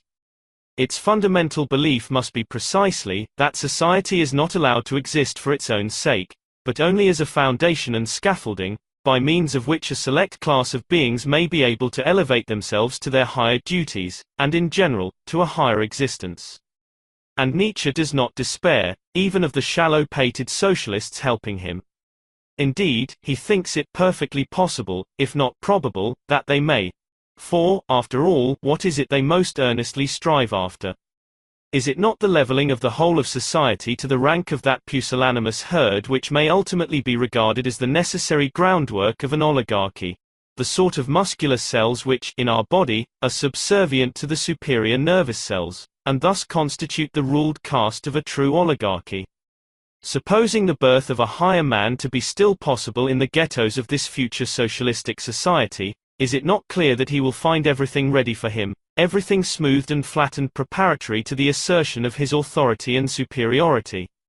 Admitting slavery, in some form or other, to be a necessary condition of every higher culture, is it not clear that the mob created by the socialists will be just the ready instrument which the possible higher man will avail himself of? And has not the same sort of thing happened again and again, in the past? Although, if he be an adherent of Nietzsche's, this higher individual is to be no tyrant in the bad sense, can we doubt that, everywhere on earth, where tyrants have succeeded in establishing their rule, the ground has not always been already prepared for them, either by a faint-hearted religious creed, by a degenerate philosophy, or by a corrupt way of living. Socialism, in this way, may be a necessary step towards Nietzsche's ideal, but it is a dangerous circuit nevertheless, for there is just the remote chance that mankind might stop halfway, become completely adapted to it, and then no higher man might be possible and an end would come to manly hopes and ideals. Mr. Chesterton says somewhere, I believe it is in a review of Dr. Oscar Levy's book, The Revival of Aristocracy, that the oligarchic does not need the same manly hardness as the democratic state, and I believe he gives as his reason, that democracy presupposes the desire to be master, in each individual, whereas oligarchy grants this master's spirit only to the few and the select.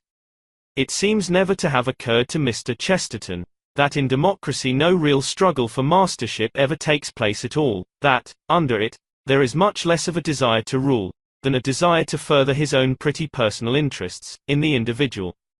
Once these have been reasonably furthered, what is the experience of most legislators? The interest of the private individual in legislation suddenly wanes and, very quickly, vanishes completely away. Spencer in his reflections at the end of his autobiography confesses that he must, however reluctantly, admit this to be so, and his refusal to sit for Parliament was based to a large extent on considerations of this nature. No, what the units of a herd most earnestly seek and find, is smug ease, not necessarily mastership. For mastership entails responsibility, insight, nerve, courage and hardness towards one's self, that control of one's self which all good commanders must have, and which is the very antithesis of the gregarious man's attitude of comparative indulgence towards himself. Now, responsibility, insight, nerve, courage, hardness are disturbing. They are moreover not necessarily bound up with the individual gregarian's private interests, therefore they are not coveted by him. What he covets is smug ease, and every time some influence threatens to thwart this wretched complacency, he suddenly develops an interest for legislation. Then, indeed, for a space, he will wish to be master. Hardness.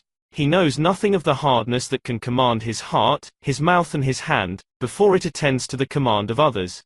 He knows nothing of the hardness that can dispel the doubts of a whole continent, that can lead the rabble and the ruck to deeds of anomalous nobility, or that can impose silence upon the overweening importunities of an assembled nation. He knows this hardness, that he could coldly watch the enemy of his private and unsignificant little interests, burnt at the stake. He knows this hardness, that he would let a great national plan miscarry for the sake of a mess of pottage. If this is the hardness Mr. Chesterton refers to, then we are with him. The gregarious man and future socialist has this so-called hardness, but so have all those who burn with resentment, so have all parasites and silent warm gnawers at the framework of great architecture. In every healthy society, three types, mutually conditioning and differently gravitating, physiologically separate themselves, each of which has its own hygiene, its own domain of labor, its own special sentiment of perfection, its own special mastership. Nature, not Manu, separates from one another the mainly intellectual individuals, the individuals mainly excelling in muscular strength and temperament, and the third class neither distinguished in the one nor in the other, the mediocre individuals. The latter is the great number, the former is the select individuals. The highest caste, I call them the fewest, has, as the perfect caste, the privileges of the fewest. It belongs thereto to represent happiness, beauty, goodness on earth. Only the most intellectual men have the permission to beauty, to the beautiful. It is only with them that goodness is not weakness. The good is a privilege. On the other hand, nothing can be less permissible to them than unpleasant manners, or a pessimistic look, an eye that makes deformed, or even indignation with regard to the entire aspect of things. Indignation is the privilege of the Chandala, and pessimism similarly. The world is perfect. Thus speaks the instinct of the most intellectual men, affirmative instinct.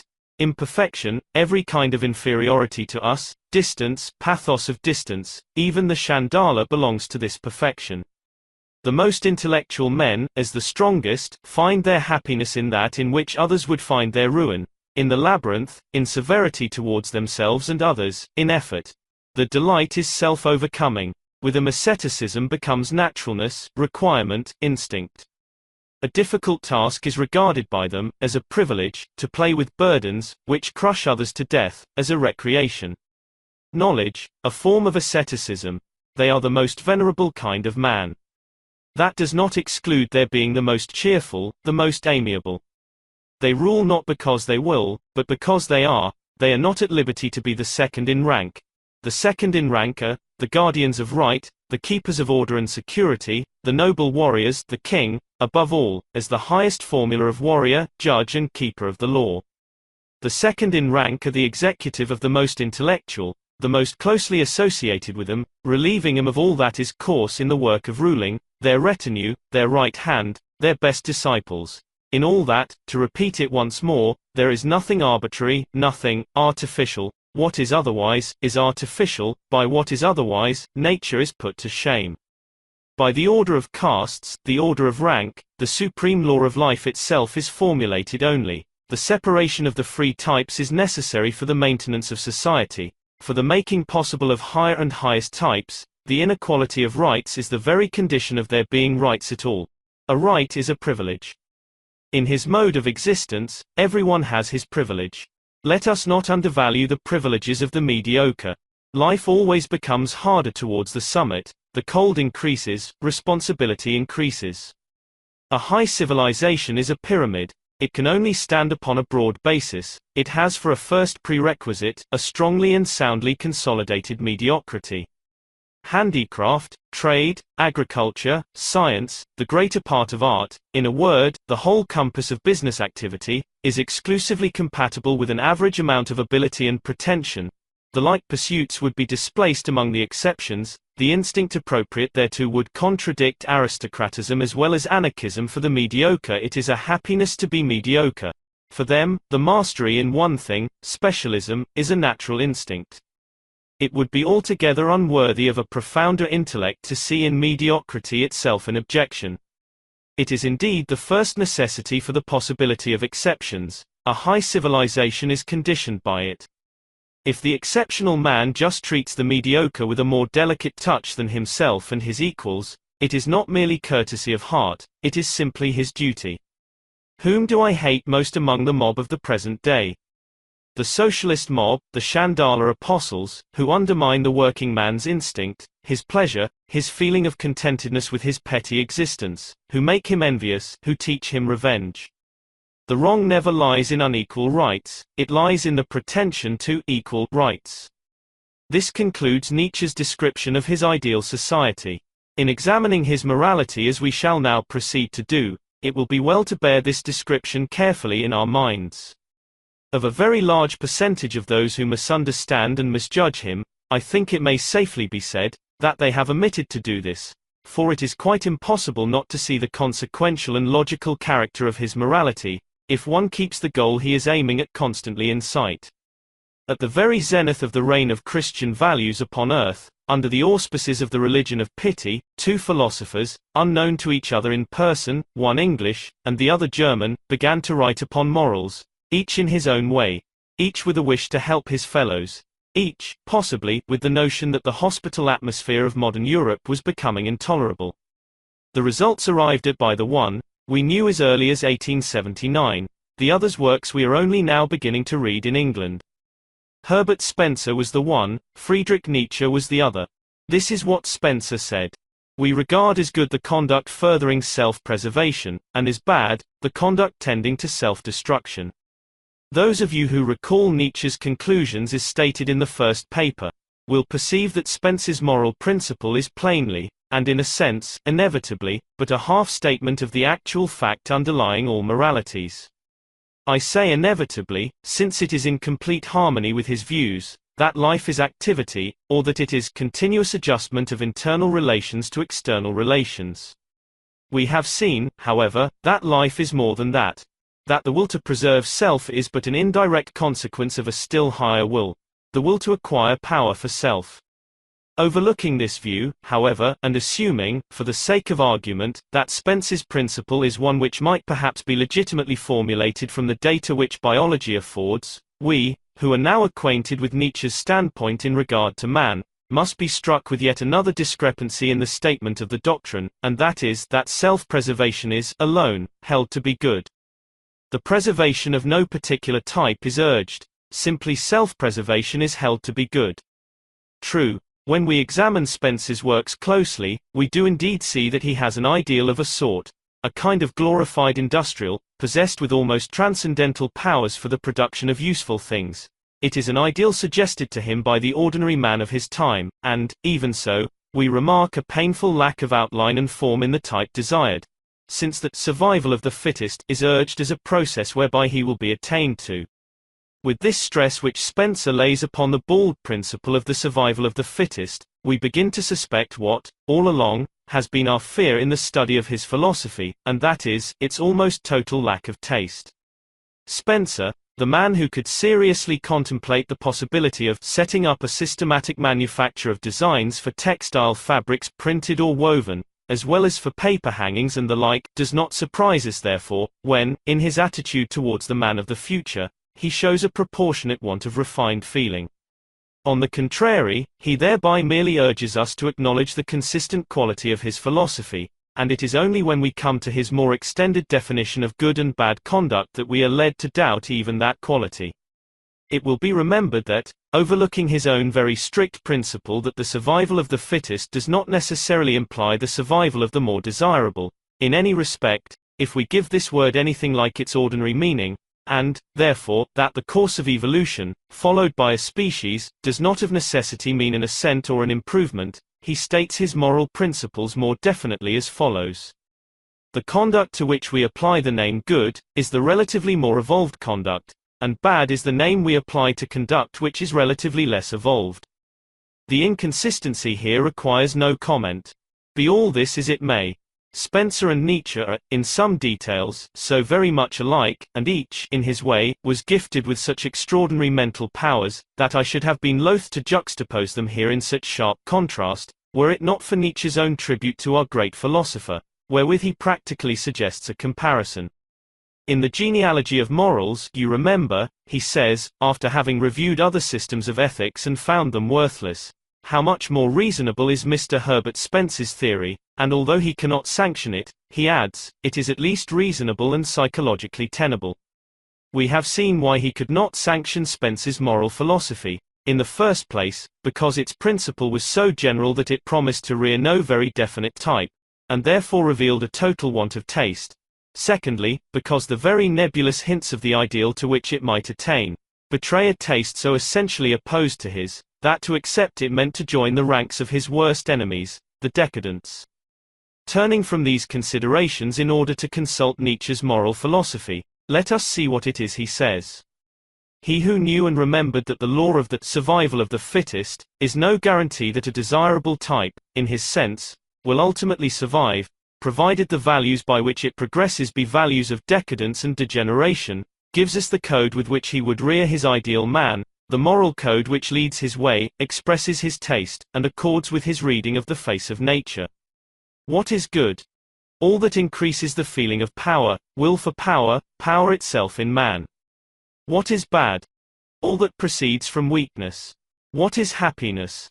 The feeling that power increases, that resistance is overcome. Not contentedness, but more power. Not peace at any price, but warfare, not virtue, but capacity, virtue in the Renaissance style, virtue free from any moralic acid.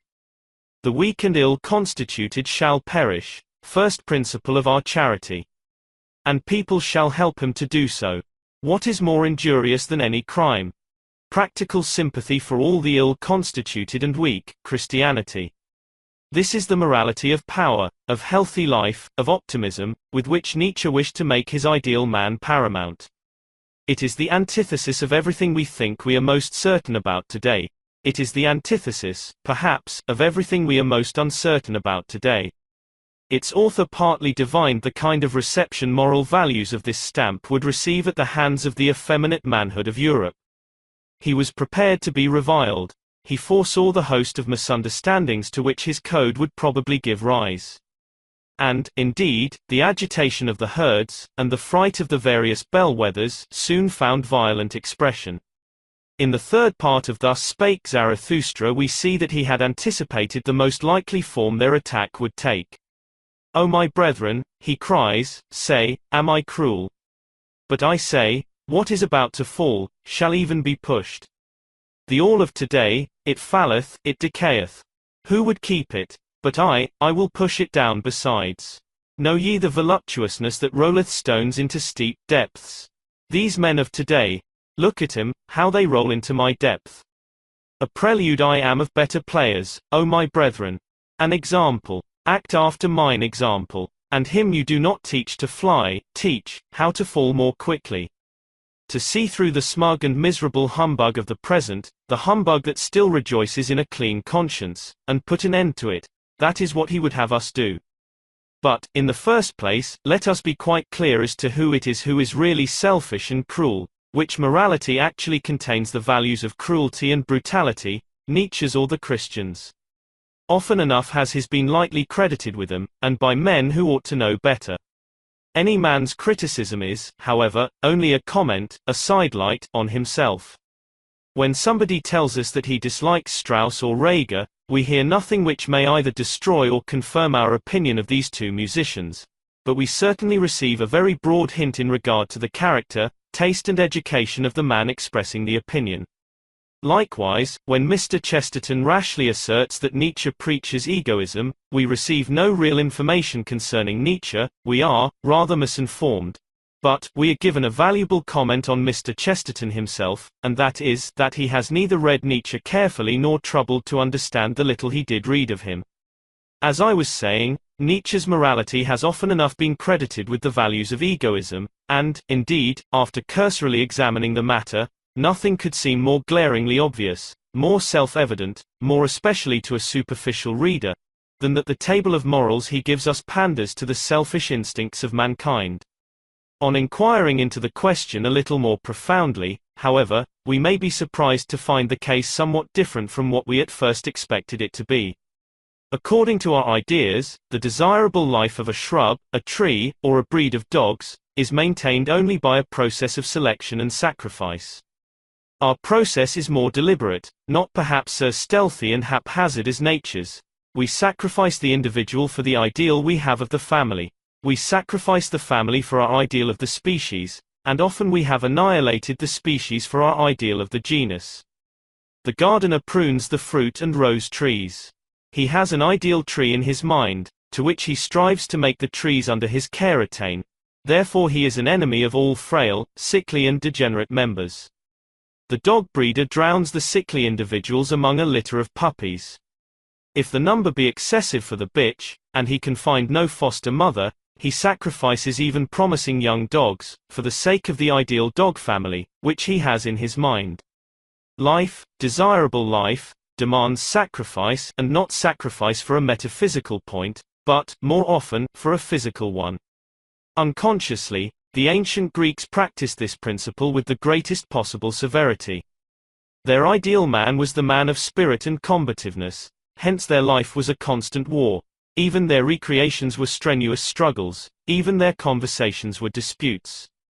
The humble man of the Christian, says Mr. Berry, would have been considered a vicious and contemptible person by Aristotle, who put forward the man of great spirit as the man of virtue.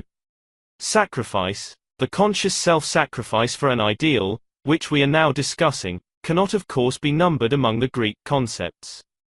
They were, first of all, men of action and spirited action. But we must not forget that it is possible for an activity which is quite unconscious to achieve a result which a conscious artistic effort could only approximate. We must remember that a peacock may excel the greatest master of deportment that the world has ever known, in the way it deports itself. Unconscious artists, then, these Greeks merely vented a pressure within him, which craved expression of some sort. That this pressure led to heroism and valiant deeds of self-sacrifice was just as incidental to their purpose as the voluptuous grace of a tiger is to his act of walking, or to his crouch before he springs. Their purpose, above all, was to rid themselves of their superfluous spirit. It is not sufficiently understood yet, that all real artists, whether they paint, sing, write or compose, are, in the first place, men of superabundant energy, whose first and foremost desire in life is to discharge that energy. The real artist is not so from choice. The charm we derive from his work is purely, or ought to be purely, incidental. This was the case with the Greeks. Seeking above all to discharge their overflowing energy, life itself became a secondary, a tertiary, consideration with them. Hence their heroism, which delights and fires us. That we should now see an ideal in it, which was worth striving after, is very natural. But we must not forget that the ideal was only unconsciously pursued by them. Some painters say, observe and interpret masses of form and color, masses of light and shade. The line and definition of your picture will then evolve of themselves. That some of us, on regarding a picture produced in this way, should imagine that the line and definition in it are the result of the artist's conscious effort, is comprehensible enough. The end achieved is too often confounded with the means employed in achieving it. The Greeks were not heroes from choice, they were unconscious, artistic heroes. Forgetting the worth of life in deeds of heroism, owing to the fact that they were concerned only with the still greater worth of performing what were to them natural and necessary actions, they give us at least the picture of a people striving cheerfully after lofty and spirited ideals. When we have understood that these ideals were merely incidental, we have not thereby reduced the beauty of the deed, we have made it 1,000 times more beautiful, for what could be more beautiful than unconscious beauty? It is only when we descend to a state of effete culture, or to a state of mixed hopes and conflicting aims, in which spirit has to be summoned, marshaled and gathered, that we can begin to talk of conscious heroism and conscious self-sacrifice. And although today we still have a vestige of the old unconscious ideal left, still, we are living at a time when ideals must be consciously striven after, and in which heroes must mostly be exhorted. Nietzsche realized the necessity of a modern Peter the Hermit.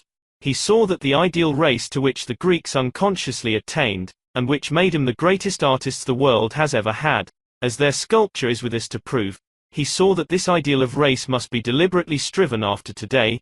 There must be a deliberate mustering, marshalling and directing of forces, a conscious pruning, suppression and elimination of weakness, until, in the course of several generations, those qualities which must now be willed, become incorporated and instinctive, until they become as unconscious as they were in the ancient Greeks, and thus acquire that purity and stability which characterize unconscious beauty alone. This principle of Nietzsche's, which, if we banish squeamish prejudices, we know to be our principle also, is simply the old-time honored law, that someone, some few must suffer, if an ideal race is to be attained to at all.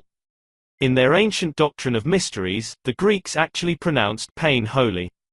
Pain to them was sanctified in general by the pains of childbirth. All becoming and growing, all promise of life, by analogy, seemed to require the halo of pain. Suffering was not feared as we fear it today. It was not considered an evil, it seemed, rather, a necessity of promising life, as much as pleasure itself. Now, how does the so-called altruistic morality of Christianity face these questions? In the first place, as Mr. Berry says, Christianity emphasized the privileges, hopes and fears of the individual. Christ died for each man. Immortality, granted to every Tom, Dick and Harry, has hitherto been the worst, the most vicious outrage on noble humanity, and let us not underestimate the calamity which, proceeding from Christianity, has insinuated itself even into politics. At present nobody has any longer the courage for separate rights, for rights of domination, for a feeling of reverence for himself and his equals, for pathos of distance.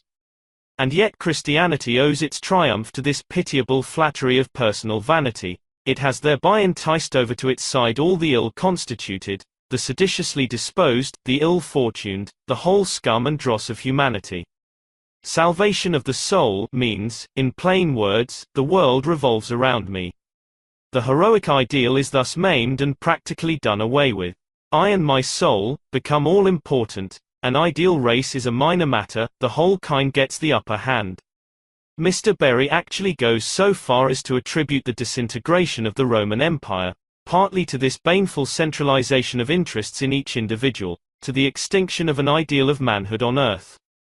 Every human creature that succeeds in filling his lungs with air, be he botched or beautiful, sick or sound, becomes sanctified through this preservative notion of soul, and must be maintained, even though an ideal of race ultimately becomes impossible, even though mankind ultimately assumes the appearance of the collected patients of all the world's hospitals and infirmaries, even though the noble plants get stifled under the matted mass of tares that grow about them. As a matter of fact, however, Christianity knows no tares. The word was once used metaphorically by the founder of the creed, but its application to humanity seems to have become obsolete. No, every sprout is a noble plant, every blade must be nurtured, fostered and pampered, until the healthy begin to doubt whether it is right or even holy to be as they are. Till everyone is either an invalid or an invalid's attendant, until the human world becomes, as we see it today, more than 2/3 botched, patched and bungled. This is genuine selfishness. This is selfishness caught napping, or else nothing is right, nothing is true, nothing is worthwhile. The sacrifice of the ideal type for the soul of the individual, the sacrifice of the ideal genus for the motley species, that is what is aimed at and achieved today, and who doubts that this is the method sanctioned, nay, recommended, by the Christian Church? Formerly, the heroic ideal was, that sacrifice is a worthy deed, when performed for the ideal of one's race or genus. Christianity not only altered the motive of the deed, by offering a post-mortem reward for it, but, in the narrow Christian view, even the deed itself shrank, and became an action of pity for one's neighbor, of love for one's friends. Schopenhauer consistently made pity the greatest virtue, but, obviously only because his philosophy denied life and was thoroughly nihilistic. Today, pain must, above all things, be avoided. The individual must survive. The ideal race is a secondary, a minor, in any case, a much less significant, factor in life. We are all alike before God. And base things of the world, and things which are despised has God chosen. Yea, and things which are not, to bring to naught things that are. Nietzsche's teaching was called egoism, by how many, I wonder, who understood this passage. Uncommon is the highest virtue, and of little use. Shining it is and chaste in its splendor. A giving virtue is the highest virtue. Verily, I believe I have found you out, my disciples. Ye seek, like me, after a given virtue. Ye compel all things to come unto you and into you, in order that they may flow back from your well as gifts of your love. Verily such a giving love must become a robber as regardeth all values, but I call that selfishness healthy and holy. There is another selfishness, a very poor one, a starving one which ever seeketh to steal, the selfishness of the sickly selfishness. With a thief's eye it looketh at all that glittereth, with the crowing of hunger it measureth him who hath plenty to eat, and it ever stealeth round the table of givers. Disease speaketh in that craving, and invisible degeneration. Of a sick body speaketh the thief-like craving of that selfishness. Tell me, my brethren, what regard we as the bad and the worst thing? Is it not degeneration? And we always suspect degeneration wherever the giving soul is lacking. Upwards goeth our way, from species to superficies. But a horror for us is the degenerating mind which saith, all for myself. The sick and impotent man, in Nietzsche's opinion, is the one who must, of necessity, be selfish, and must be unjustifiably so. He has naught to give. He must take from the sound and the powerful if he wish to maintain himself. Giving, when it is compatible with the survival of the giver, means superabundance. The excess of power only, is the proof of power. The Greeks, the natural artists giving from superabundance, because they must give or choke, this is Nietzsche's notion of giving. The fullness of life, overflowing life, is distinctly conducive to the act of giving. In fact, Nietzsche does not think it at all impossible that even the custom of sacrificial offerings may partly have arisen from the desire to bestow, which superfluity provokes. A proud people needs a god in order to sacrifice, he suggests.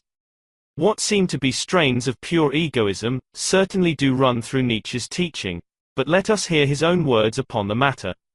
Selfishness, he says, has as much value as the physiological value of him who possesses it. It may be very valuable, or it may be vile and contemptible. Each individual may be looked at with respect to whether he represents an ascending or a descending line of life. When that is determined, we have a canon for the valuation of his selfishness. If he represents the ascent of the line of life, His value is in fact very great, and on account of the collective life which in him makes a further step, the concern about his maintenance, about providing his optimum of conditions, may even be extreme.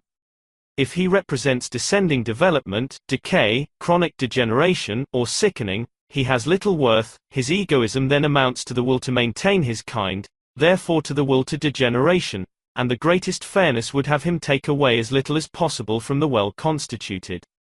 He is then no more than a parasite. What could be more rational, more true to experience, more self-evident to all who have thought upon this matter? And is it supposed that an egoist wrote these words? Thus willeth the tribe of noble souls. They wish not to have anything for nothing, least of all life. Whoever is of the mob, will live for nothing. But we others unto whom life gave itself, we are wondering what we shall best give in return. And verily, this is a noble speech, that saith, the promises life maketh unto us, we shall keep. One shall not wish to enjoy one's self where one doth not give enjoyment. Not egoism, but broad, grand altruism, is the kernel of Nietzsche's philosophy. In wishing to disabuse our minds of the illusion that our petty unselfishness, gentleness, and pity are of any real worth. In crying, alas, where in the world have greater follies happened than with the pitiful? And what in the world hath done more harm than the follies of the pitiful? He certainly led the superficial to suppose that selfishness was the aim and mainspring of his teaching. But, he says in this respect, we are all too short-sighted, and living, as it were, too much from day to day. The far-sighted one sees greater and more weighty duties than the love of his neighbor. The generation of the future, their health and their welfare press heavily upon him, and he is terribly conscious of the responsibility which he and others share in shaping them. Do I counsel you to love your neighbor? I rather counsel you to flee from your neighbor and to love the most remote. Love unto the most remote future man, is higher than love unto your neighbor. It is the more remote, your children and your children's children, who pay for your love unto your neighbor. Your children's land ye shall love, be this love your new nobility, the land undiscovered in the remotest sea. For it I bid your sails seek and seek. In your children ye shall make amends for being your father's children. Thus ye shall redeem all that is past. This new table I put over you. But, for this ideal of Nietzsche's, we must be harder and more tenacious than we are. The weakness of our present sentiments must reveal its folly to us, and, if we have the far-sighted gaze, we must see that it is dangerous folly. I have already spoken, somewhat at length, on this question of hardness.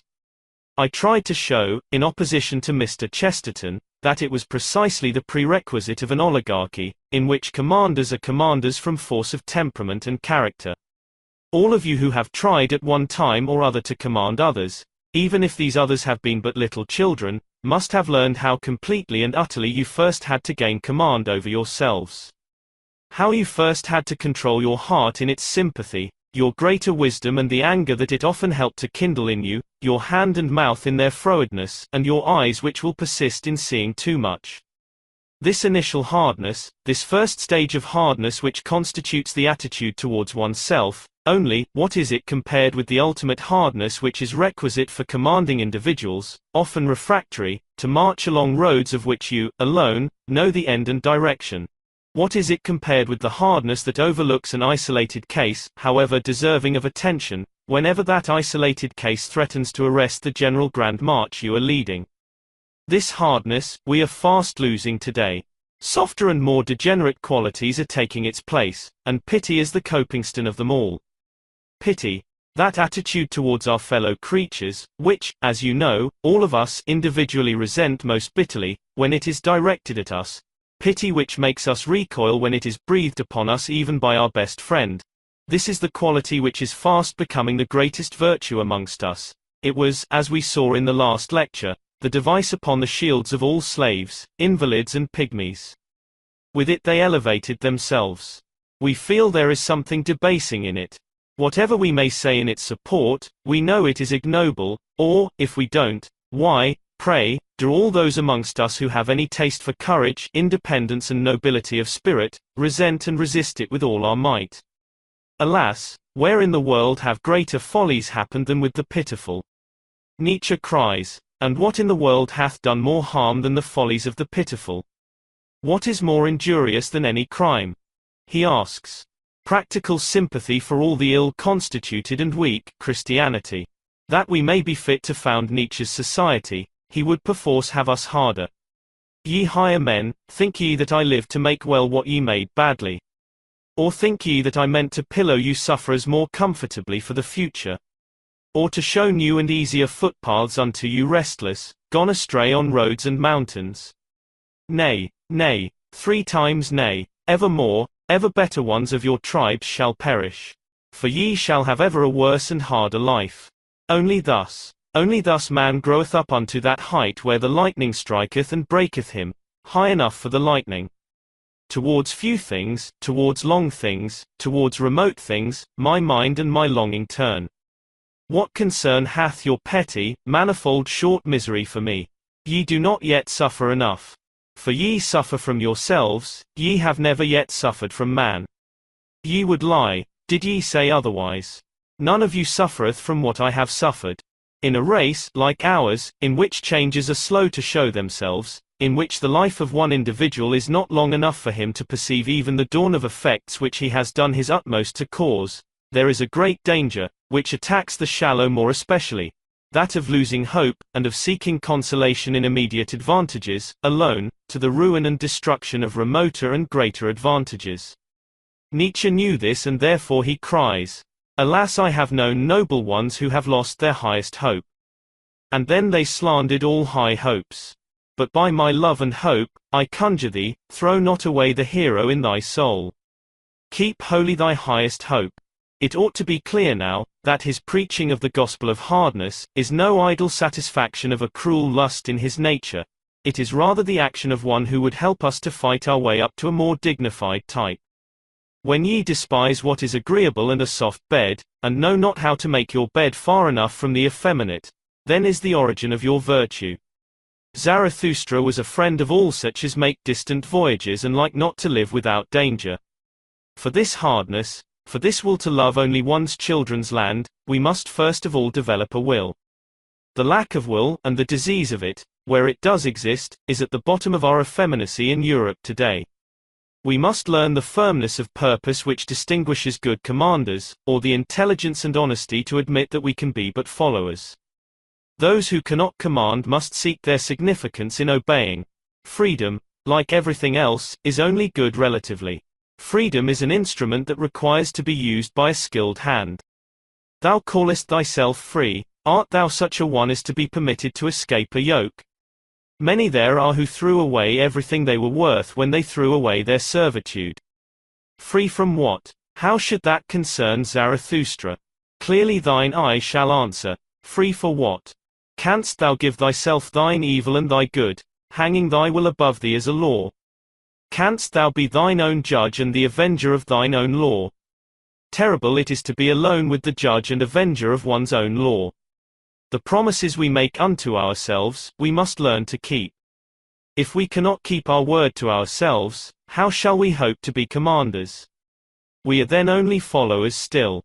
Self-command is the first step of all commanding. Many a one can give rules to himself, and make lofty resolutions, but there lacketh much in his obeying them. Oh, that ye understood my word! Be sure to do whatever ye like, but first of all be such as can will. With the future of mankind, alone, in our minds, with the possibility of Superman earnestly and completely realized, we unconsciously project our gaze over and beyond the heads of our fellows. Our purpose lies somewhere behind our present horizon. We must be brave and patient sailors. The thought of our neighbor is a temptation, a magnet, threatening to draw our purpose sideways. True altruism bids us banish our fawning neighbor from our thoughts. Such a purpose, with the means it exacts, will develop those qualities in us which will ultimately lead us to regard our present hypersensitiveness and readiness to react to the slightest stimulus, as conditions of disease, as states of sickness. We must cease asking ourselves what we would be free from. Our question must be, what would we be free for? Beyond man is my care. With me, he and not man is the first and only thing. Not the neighbor, nor the poorest one, not the greatest sufferer, not the best one. O my brethren, what I can love in man, is that he is a transition and destruction, and even in you there are many things that make me love and hope. For today, the petty folk have become master. They all preach submission and resignation and policy and diligence and regard and the long etc. of petty virtues. These ask, and weary not with asking. How doth man preserve himself best, longest and most agreeably? Thereby they are the masters of today. Surpass these masters of today, O my brethren, the petty folk. They are the greatest danger for Superman. Surpass, ye higher men, the petty virtues, the petty policies, the grains of sand regards, the swarming of ants, the smug ease, the happiness of the greatest number. Now, perhaps, we are beginning to see more clearly into Nietzsche's so-called egoism.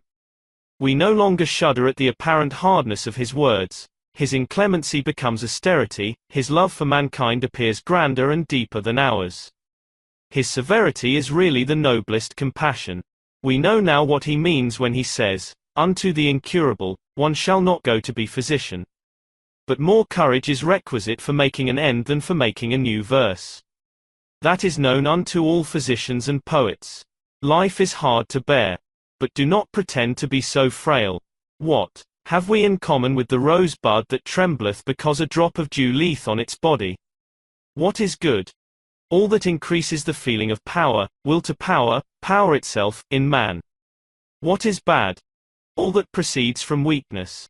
We now see the necessity of these words, we now see how inevitable they are, if we are to achieve Nietzsche's ideal.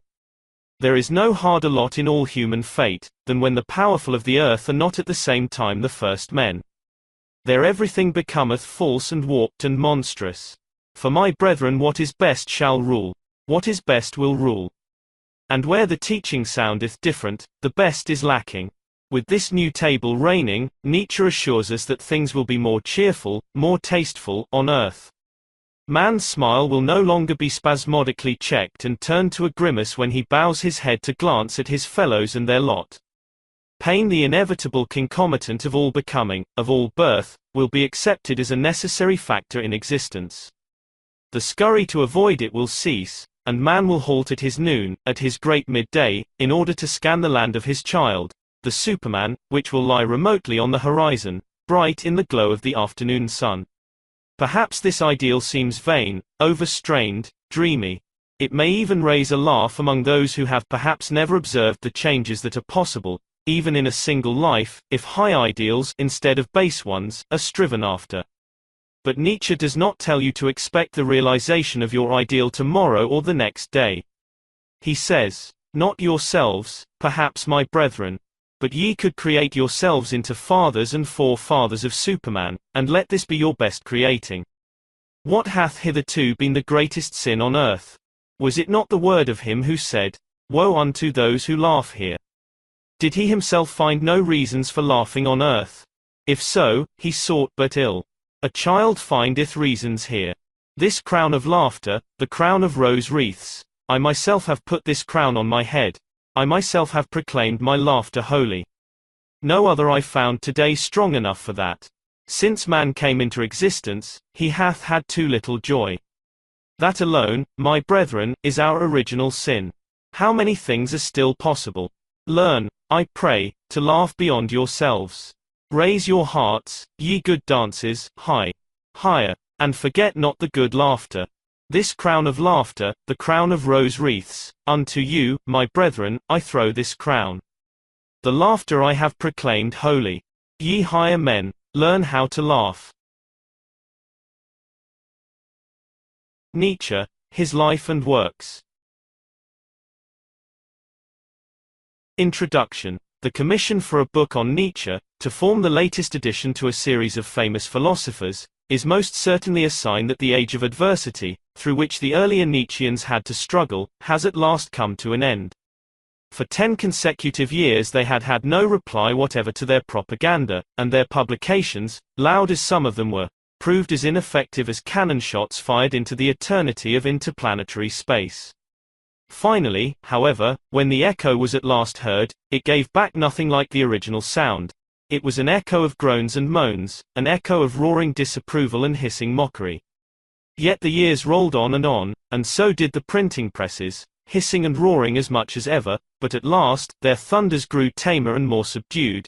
The tempest of their fury seemed to die away in the distance. Occasionally a slight mutter was still to be heard, but no more flashes and hisses. And suddenly a streak of blue was observed over the horizon, followed by a ray and smile of sunlight, and a soft zephyr of subdued and tentative compliments, and when our Nietzsche edition had begun to appear in its stately volumes, we were enabled to receive from our former enemies on both sides of the Atlantic, respectful congratulations. And now all my brave friends are radiant with joy and optimism. Like the wanderer in the fairy tale, while the storm of disgust and loud reproach was raging, they wrapped themselves all the more closely in their cloaks, and no impudent wind could tear a shred of garments from them. But now that the sun of approval has set in, they would fain get out of their armor and enjoy the fine weather as a reward for past perils. Has not the spring come at last? Are not the gay flowers at our feet meant to welcome the victorious warriors? Are not the ladies that from time immemorial have loved the warrior, especially when he is successful, smiling at us more gloriously even than the sun? Sun, ladies, flowers, smiles, was there ever a nicer combination? But, alas, there is an unimaginative creature among the guests, an earnest face among the cheerful, a disbeliever among the faithful, a dark countenance amid the bright assembly, a being who, in glaring contrast to the sun, the smiles, and the gaily colored dresses and sunshades, is keeping a tight hold upon a dark umbrella, for he has an uncontrollable mistrust of English weather. And I may claim that I not only know the meteorological conditions of England, but also those of the whole of modern Europe. I know them so well that I have the greatest doubts whether Nietzsche's influence will be strong enough to withstand the terrible hurricane of democracy which in our age is sweeping everything before it, and leaving a level plain in its rear. Nietzsche may have been ever so right, but truth and righteousness do not always prevail in this world of ours. Indeed, they don't. The Bible itself, that otherwise optimistic book, lets this grand secret out once and only once, in the story of Job. The happy ending in that book will deceive no realistic observer. It was added to the story, as it is added to modern plays and novels, for the edification and comfort of the audience. The true story of Job was without it, as was the true story of many a brave man, as was the true story of that great Pope, who on his deathbed came out with the confession, Dilexi justitium odi iniquitatem, propteria morior in exilio, a confession which went in the very teeth of his own virtue-rewarding creed with its happy-go-lucky trust in the moral order of the universe. Nietzsche may have been right, therefore he may be unsuccessful. I myself regard Nietzsche's views on art, religion, psychology, morality, as extremely sound. I think they are proved both by history and by common experience. I even suspect that they could be confirmed by science, if only science would give up looking at the world through the colored spectacles of democratic prejudice. But then, it is so difficult to give up this democratic prejudice, for it is by no means simply a political opinion. Democracy, as a political creed, need terrify no one. For political creeds succeed each other like waves of the sea, whose thunder is loud and whose end is froth. But the driving power behind democracy is not a political one, it is religious, it is Christianity. A mighty religion still, a religion which has governed the world for 2,000 years, which has influenced all philosophies, all literatures, all laws, all customs up to our own day, till it has finally filtered into our hearts, our blood, our system, and become part and parcel of ourselves without our being aware of it. At the present moment we are all instinctive Christians. Even if this Christian religion has been severely wounded by Nietzsche's criticism, and I believe this to be the case, I beg to suggest that a wounded lion may still have more strength than all the fussy, political, rationalistic, agnostic, nonconformist, Nietzschean and super-Nietzschean mice put together. It was all the braver, therefore, on Nietzsche's part to assail such a mighty enemy, and to attack him exactly on the spot where attack was most needed, if victory were to be won. Nietzsche clearly recognized that the cannons of criticism had until now only been directed against the outer works of that stalwart fortress, at dogmatic, at supernatural, at ecclesiastical Christianity, and that no one had yet dared to aim right at the very heart of the creed, its morality, which, while the sham fighters were at work outside, was being enormously strengthened and consolidated from within. This morality, however, Nietzsche recognized as intimately connected with modern democracy, and behind the rosebush of democracy with its flowery speeches and its fraternity and liberty blossoms, Nietzsche clearly saw the dragon of anarchy and dissolution lurking. It was the mortal fear of annihilation and ruin which gave Nietzsche the daring to fulminate against our religion with such imperishable dithyrambics. He was the first to mean the phrase écrasez l'infâme, which in Voltaire's mouth was only an epigrammatic exclamation. For Nietzsche's great forerunner on the continent, Wolfgang Goethe, who was also just as well aware how it would all end, was much too prudent a man to lay his innermost heart bare to his enemies. He, the grand old hypocrite of Weimar, gauged the power of the contrary current correctly, and wisely left the open combat against Christianity and democracy to his great colleague, to that man of tragic wit, to Heinrich Heine. And there were others on the continent, very few to be sure, and no politician or man of science or woman among them. Others who saw the drift of modern ideas, all of them poets. For poets are prophets. Their sensitive organization feels the fall of the glass first, while their pluck and their pride, their duty and their desire to face the storm drive them into the very thick of it. The German poet Hebel, the French novelist Stendhal, were amongst them. A new Matthew Arnold, the object of my wish for this country, would perhaps like to include another poet, the Frenchman Alfred de Vigny, in whose journal are to be found those awe-inspiring words against democracy. Alas! It is thou, democracy, that art the desert. It is thou who hast shrouded and bleached everything beneath thy monticles of sand. Thy tedious flatness has covered everything and leveled all. For ever and ever the valley and the hill supplant each other, and only from time to time a man of courage is seen. He rises like a sand whirl, makes his 10 paces towards the sun, and then falls like powder to the ground. And then nothing more is seen save the eternal plain of endless sand. Goethe and Hebel, Stendhal and Heinrich Heine, Alfred de Vigny and Friedrich Nietzsche, all made their 10 steps towards the sun and are now sleeping peacefully beneath the dry sands of Christian democracy. Their works are read, to be sure, but alas! How few understand their meaning. I see this and I shudder. And I remember another moment in my life, a moment of perturbation too, a moment in which an idea overcame me, which has been haunting me ever since. I was on a visit to Mrs. Forster Nietzsche, in her villa high up amongst the hills of Weimar, waiting in the drawing room for my hostess to enter. It was the first time that I had stood upon the holy ground where Friedrich Nietzsche gave up his heroic soul, and I was naturally impressed. My eyes wandered reverently around the scene, and I suddenly noticed some handwriting on the wall. The handwriting consisted of a powerful letter N which the ingenious builder had engraved profusely upon the oak panels of the room. The N, of course, reminded me of another big N, connected with another big name, the N which used to be engraved together with the imperial crown and eagle upon the plate and regalia of Napoleon Bonaparte. There was another victim of democracy, the man who, elevated by its revolutionary wave, tried to stifle and subdue the anarchical flood, was swallowed up as ignominiously as its other implacable opponent, the plucky parson's son of the vicarage of Rocken. The mighty sword in the beginning and the mighty pen at the end of the last century were alike impotent against fate. No doubt, I saw in that moment, as though lit up by a flashlight, the fate of Europe clearly before my eyes. A fate, an iron fate. A fate unavoidable for a continent that will have no more guides, no more great men. A fate unavoidable for an age that spills its best blood with the carelessness of ignorance. A fate unavoidable for a people that is driven by its very religion to disobedience and anarchy. And I thought of my own race, which has seen so many fates, so many ages, so many empires decline, and there was I, the eternal Jew, witnessing another catastrophe. And I shuddered, and when my hostess entered I had not yet recovered my breath. Gruesome, isn't it? But what if it should not come true? There are no more prophets today, says the Talmud scornfully. Well, unlike my ancestor Jonah, who became melancholic when his announcement of the downfall of Nineveh was not fulfilled, I beg to say that I on the contrary shall be extremely delighted to have proved a false prophet. But I shall keep my umbrella all the same. Oscar Levy, 54 Russell Square, London, W.C. 1. Life and Works. Holy be thy name to all coming generations.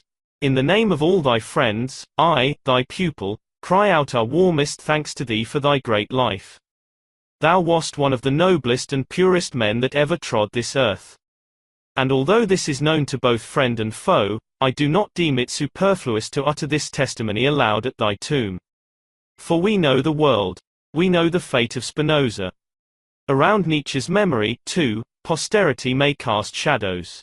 And therefore I close with the words, "Peace to thy ashes." This view, expressed by Peter Gast, Nietzsche's staunchest friend and disciple, at his master's graveside in August 1900, may be regarded as typical of the Nietzsche enthusiast's attitude towards his master. On the other hand, we have the assurance of Nietzsche's opponents and enemies that nothing could have been more utterly disastrous to modern society, more pernicious, dangerous, and ridiculous than Nietzsche's lifework. At the present day, Nietzsche is so potent a force and his influence is increasing with such rapidity that, whatever our calling in life may be, it behoves us to know precisely what he stands for, and to which of the opinions above given we should subscribe. As a matter of fact, the inquirer into the life and works of this interesting man will find that he has well nigh as many bynames as he has readers, and not the least of our difficulties in speaking about him will be to give him a fitting title, descriptive of his mission and the way in which he understood it. Some deny his right to the title philosopher, others declare him to be a mere anarchist, and a large number regard all his later works as no more than a shallow though brilliant reversal of every accepted doctrine on earth. In order to be able to provoke so much diversity of opinion, a man must be not only versatile but forcible. Nietzsche was both. There is scarcely a subject in the whole range of philosophical thought which he does not attack and blow up, and he hurls forth his hard, polished missiles in a manner so destructive, and at the same time with such accuracy of aim, that it is no wonder a chorus of ill-used strongholds of traditional thought now cry out against him as a disturber and annihilator of their peace. Yet, through all the dust, smoke, and noise of his implacable warfare, there are both a method and a mission to be discerned, a method and a mission in the pursuit of which Nietzsche is really as unswerving as he seems capricious. Throughout his life and all his many recantations and revulsions of feeling, he remained faithful to one purpose and to one aim, the elevation of the type man. However bewildered we may become beneath the hail of his epigrams, treating of every momentous question that has ever agitated the human mind, we still can trace this broad principle running through all his works, his desire to elevate man and to make him more worthy of humanity's great past. Even in his attack on English psychologists, naturalists, and philosophers, in the Genealogy of Morals, what are his charges against them? He says they debase man, voluntarily or involuntarily, by seeking the really operative, really imperative and decisive factor in history precisely where the intellectual pride of man would least wish to find it, i.e. in vis inertiae, in some blind and accidental mechanism of ideas, in automatic and purely passive adaptation and modification, in the compulsory action of adjustment to environment.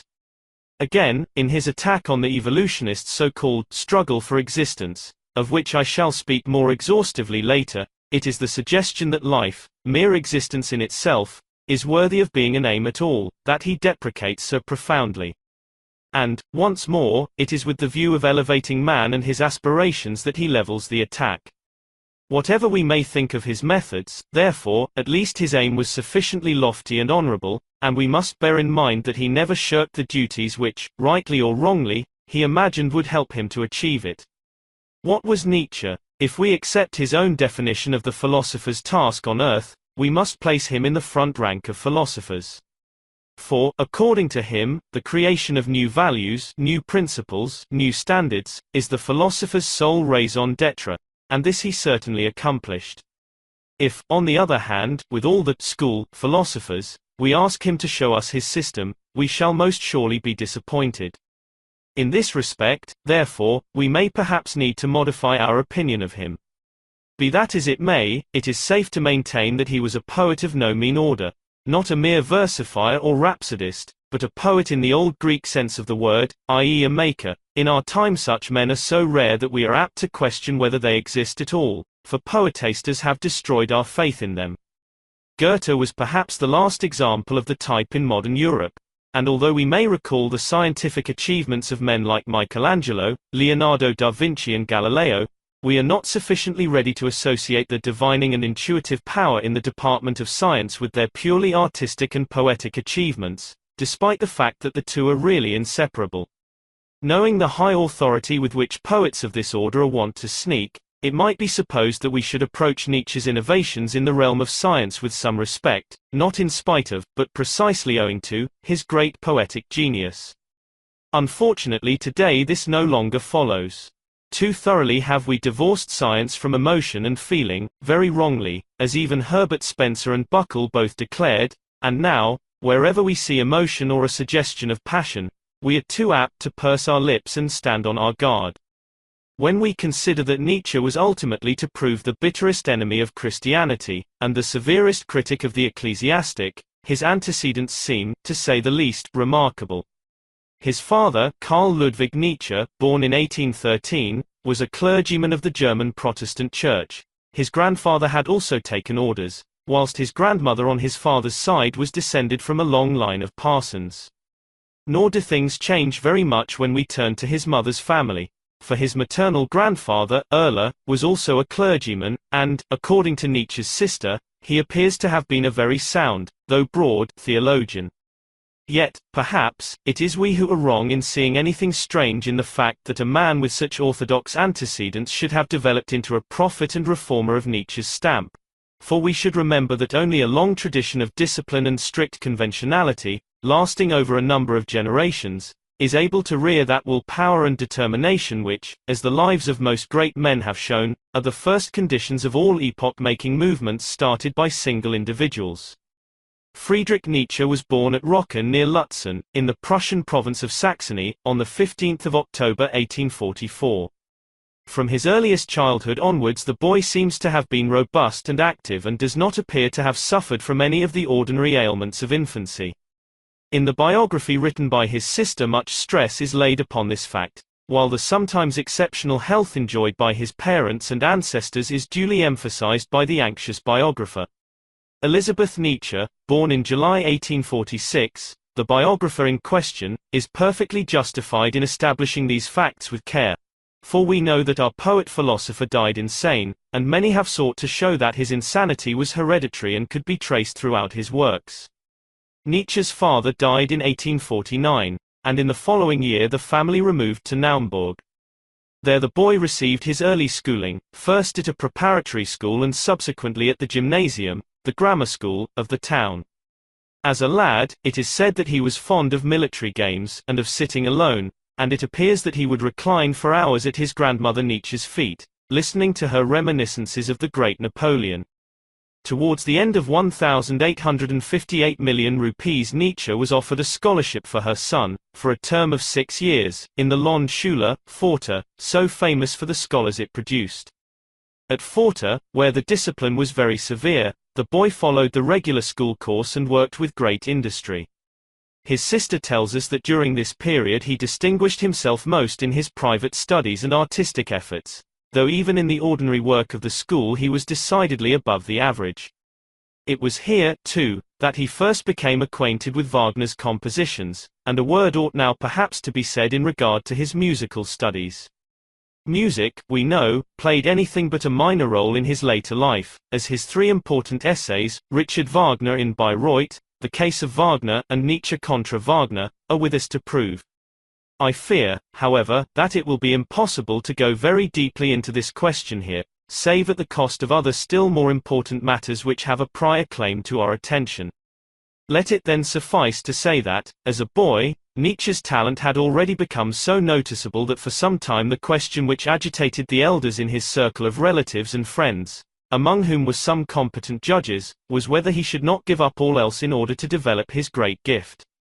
In the end, however, it was decided that he should become a scholar, and although he never entirely gave up composing and playing the piano, music never attained to anything beyond the dignity of a serious hobby in his life.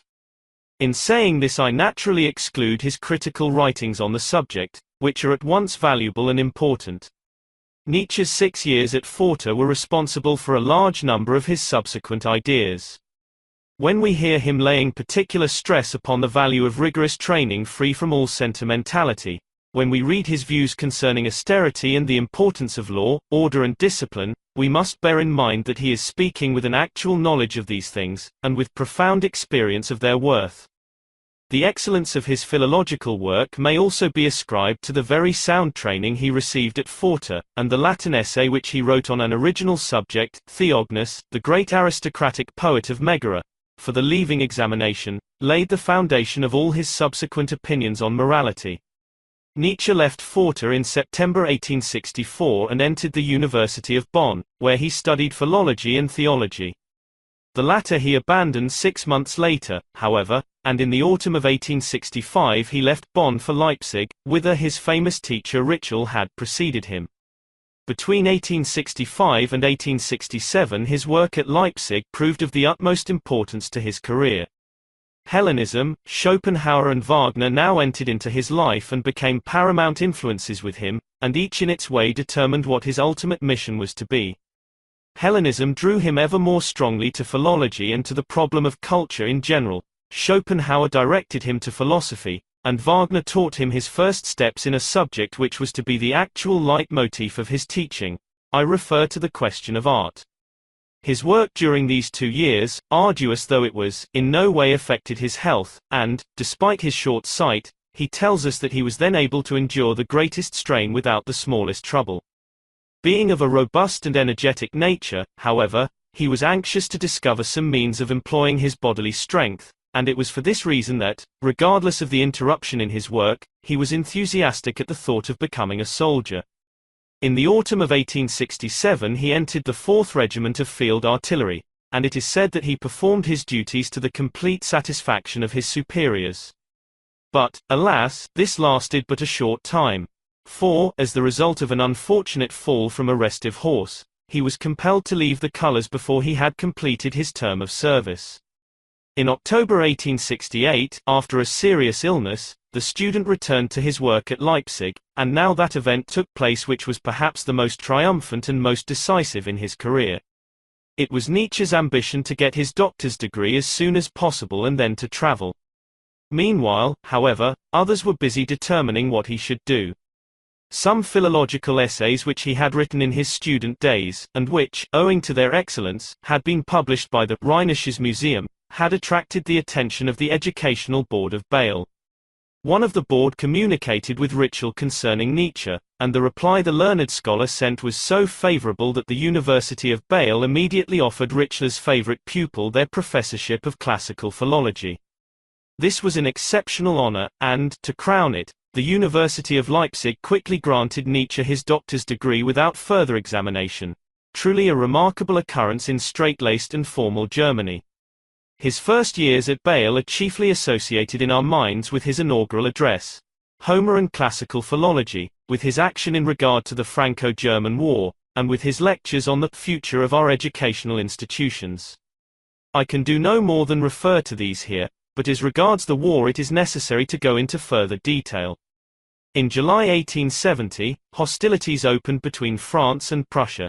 Now, although Nietzsche had been forced to become a naturalized Swiss subject in order to accept his appointment at Bâle, he was loath to remain inactive while his own countrymen fought for the honor of Germany. He could not, however, fight for the Germans without compromising Switzerland's neutrality. He therefore went as a hospital attendant, and in this capacity, after obtaining the necessary leave, he followed his former compatriots to the war. According to Elisabeth Nietzsche, it was this act of devotion which was the cause of all her brother's subsequent ill health. In Ars-sur-Moselle, while tending the sick and wounded, Nietzsche contracted dysentery from those in his charge. With his constitution undermined by the exertions of the campaign, he fell very seriously ill, and had to be relieved of his duties. Long before he was strong enough to do so, however, he resumed his work at Bâle, and now began that second phase of his life during which he never once recovered the health he had enjoyed before the war. In January 1872 Nietzsche published his first book, The Birth of Tragedy. It is really but a portion of a much larger work on Hellenism which he had always had in view from his earliest student days, and it may be said to have been prepared in 2 preliminary lectures delivered at Bâle, under the title of the Greek musical drama, and Socrates and Tragedy. The work was received with enthusiasm by Wagnerians, but among Nietzsche's philological friends it succeeded in rousing little more than doubt and suspicion. It was a sign that the young professor was beginning to ascribe too much importance to art in its influence upon the world, and this the dry men of science could not tolerate.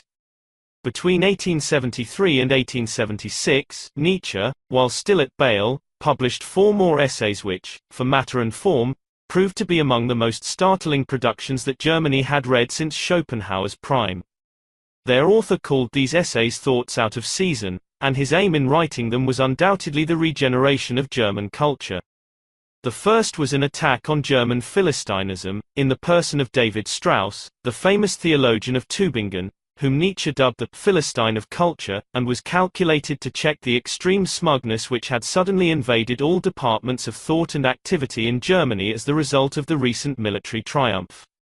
The second, the use and abuse of history, was a protest against excessive indulgence in the historical sense, or the love of looking backwards, which threatened to paralyze the intelligence of Germany in those days. In it Nietzsche tries to show how history is for the few and not for the many, and points out how rare are those who have the strength to endure the lesson of experience. In the third, Schopenhauer as educator, Nietzsche pits his great teacher against all other dry-as-dust philosophers who make for stagnation in philosophy. The fourth, Richard Wagner in Bayreuth, contains Nietzsche's last word of praise as a friend of the great German musician. In it we already see signs of his revulsion of feeling, but on the whole it is a panegyric written with love and conviction. The fourth, Richard Wagner in Bayreuth, contains Nietzsche's last word of praise as a friend of the great German musician. In it we already see signs of his revulsion of feeling, but on the whole it is a panegyric written with love and conviction. The only one of the 4 thoughts out of season which created much comment was the first, concerning David Strauss, and this gave rise to a loud outcry against the daring young philologist. Nietzsche had been very unwell throughout this period. Dyspepsia and headaches, brought on partly by overwork, racked him incessantly, and, in addition, he was getting ever nearer and nearer to a final and irrevocable breach with the greatest friend of his life, Richard Wagner. After obtaining leave from the authorities he went to Sorrento, where, in the autumn of 1876, he began work on his next important book, Human, All Too Human, the book which was to part him forever from Wagner. In February 1878 the first volume was ready for the printer, and was published almost simultaneously with Wagner's Parsifal, which work, as is well known, was the death blow to Nietzsche's faith in his former idol. In Human, All Too Human, Nietzsche as a philosopher is not yet standing on his own legs, as it were. He is only just beginning to feel his way, and is still deeply immersed in the thought of other men, more particularly that of the English positivists. As a work of transition, however, Human, All Too Human is exceedingly interesting, as are also its sequels Miscellaneous Opinions and Apothegms 1879, and The Wanderer and His Shadow, 1880.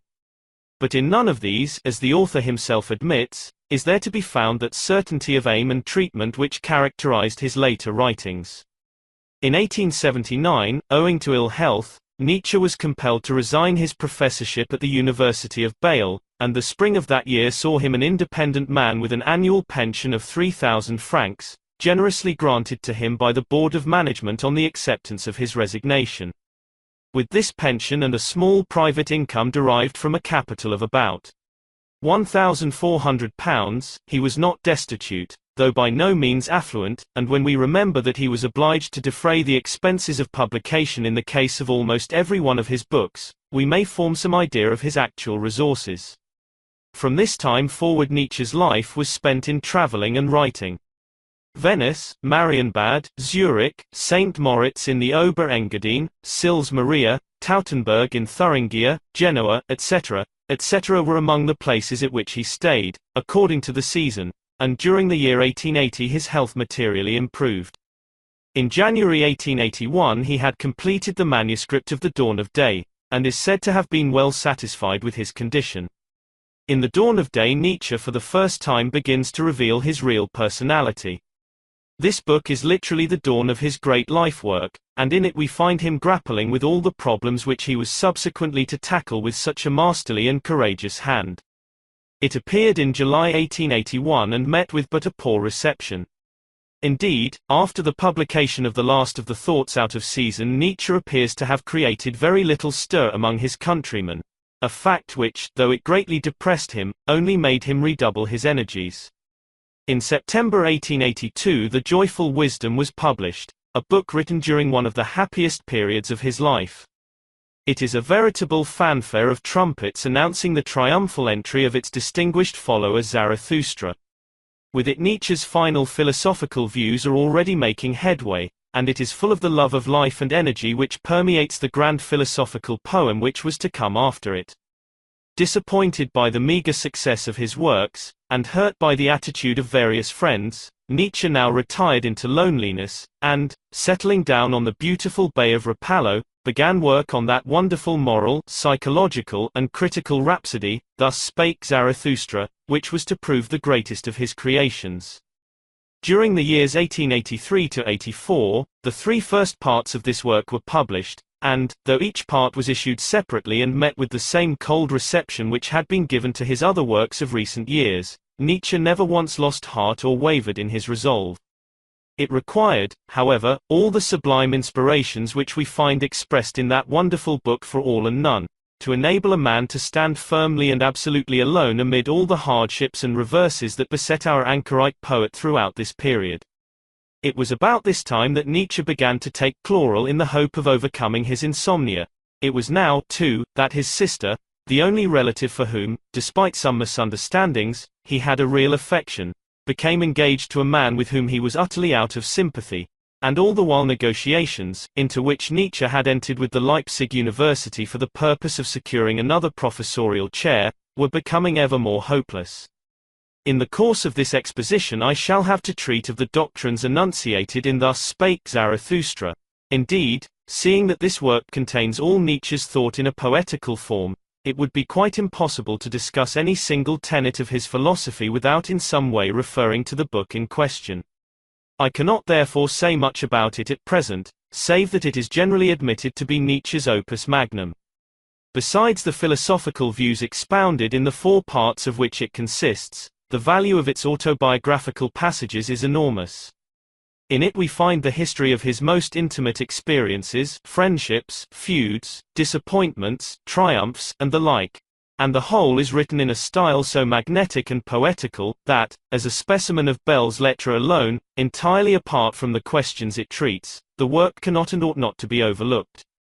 Although there is now scarcely a European language into which Zarathustra has not been translated, although the fame of the work, at present, is almost universal, the reception it met with at the time of its publication was so unsatisfactory, and misunderstanding relative to its teaching became so general, that within a year of the issue of its first part, Nietzsche was already beginning to see the necessity of bringing his doctrines before the public in a more definite and unmistakable form.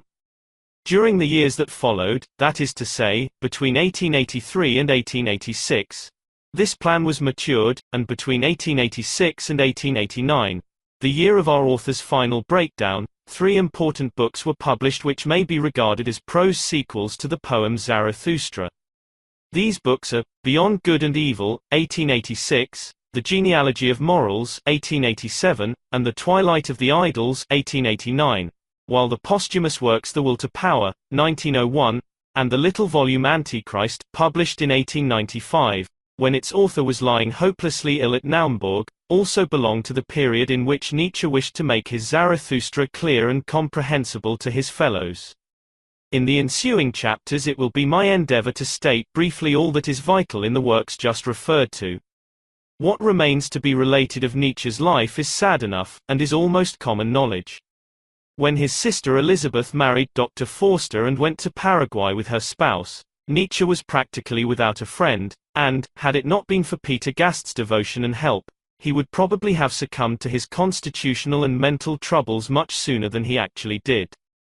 Before his last breakdown in Turin, in January 1889, the only real encouragement he is ever known to have received in regard to his philosophical works came to him from Copenhagen and Paris.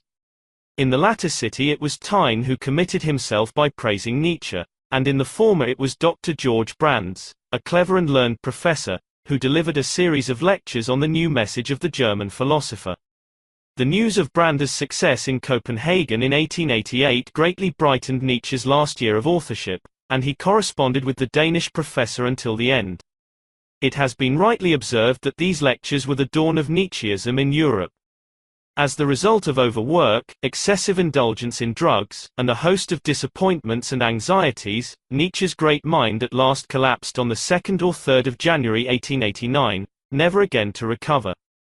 The last words he wrote, which were subsequently found on a slip of paper in his study, throw more light upon the tragedy of his breakdown than all the learned medical treatises that have been written about his case. "I am taking narcotic after narcotic," he said, "in order to drown my anguish, but still I cannot sleep. Today I will certainly take such a quantity as will drive me out of my mind." From that time to the day of his death, the 25th of August 1900, he lingered a helpless and unconscious invalid, first in the care of his aged mother, and ultimately, when Elizabeth returned a widow from Paraguay, as his sister's beloved charge.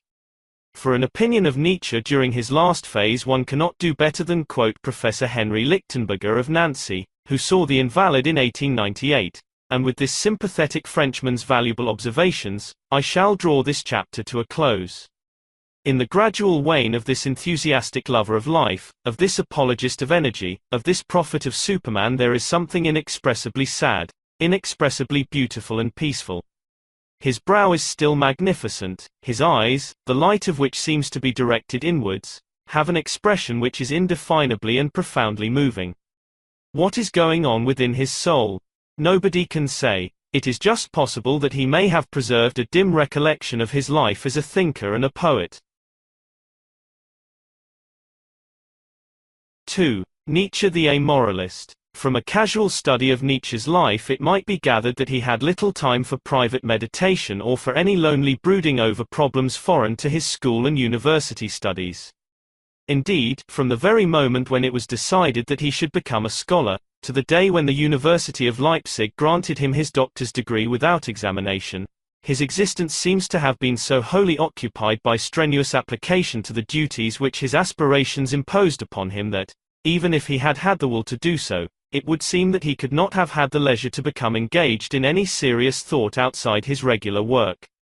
Nevertheless, if we inquire into the matter more deeply, we find to our astonishment, that during the whole of that arduous period, from his 13th to this 24th year, his imagination did not once cease from playing around problems of the highest import, quite unrelated to his school and university subjects. In the introduction to the Genealogy of Morals, he writes as follows: "While but a boy of 13 the problem of the origin of evil haunted me. To it I dedicated, in an age when we have in heart half play, half God, my first literary child play, my first philosophical composition. And, as regards my solution of the problem therein, well, I gave, as is but fair, God the honor, and made him father of evil." And then he continues, "A little historical and philological schooling, together with an inborn and delicate sense regarding psychological questions, changed my problem in a very short time into that other one: under what circumstances and conditions did man invent the valuations good and evil? And what is their own specific value? This problem, as stated here, seems stupendous enough. In fact, it would be difficult, in the whole realm of human thought, to discover a question of greater moment and intricacy. And yet we shall see that Nietzsche was just as much born to attack and solve it as Cardinal Newman seems, from the Apologia pro vita sua, to have been born to the Roman Catholic Church. If we reflect a moment, we find that good and evil are certainly words that exercise a tremendous power in the world. To attach the word good to anything or deed is to give it the hallmark of desirability. On the other hand, to attach the word evil to it is tantamount to proscribing it from existence. Even in the Old English proverb, "Give a dog a bad name and hang him," we have a suggestion of the enormous force which has been compressed into the two monosyllables good and bad, and before we seriously take up the problem, it were well to ponder a while over the really profound significance of these two words. Nietzsche, as we have already observed, was never in any doubt as to their importance. His life passion was the desire to solve the meaning, the origin, and the intrinsic value of the two terms, and he did not rest until he had achieved his end. Let us now examine what morality, what good and evil means to almost everybody today. In the minds of nearly all those people who are neither students nor actual teachers of philosophy, there is a superstition that good is a perfectly definite and absolute value, and that evil is known unto all. Few seem to doubt that the meaning of these words has been fixed once and forever. The ordinary European lives, reads, and sleeps, year in, year out, under the delusion that all is quite clear in regard to right and wrong.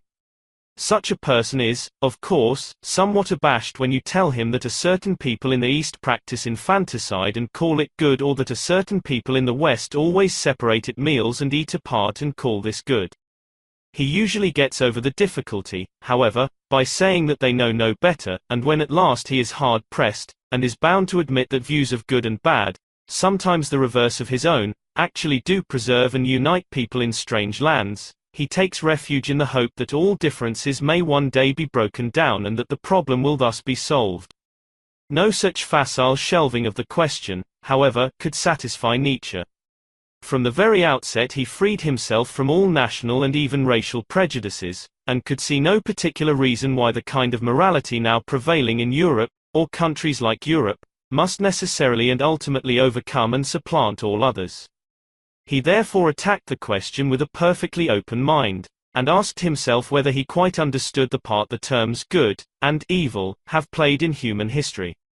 Is morality, its justification in our midst and its mode of action, comprehended at all? He replies to this question so daringly and so uprightly, that at first his clearness may only bewilder us. These terms, good and evil, he tells us, are merely a means to the acquisition of power. And, indeed, in the very resistance we offer when he attempts to criticize our notions of morality, we tacitly acknowledge that in this morality our strength does actually reside. No greater power on earth was found by Zarathustra than good and evil. No people could live without first valuing. If a people will maintain itself, however, it must not value as its neighbor valueth. In the last sentence we have seized Nietzsche's clue to the whole question. If you would maintain yourself, you cannot and must not value as your neighbor values. Good and evil, then, are not permanent absolute values.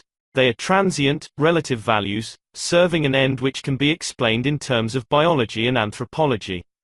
But now let us halt a moment, for the sake of clearness, and let us inquire precisely how Nietzsche himself was led to this conclusion. In the summer of 1864, when he was in his 20th year, he was given some homework to do which he was expected to have ready by the end of the holidays. It was to consist of a Latin thesis upon some optional subject, and he chose Theognis, the aristocratic poet of Megara. While preparing the work he was struck with the author's use of the words good and bad, as synonymous with aristocratic and plebeian, and it was this valuable hint which first set him on the right track.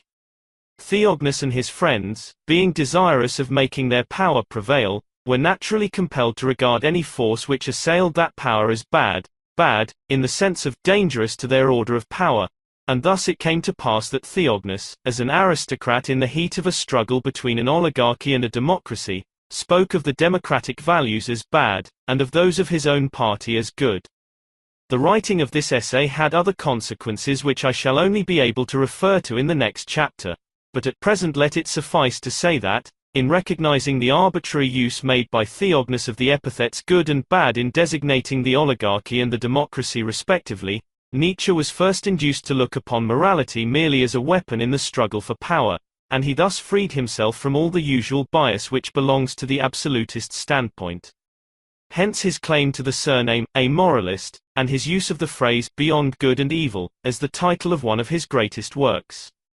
Let us, however, remember that although Nietzsche did undoubtedly take up a position beyond good and evil, in order to free himself temporarily from the gyves of all tradition, still this attitude was no more than a momentary one, and he ultimately became as rigid a moralist as the most exacting could desire.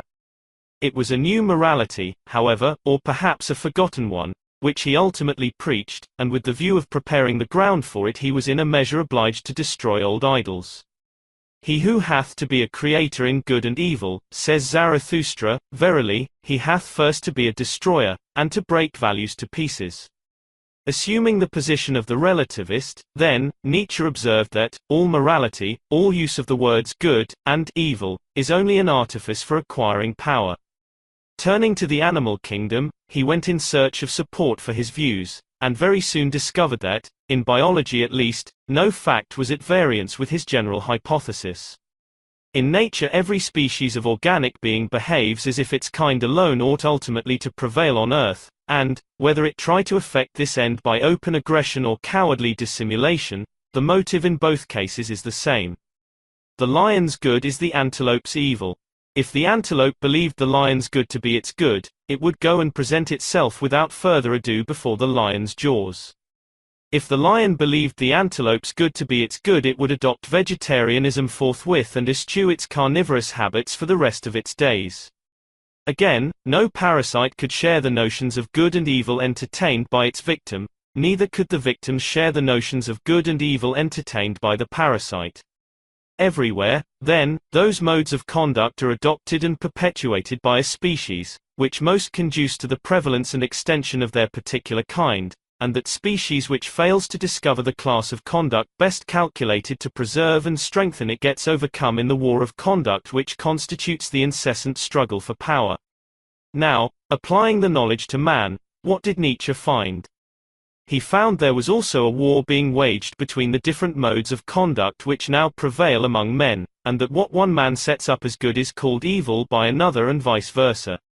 But of this he soon became convinced, that whenever and wherever good and evil had been set up as absolute values, they had been thus elevated to power with the view of preserving and multiplying one specific type of man.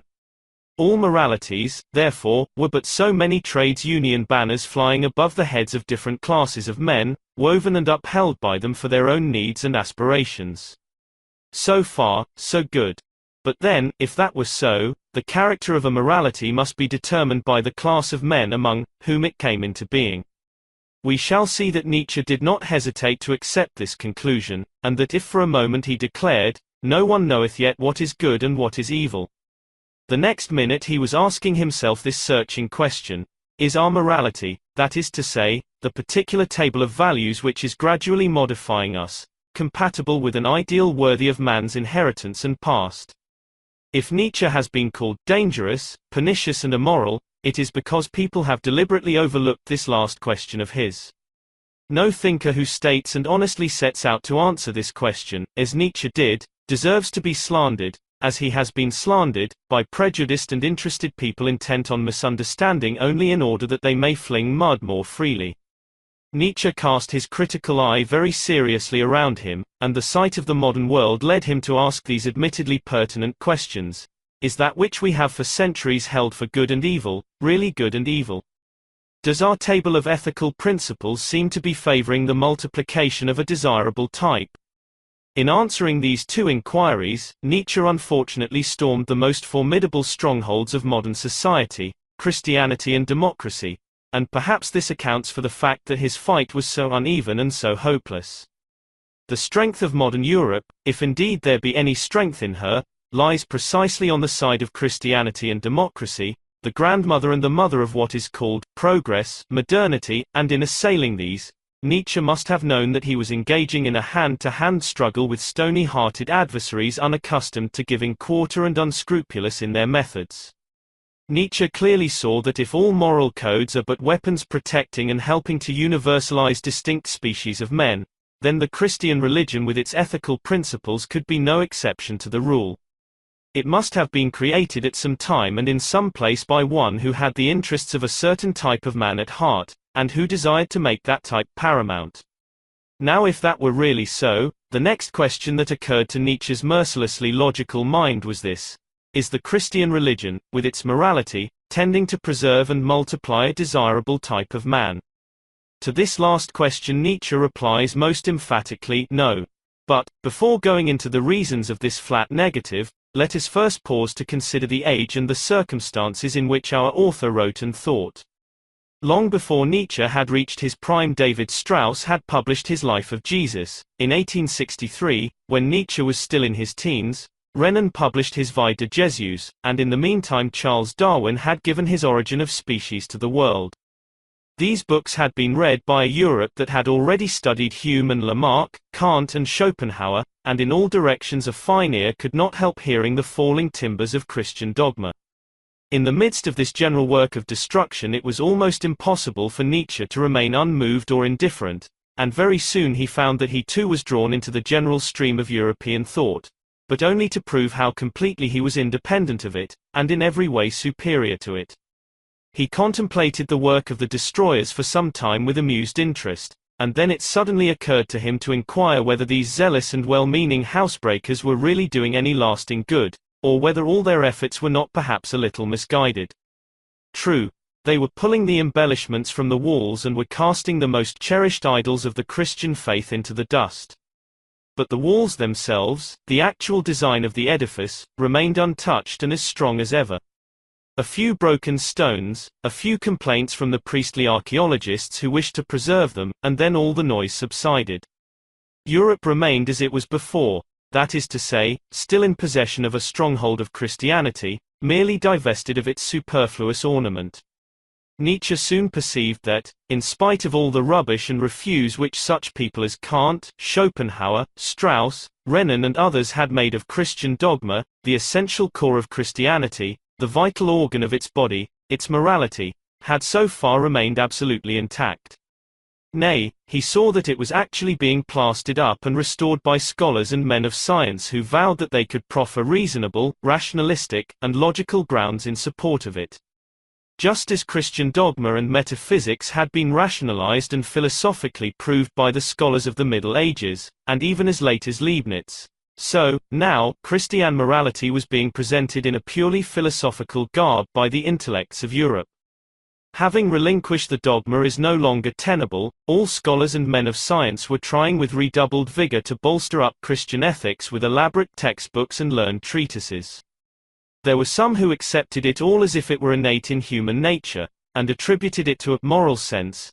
There were others, good-natured biologists, who were likewise desirous of leaving it whole, and who declared with conviction that it was the natural outcome of the feelings of pleasure and pain, and there were yet others who assumed that it must have been evolved quite automatically out of expediency and non-expediency. Not one of these would-be rationalists, however, halted at the Christian terms good and bad themselves, in order to ask himself whether, like all the other notions of good and evil prevailing elsewhere under the shelter of other religions, these, the Christian notions, might not have been invented at some particular time by a certain kind of man, simply with the view of preserving and universalizing his specific type. Breathless from their efforts at getting rid of the dogma, they did not dream that perhaps the most important part of the work still remained to be done. Nietzsche went to the very foundation of the Christian edifice. He pointed to its morality and said, "If we are going to measure the value of this religion, let us cease our petty quarrels concerning the truth or falsehood of such stories as the loss of the Gadarene swine, or the miracle of the loaves and fishes, and let us throw the whole of Christian morality into the scales and appraise its precise worth as a system of ethics." Nietzsche would have scorned to quarrel with the Church, as Huxley did, for much more important issues were at stake. The worth of a religion is measured by its morality, because by its morality it molds and rears men and reveals the type of man who ultimately wishes to prevail by means of it. With the metaphysics and the dogma of Christianity in ruins all around him, therefore, Nietzsche took a step very far in advance of the rationalistic iconoclasts of his age. He attacked Christian morals, and declared them to be, like all other morals, merely a weapon in the hands of a certain type of man, with which that type struggled for power. But bold as this step was, it constituted but the first of a series, the next of which was to discover the type which had laid the foundations of the Christian ideal. If it could be proved that these Christian values had been created by a noble species with the object of perpetuating that species, then Christianity would come forth from the inquiry vindicated to the hilt, and fill the damage done to its dogma would not have deterred Nietzsche from standing by it and upholding it to his very last breath. Alas! Things turned out somewhat differently, and Nietzsche was not by any means the least pained by the result. Pursuing the inquiry with his usual unflinching and uncompromising honesty, and avoiding no conclusion however unpleasant or fatal. Nietzsche, the scion of a profoundly religion's house, the lover of order and tradition, with the blood of generations of earnest believers in his veins, finally found himself compelled to renounce and even to condemn, root and branch, the faith which had been the strength and hope of his forebears. Before turning to the next chapter, where I shall explain how he came to regard this step as inevitable, it should be said concerning Nietzsche's philosophy in general, that it is essentially and through religious and almost prophetic in spirit. No careful reader of his works can doubt that Nietzsche was a deeply religious man.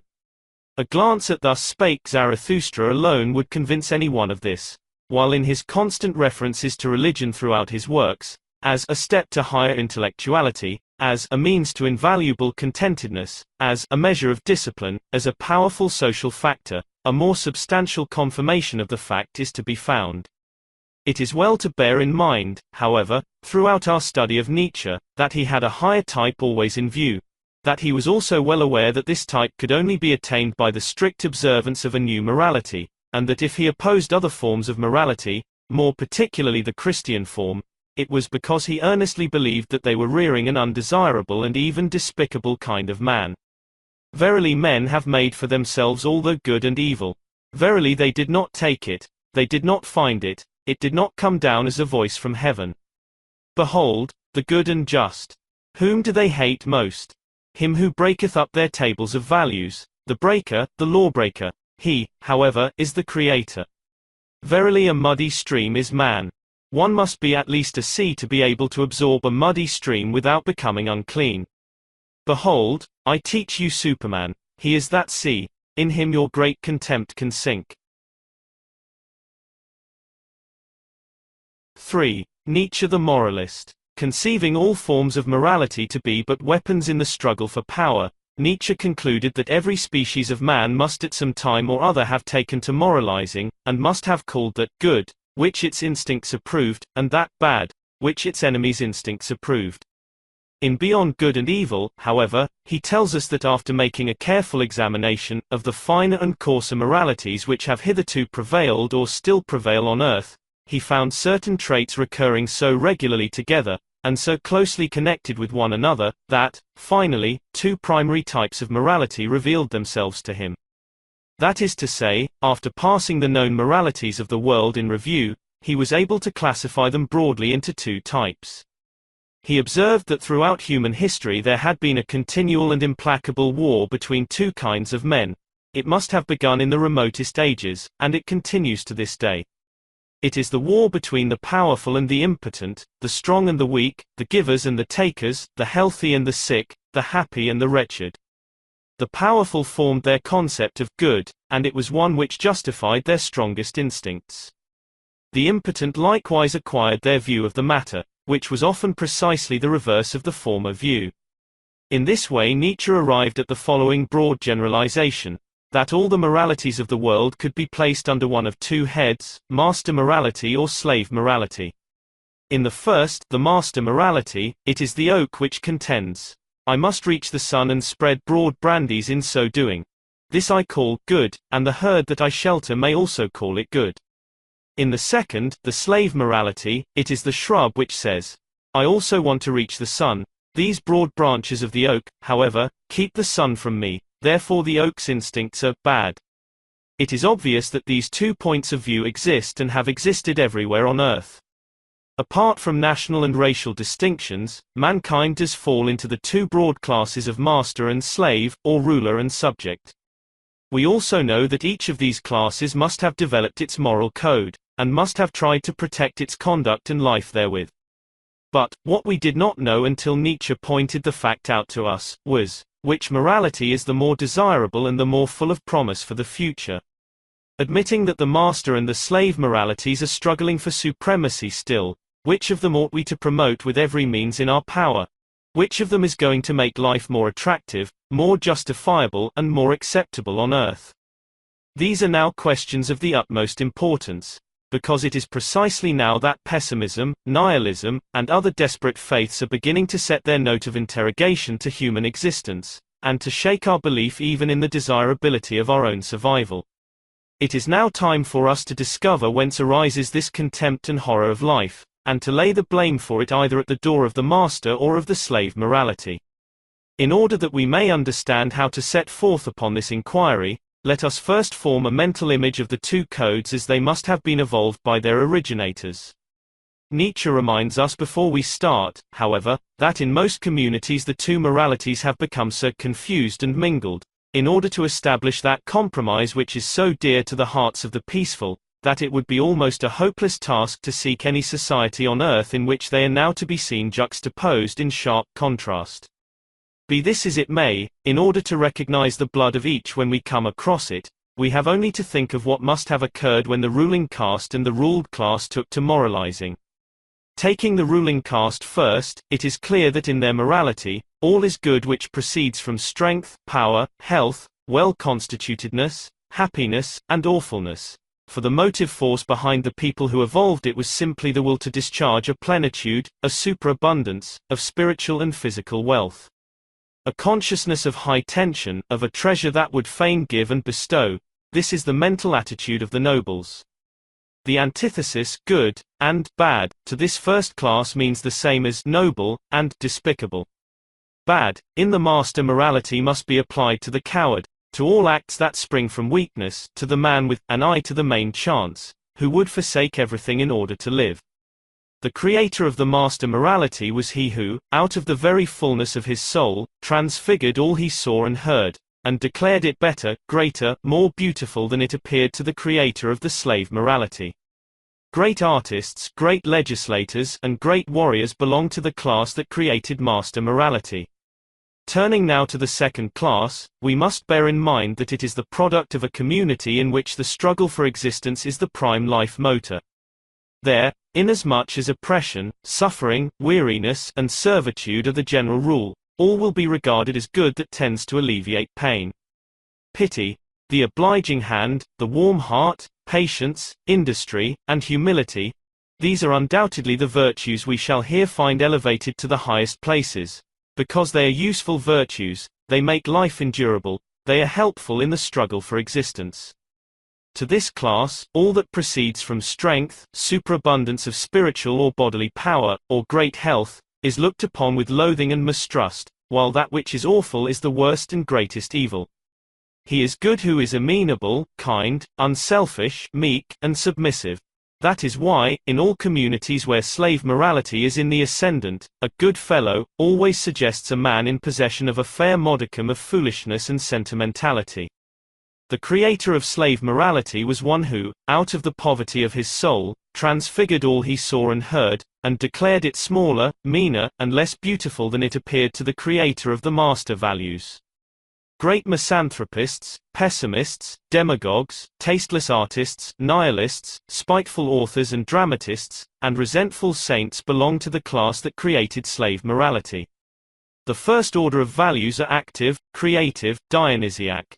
The second are passive, defensive, venomous, subterranean. To them belong adaptation, adjustment, and utilitarian relationship to environment. Now, seeing that mankind is undoubtedly molded by the nature of the values which prevail over it, it is manifestly of paramount importance to the philosopher to know which order of values conduces to rear the most desirable species of man, and then to advocate that order, with all the art and science at his disposal. Nietzsche saw two lines of life, an ascending and a descending line. At the end of the one he pictured an ideal type, robust in mind and body, rich enough in spirit and vigor to make giving and bestowing a necessary condition of its existence. At the end of the other line he already perceived degeneracy, poverty of blood and spirit, and a sufficiently low degree of vitality to make parasitism a biological need. He believed that the first, or noble morality, when it prevailed, made for an ascending line of life and therefore favored the multiplication of a desirable type of man. And he was now equally convinced that whenever ignoble or slave morality was supreme, life not only tended to follow the descending line, but that the very men whose existence it favored were the least likely to stem the declining tide. Hence it seemed to him that the most essential of all tasks was to ascertain what kind of morality now prevailed, in order that we might immediately transvalue our values, while there was still time, if we believed this change to be necessary. What then are our present values? Nietzsche replies most emphatically, they are Christian values. In the last chapter we saw that although Christian dogma was very rapidly becoming mere wreckage, its most earnest opposers and destroyers nevertheless clung with fanatical faith to Christian morality. Thus, in addition to the vast multitude of those professing the old religion, there was also a host of atheists, agnostics, rationalists, and materialists, who, as far as Nietzsche was concerned, could quite logically be classed with those who were avowedly Christian. And, as for the remainder, a few indifferent and perhaps nameless people, what could they matter? Even they, perhaps, if hard-pressed, would have betrayed a sneaking, cowardly trust in Christian ethics, if only out of a sense of security, and with these the total sum of the civilized world was fully made up. Perhaps to some this may appear a somewhat sweeping conclusion. To such as doubt its justice, the best advice that can be given is to urge them to consult the literature, ethical, philosophical, and otherwise, of those writers whom they would consider most opposed to Christianity before the publication of Nietzsche's works, and they will then realize that, with very few exceptions, mostly to be found among uninfluential and uncreative iconoclasts, the whole of the Western civilized world in Nietzsche's time was firmly Christian in morals, and most firmly so, perhaps, in those very quarters where the dogma of the religion of pity was most honestly disclaimed. It had therefore become in the highest degree necessary to put these values under the philosophical microscope, and to discover to which order they belonged. Was Christianity the purveyor of a noble or of a slave morality? The reply to this question would reveal the whole tendency of the modern world, and would also answer Nietzsche's searching inquiry, are we on the right track? Pursuing Nietzsche's method as closely as we can, let us now turn to Christianity, as we find it today, and see whether it is possible to bring its values into line with one of the two broad classes spoken of in this chapter. In the first place, Nietzsche discovers that Christianity is not a world-approving faith. The very pivot upon which it revolves seems to be the slandering and depreciating of this world, together with the praise and exaltation of a hypothetical world to come. To his mind it seems to draw odious comparisons between the things of this earth and the blessings of heaven. Finally, it gushes in a very unsportsmanlike manner over an imaginary beyond, to the detriment and disadvantage of here, of this earth, of this life, and posits another region, a nether region, for the accommodation of its enemies. What, now, is the mental attitude of these backworldsmen, as Nietzsche calls them, who can see only the world's filth? Who is likely to need the thought of a beyond, where he will live in bliss while those he hates will writhe in hell? Such ideas occur only to certain minds. Do they occur to the minds of those who, by the very health, strength, and happiness that is in them, transfigure all the world, even the ugliness in it, and declare it to be beautiful? Do they occur to the powerful who can chastise their enemies while their blood is still up? Admitting that the world may be surveyed from 100 different standpoints, is this particular standpoint which we now have under our notice, that of a contented, optimistic, sanguine type, or that of a discontented, pessimistic, anemic one? To the pure all things are pure. I, however, say unto you, to the swine all things are swinish. Nietzsche's sensitive car caught curious notes in the daily dronings of those around him, notes that made him suspicious of the whole melody of modern life, and still more suspicions of the chorus executing it. He heard to his astonishment, the wretched alone are the good, the poor, the impotent, the lowly alone are good. Only the sufferers, the needy, the sick, the ugly are pious, only they are godly. Them alone blessedness awaits, but ye, the proud and potent, ye are for aye and evermore the wicked, the cruel, the lustful, the insatiable, the godless. Ye will also be, to all eternity, the unblessed, the cursed, and the damned. He continued listening intently, and, with his ear attuned anew, these sentiments broke strangely upon his senses. Blessed are the poor in spirit, for theirs is the kingdom of heaven. Blessed are they that mourn, for they shall be comforted. Blessed are the meek, for they shall inherit the earth. Blessed are the peacemakers, for they shall be called the children of God. There was no time for brooding over stray thoughts. There was still much to be seen and heard. When you want to catch someone napping, you keep your eye eagerly upon him, and turn neither to the right nor to the left. Nietzsche, it must be remembered, was at this stage treading softly towards Europe, whom he believed to be napping. In his lonely hermit cell he was able to catch all the sounds that rose from the city beneath him, and he heard perhaps more than the inhabitants themselves. He could see them all fighting and quarreling, and he was cheered, because he knew that where the great fight for power ceases, the standard of life falls. But some he saw were wounded, others were actually unfit for the battlefield, a large number looked tired and listless, and there were yet others, a goodly multitude, who were resentful at the sight of their superiors and who, like sulky children, dropped their arms in a pet and declared that they would not play any more. And what were all these feeble and less viable mortals doing? They were crying aloud, and making their deepest wishes known. They were elevating their desiderata to the highest places amongst earthly virtues, and driving back the others with words. Nietzsche thought of Reynard the fox, who, at the very moment that he was about to be hanged, and with the rope already round his neck, succeeded by his dialectical skill in persuading the crowd to release him. For Nietzsche could hear the weary, the wounded, and the incapable of the fight, crying quite distinctly through their lips parched for rest, "Peace is good. Love is good. Love for one's neighbor is good. And even love for one's enemy is good." And some cried, "It is God that avengeth me," to those who oppressed him, and others said, "The Lord avenge me." Whereupon Nietzsche thought of the Jehovah of the Old Testament, the God of revenge and thunderbolts. He recalled the sentiment, "Ye shall chase your enemies and they shall fall before you by the sword," and he wondered how this had come to mean, "Love your enemies," in the New Testament. Had another type of men perhaps made themselves God's mouthpiece? Yes, that must be so. For, in their holy book, he came across this passage, ascribed to one of the greatest saints. "Hath not God made foolish the wisdom of this world? For after that in the wisdom of God the world by wisdom knew God, it pleased God by the foolishness of preaching to save them that believe. Not many wise men after the flesh, not many mighty, not many noble are called. But God hath chosen the foolish things of the world to confound the wise, and God hath chosen the weak things of the world to confound the things which are mighty. And base things of the world, and things which are despised, hath God chosen, yea and things which are not, to bring to naught things that are."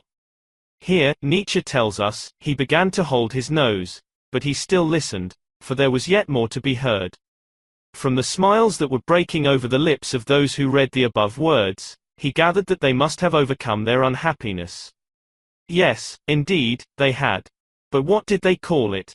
This was important. Even the Christian view of unhappiness seemed significant to Nietzsche in this inquiry. Their unhappiness, their wretchedness, they called a trial, a gift, a distinction. Not really, yes indeed. As Nietzsche points out, they are wretched, no doubt, all these mumblers and underground forgers, though warmly seated together. But they tell us their wretchedness is a selection and distinction from God, that the dogs which are loved most are whipped, that their misery may perhaps also be a preparation, a trial, a schooling. Perhaps even more, something which at some time to come will be refuted and paid back with immense interest in gold. No, in happiness. This they call blessedness. At this point Nietzsche declares that he could stand it no longer. "Enough, enough. Bad air," he cried. "Methinks this workshop of virtue positively reeks." He had now realized in whose company he had been all this time. These people who halted at nothing in order to elevate their weaknesses to the highest place among the virtues, and to monopolize goodness on earth, who called that good which was tame and soft and harmless, because they themselves could only survive in litters of cotton wool, who colored the earth with the darkness that was in their own bodies, who did not scruple to dub all manly and vital virtues odiously sinful and wicked, and who preferred to set the life of the whole world at stake, rather than acknowledge that it was precisely their own second-rate, third-rate, or even fourth-rate, vitality which was the greatest sin of all, who in one and the same breath preached their utilitarian, universal love, to the powerful, and then sent him to eternal damnation in another world. Nietzsche asks, are these people the supporters of a noble or of a slave morality? The answer is obvious, and we need not labor the point. But it was so obvious to the lonely hermit, that the thought of it filled him with horror and dread, and he was moved to leave his cell and to descend into the plain, while there was yet time, with the object of urging us to transvalue our values. In Christian values, Nietzsche read nihilism, decadence, degeneration, and death. They were calculated to favor the multiplication of the least desirable on earth. And, as such, despite his antecedents, and with his one desire, the elevation of the type man, always before him, he condemned Christian morality from top to bottom. This magnificent attempt on the part of the low, the base, and the worthless, to establish themselves as the most powerful on earth, must be checked at all costs, and with terrible earnestness he exhorts us to alter our values. O my brethren, with whom lieth the greatest danger to the whole human future? Is it not with the good and the just? Break up, I pray you, the good and the just. This condemnation of Christian values, as slave values, which Nietzsche regarded as his greatest service to mankind, he says he would write on all walls. He tells us he came just in the nick of time. Tomorrow might be too late. It is time for man to fix his goal. It is time for man to plant the germ of his highest hope. His soil is still rich enough for that purpose. But that soil will one day be too poor and exhausted, and no lofty tree will any longer be able to grow thereon. 4. Nietzsche the evolutionist. Transvalue your values or perish. This was the message of the hermit Nietzsche to the people inhabiting the valley into which he had descended. Transvalue your values. That is to say, make them what they once were, noble, life-approving, virile. For 2,000 years the role of the world wheel had been reversed. Stendhal had said that many years before Nietzsche lived, but it was left to Nietzsche, Stendhal's admirer and pupil, to teach and prove this fact. Stendhal, too, had cried out against the tameness, the lukewarmness, the effeminacy of society. But Nietzsche took up this cry with a voice more brazen than Stendhal's at a time when mankind was in much greater need of it.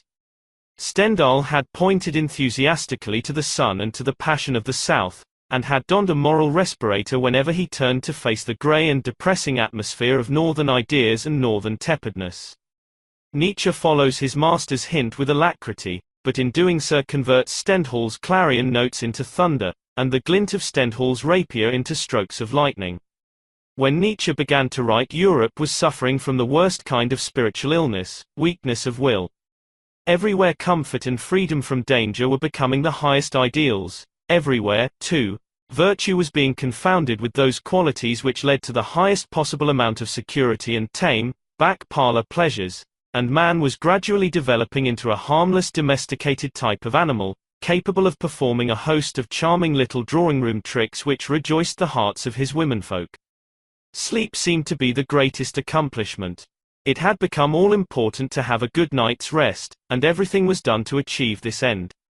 A man no longer asked his heart what it dictated. When he stood irresolute before a daring deed, he simply consulted Morpheus, who warned him that he could not promise him a soft pillow if he did anything that was ever so slightly naughty. In the end, Morpheus would prevail, and thus all Europe was beginning to snore peacefully the whole night through, with marvelous regularity, while manliness rotted and danger dwindled. Nietzsche protested against this state of affairs. What is good? Ye ask. To be brave is good. Let the little schoolgirls say, to be good is sweet and touching at the same time. Ye say, a good cause will hallow even war. I say unto you, a good war halloweth every cause. War and courage have done greater things than love. I pass through this people and keep mine eyes open. They have become smaller, and ever become smaller. The reason thereof is their doctrine of happiness and virtue. For they are moderate also in virtue, because they want comfort. With comfort, however, moderate virtue only is compatible. Of man there is little here. Therefore do their women make themselves manly. For only he who is man enough, will save the woman in woman. In their hearts, they want simply one thing most of all, that no one hurt them. That, however, is cowardice, though it be called virtue. Some there were, of course, who were conscious of the dreadful condition of things, and who deplored it, without, however, being able to put their finger on the root of the evil. Such people were most of them pessimists, and, at the time that Nietzsche lived, Schopenhauer was their leader. Sensitive, noble-minded, artistic people, deprived by rationalistic and atheistic teachers of the belief in God, felt the ignobleness of European hopes and aspirations, and knowing of no better creed and possessing the intelligence to see the hopelessness of things under the rule of the values which then prevailed, they succumbed to a mood of utter despair, subscribed to Schopenhauer's horror and loathing of the world, and regarded the very optimism of childhood with suspicion and scorn. For a while Nietzsche, too, was an ardent and devoted follower of Schopenhauer. Godlessness was bad enough to endure, but godlessness in a world of unpagan and effeminate manhood was too much for the loving student of classical antiquity, and he turned to Schopenhauer as to one who, he thought, would understand how to steel his heart against life's misery. But this opiate did not maintain its sway over Nietzsche long. Our poet was of a type too courageous and too vigorous to be able to surrender himself so completely to sorrow and to Buddhistic consolations. Gradually he began to regard the humble and resigned attitude of the pessimist before life's hardships and modernity's grayness is unworthy of a spirited and active man. Slowly it dawned upon him that the root of the evil lay, not in the constitution of the earth, but in man himself, and in man's actual values. If man could be roused to pursue higher ideals, if he could be moved to kill the poisonous snake of ignoble values that had crawled into his throat and choked him while he was in slumber, in fact, if man could surpass himself and regard the reversal of the world's engines, for the last 2,000 years, as Stendhal had done, that is to say, as the grossest error and most ridiculous faux pas that had ever been made, then, Nietzsche thought, pessimism and Schopenhauer might go to the deuce, and conscious, sensitive, intellectual, and artistic Europe would once more be able to smile instead of shuddering at the thought of mankind's former qualities. Thus it was the condemnation of modern values, together with the thought of man's being able to surpass himself, which gave Nietzsche the grounds and the necessary strength for abandoning pessimism and embracing that wise optimism which characterizes the whole of his works after the joyful wisdom. True, God was dead, but that ought only to make man feel more self-reliant, more creative, prouder. Undoubtedly God was dead, but man could now hold himself responsible for himself. He could now seek a goal in manhood, on earth, and one that was at least within the compass of his powers. Long enough had he squinted heavenwards, with the result, that he had neglected his task on earth. Dead are all gods. Nietzsche cries, now we will that Superman live. We are now before Nietzsche the evolutionist, and we must define him, relatively to those other evolutionists with whom we, as English people, are already familiar. To begin with, then, let us dispose of the fundamental question, Nietzsche's concept of life. We have had life variously defined for us by our own writers, and perhaps one among Nietzsche's greatest contemporaries in England, Herbert Spencer, defined it in the most characteristically English fashion. Spencer said, life is activity, or the continuous adjustment of internal relations to external relations. Now there is absolutely nothing in either of these definitions, no suggestion or hint, which would lead the most suspicious to conjecture what life really is. Activity reveals nothing of life's passions, its hate, its envy, its covetousness, its hard, inexorable principles. The process of the continual adjustments of internal relations to external relations might mean the serpent's digestion of its prey, or the training of an opera singer's voice, and it might also be a scientific formula for a moral order of things. Both definitions are delightfully unheroic and vague, though they do not compromise the writer, they compromise with everything else, and to start out with them is to shelve the question in a way which allows of our subsequently weaving all the romance and sweetness possible into life, and of making it as pretty as a little nursery story. Nietzsche, always eager for a practical and tangible idea, naturally could not accept these two definitions as expressing anything profound about life at all. Looking into the race of nature, and reading her history from the amoeba with its predatory pseudopodia, to the lion with its murderous prehensile claws, he defined life practically, uprightly, and bravely, as appropriation, injury, conquest of the strange and weak, suppression, severity, obtrusion of its own forms, incorporation, and, at least, putting it mildest, exploitation. Thus, as we see, from the start Nietzsche closes his eyes at nothing. He does not want life to be a pretty tale if it is not one. He wants to know it as it is, for he is convinced that this is the only way of arriving at sound principles as to the manner in which human existence should be led. Appropriation, then, he takes as a fact. He does not argue it away, any more than he tries to argue away injury, conquest of the strange and weak, suppression, and incorporation.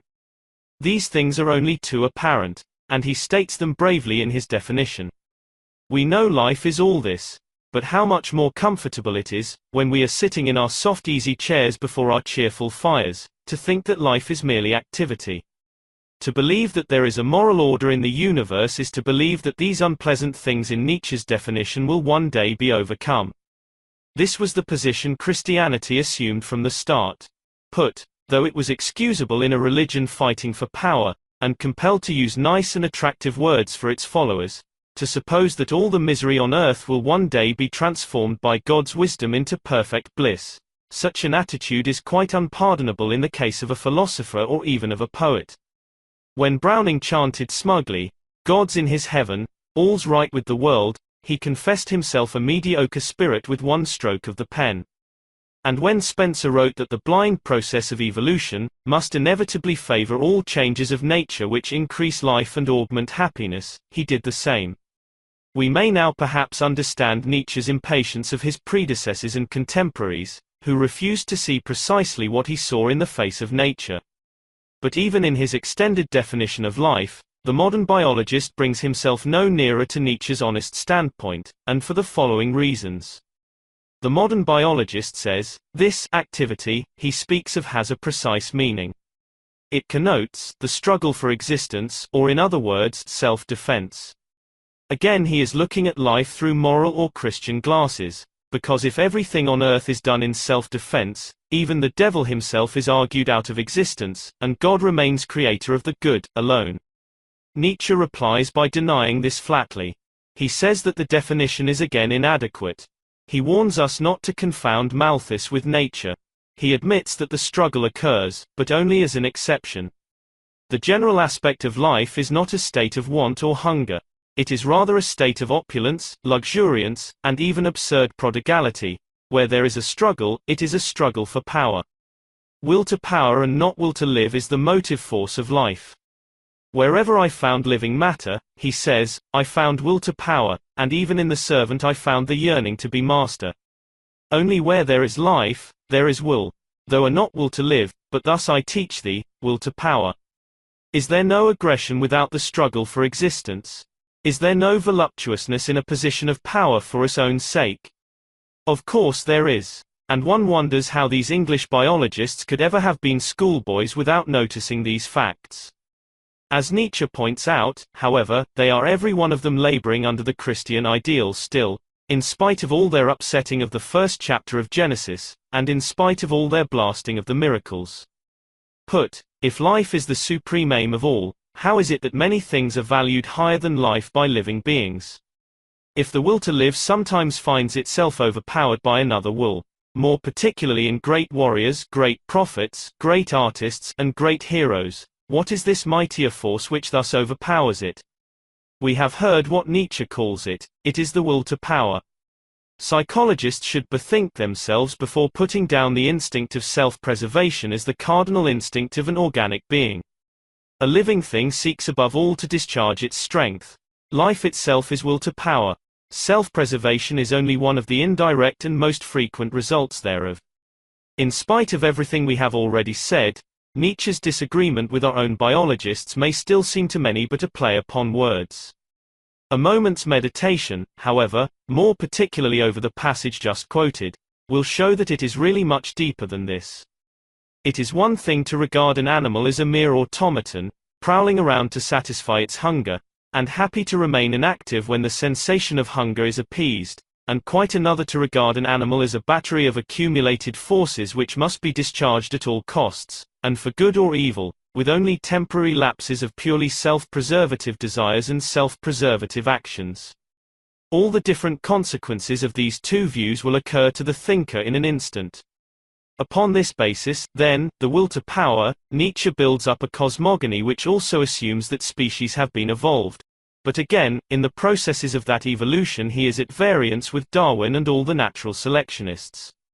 Nietzsche cannot be persuaded that mechanical adjustment to ambient conditions, or adaptation to environment, both purely passive, meek, and uncreative functions, should be given the importance as determining factors, which the English and German schools give them. With Samuel Butler, he protests against this pitchforking of mind and spirit out of the universe, and points imperatively to an inner creative will in living organisms, which ultimately makes environment and natural conditions subservient and subject. In the genealogy of morals, he makes it quite clear that he would ascribe the greatest importance to a power in the organism itself, to the highest functionaries in the animal, in which the life will appears as an active and formative principle, and that even in the matter of the mysterious occurrence of varieties, sports, he would seek for inner causes. Darwin himself threw out only a hint in this direction. That is why it is safe to suppose that, if Nietzsche and Darwin are ever reconciled, it will probably be precisely on this ground. In The Origin of Species, speaking of the causes of variability, Darwin said, "There are two factors, namely the nature of the organism and the nature of the conditions. The former seem to be much the more important, for nearly similar variations sometimes arise under, as far as we can judge, dissimilar conditions, and on the other hand, dissimilar variations arise under conditions which appear to be uniform." Thus differing widely from the orthodox school of evolutionists, Nietzsche nevertheless believed their hypothesis to be sound. But once more he has an objection to raise. Why did they halt where they halted? If the process is a fact, if things have become what they are, and have not always been so, then why should we rest on our oars? If it was possible for man to struggle up from barbarism, and still more remotely from the lower primates, and reach the zenith of his physical development, why, Nietzsche asks, should he not surpass himself and attain to Superman by evolving in the same degree volitionally and mentally? The most careful ask today, how is man preserved? But Zarathustra asketh is the only and first one, how is man surpassed? All beings, in your genealogical ladder, have created something beyond themselves, and are ye going to be the ebb of this great tide? Behold, I teach you Superman. And now, again, at the risk of being monotonous, I must point to yet another difference between Nietzsche and the prevailing school of evolutionists. Whereas the latter, in their unscrupulous optimism, believed that out of the chaotic play of blind forces something highly desirable and good would ultimately be evolved, whereas they tacitly, though not avowedly, believed that the fittest in the struggle for existence would eventually prove to be the best, in fact that we should muddle through to perfection somehow, and that something really noble and important would be sure to result from John Brown's contest with Harry Smith for the highest place in an insurance office. For instance, Nietzsche disbelieved from the bottom of his heart in this chance play of blind and meaningless tendencies. He said, "Given a degenerate, mean, and base environment, and the fittest to survive therein will be the man who is best adapted to degeneracy, meanness, and baseness, therefore the worst kind of man. Given a community of parasites, and it may be that the flattest, the slimiest, and the softest, will be the fittest to survive." Such faith in blind forces Nietzsche regarded merely as the survival of the old Christian belief in the moral order of things, fogged out in scientific apparel to suit modern tastes. He saw plainly, that if man were to be elevated at all, no blind struggle in his present conditions would ever effect that end. For the present conditions themselves make those the fittest to survive in him who are persons of absolutely undesirable gifts and propensities. He declared, and here we are in the very heart of Nietzscheism, that nothing but a total change in these conditions, a complete transvaluation of all values, would ever alter man and make him more worthy of his past. For it is values, and again values, that mold men, and rear men, and create men, and ignoble values make ignoble men, and noble values make noble men. Thus it was in the beginning, is now, and ever shall be, truth without end, for men. Nietzsche realized all that could still be made out of man, through a favorable accumulation and augmentation of human powers and arrangements. He knew how unexhausted man still is for the greatest possibilities, and how often in the past the type man has stood in mysterious and dangerous crossways, and has launched forth upon the right or the wrong road, impelled merely by a whim, or by a hint from the giant chance. And now, he was determined that, whether man wished to listen or not, at least he should be told of the ultimate disaster that awaited him, if he continued in his present direction. For, there was yet time. It is to higher men that Nietzsche really makes his appeal, the leaders and misleaders of the mob. He had no concern with the multitude and they did not need him. The world had seen philosophies enough which had advocated the cause of the greatest number. English libraries were stacked with such works. What was required was, to convert those rare men who give the direction, the heads of the various throngs, the vanguard. Awake and listen, ye lonely ones. From the future, winds are coming with a gentle beating of wings, and there cometh good tidings for fine ears. Ye lonely ones of today, ye who stand apart, ye shall one day be a people. From you, who have chosen yourselves, a chosen people shall arise, and from it Superman. 5. Nietzsche the sociologist. For Nietzsche, as we are beginning to see, a fitting title is hard to find. Unless we coin new names for things that have not yet been given names, Nietzsche remains without a title among his fellow thinkers. He has been called the arch-anarchist, which he is not. He has been called the preacher of brutality, which he is not. He has been called the egoist, which he is not. But all these titles were conferred upon him by people whose interest it was to reduce him in the public's esteem. If he must be named, however, and we suppose he must, the best title would obviously be that which would distinguish him most exactly from his colleagues. Now, how does Nietzsche stand out from the ranks of almost all other philosophers? By the fact that he was throughout his life an advocate of higher man. Whereas other philosophers and scholars had always thought they had some divine message to impart in the cause of the greatest number, Nietzsche, the typical miner and underminer, believed that his mission was to stand for a neglected minority, for higher men, for the gold in the mass of quartz. No title therefore could be more fair, and at the same time more essentially descriptive, than the advocate of higher man, and in giving this title to Nietzsche, we immediately outline him against that assembly of his colleagues who were advocates of the greatest number.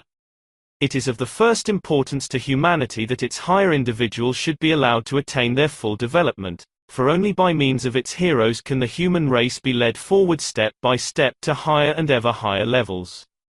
In view of the fact that Nietzsche realized this, some of his principles, when given general application, may very naturally appear to be both iniquitous and subversive, and those who read him with the idea that he is preaching a gospel for all are perfectly justified if they turn away in horror from his works. The mistake they make, however, is to suppose that he, like most other philosophers with whom they are familiar, is an advocate of the greatest number. Let us take a single instance. In the honey sacrifice the phrase "become what thou art" occurs. Now it is obvious that however legitimate this command may be when applied to the highest and best, it becomes dangerous and seditious when applied to each individual of the mass of mankind. And this explains the number of errors that are rife concerning Nietzsche's gospel. Whenever Nietzsche spoke esoterically, his enemies declared that he was pronouncing maxims for the greatest number. Whenever he spoke for the greatest number, as he does again and again in his allusions to the mediocre, he was accused of speaking esoterically. How would any other philosophy have fared under such misrepresentation and calumny? Nietzsche could not believe in equality, for within him justice said, men are not equal.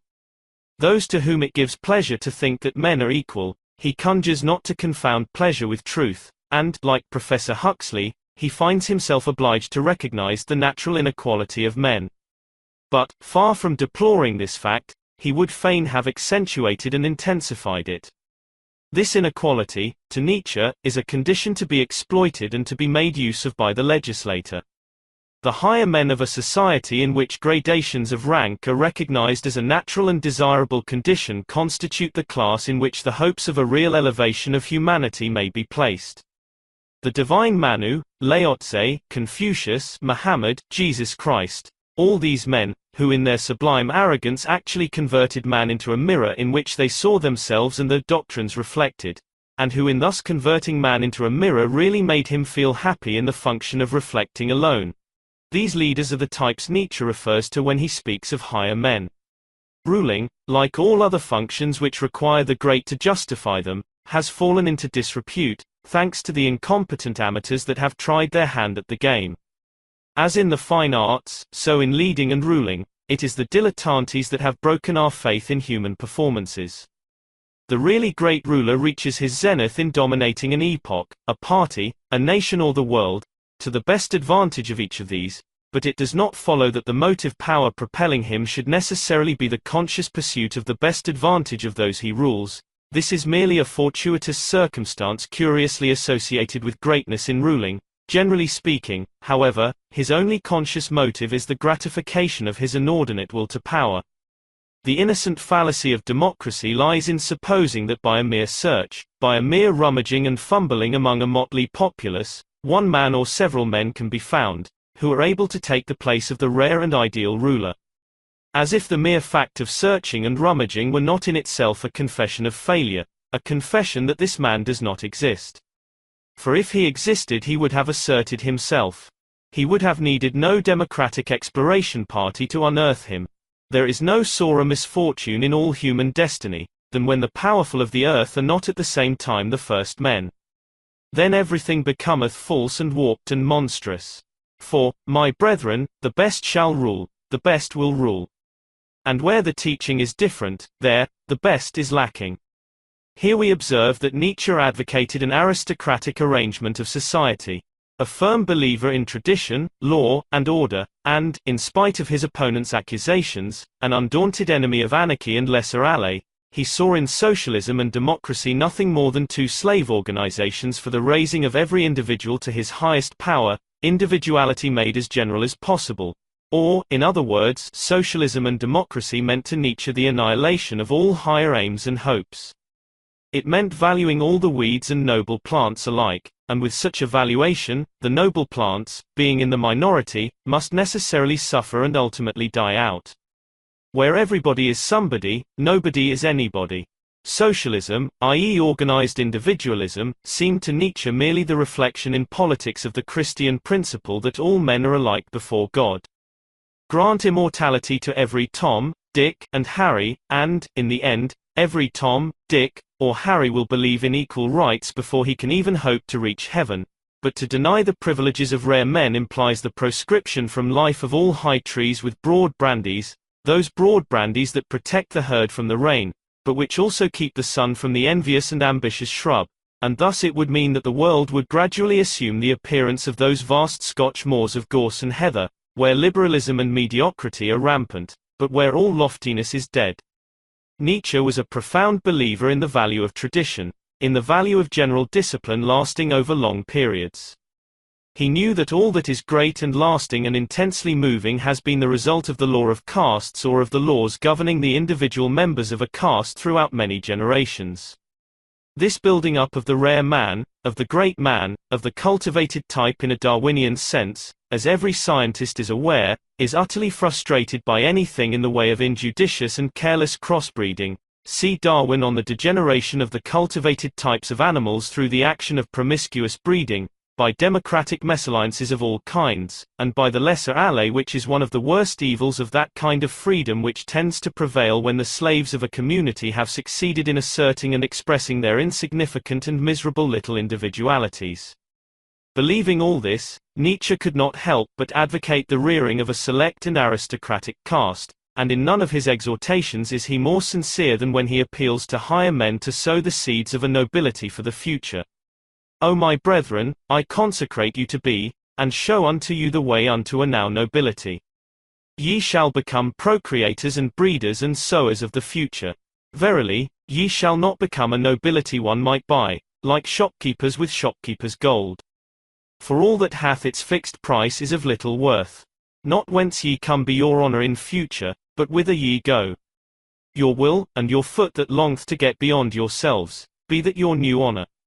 Your children's land ye shall love, be this your new nobility, the land undiscovered in the remotest sea. For it I bid you set sail and seek.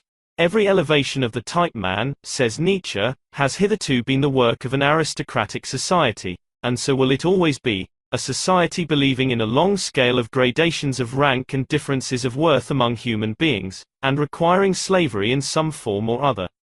Without the pathos of distance, such as grows out of the incarnated differences of classes, out of the constant outlooking and downlooking of the ruling caste on subordinates and instruments, and out of their equally constant practice of obeying and commanding, of keeping down and keeping at a distance that other more mysterious pathos could never have arisen, the longing for an ever new widening distance within the soul itself, the formation of ever higher, rarer, further, more extended, more comprehensive states, in short, just the elevation of the type, man, the continued self-surmounting of man, to use a moral formula in a super-moral sense.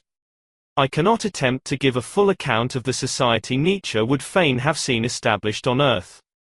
It will be found exhaustively described in Aphorism 57 of the Antichrist, while in the Book of Manu, Max Muller's Sacred Books of the East, number 25, similar sociological prescriptions are to be found, correlated with all the imposing machinery of divine revelation, supernatural authority, and religious earnestness. Briefly, Nietzsche says this: "It is ridiculous to pretend to treat everyone without regard to those natural distinctions which are manifested by superior intellectuality, or exceptional muscular strength, or mediocrity of spiritual and bodily powers, or inferiority of both." He tells us that it is not the legislator, but nature herself, who establishes these broad classes, and to ignore them when forming a society would be just as foolish as to ignore the order of rank among materials and structural principles when building a monument. Though the base of a pyramid does not require to be of the very finest marble, we know it must be both broad and massive. Nietzsche declares that no society has any solidarity which is not founded upon a broad basis of mediocrity. Though the stones get fewer in the layers as we ascend to the top of the pyramid, we know that their gradation is necessary if the highest point is to be readied. Nietzsche believes in the long scale of gradations of rank, with the ascending line leading always to the highest, even if he be only a single individual. Though the very uppermost point consists of a single stone, it is around that single stone that the weather will rage most furiously and the sun shine most gorgeously. That single stone will be the first to cleave the heavy shower, and the first, to meet the lightning. Nietzsche says, "Life always becomes harder towards the summit, the cold increases, responsibility increases.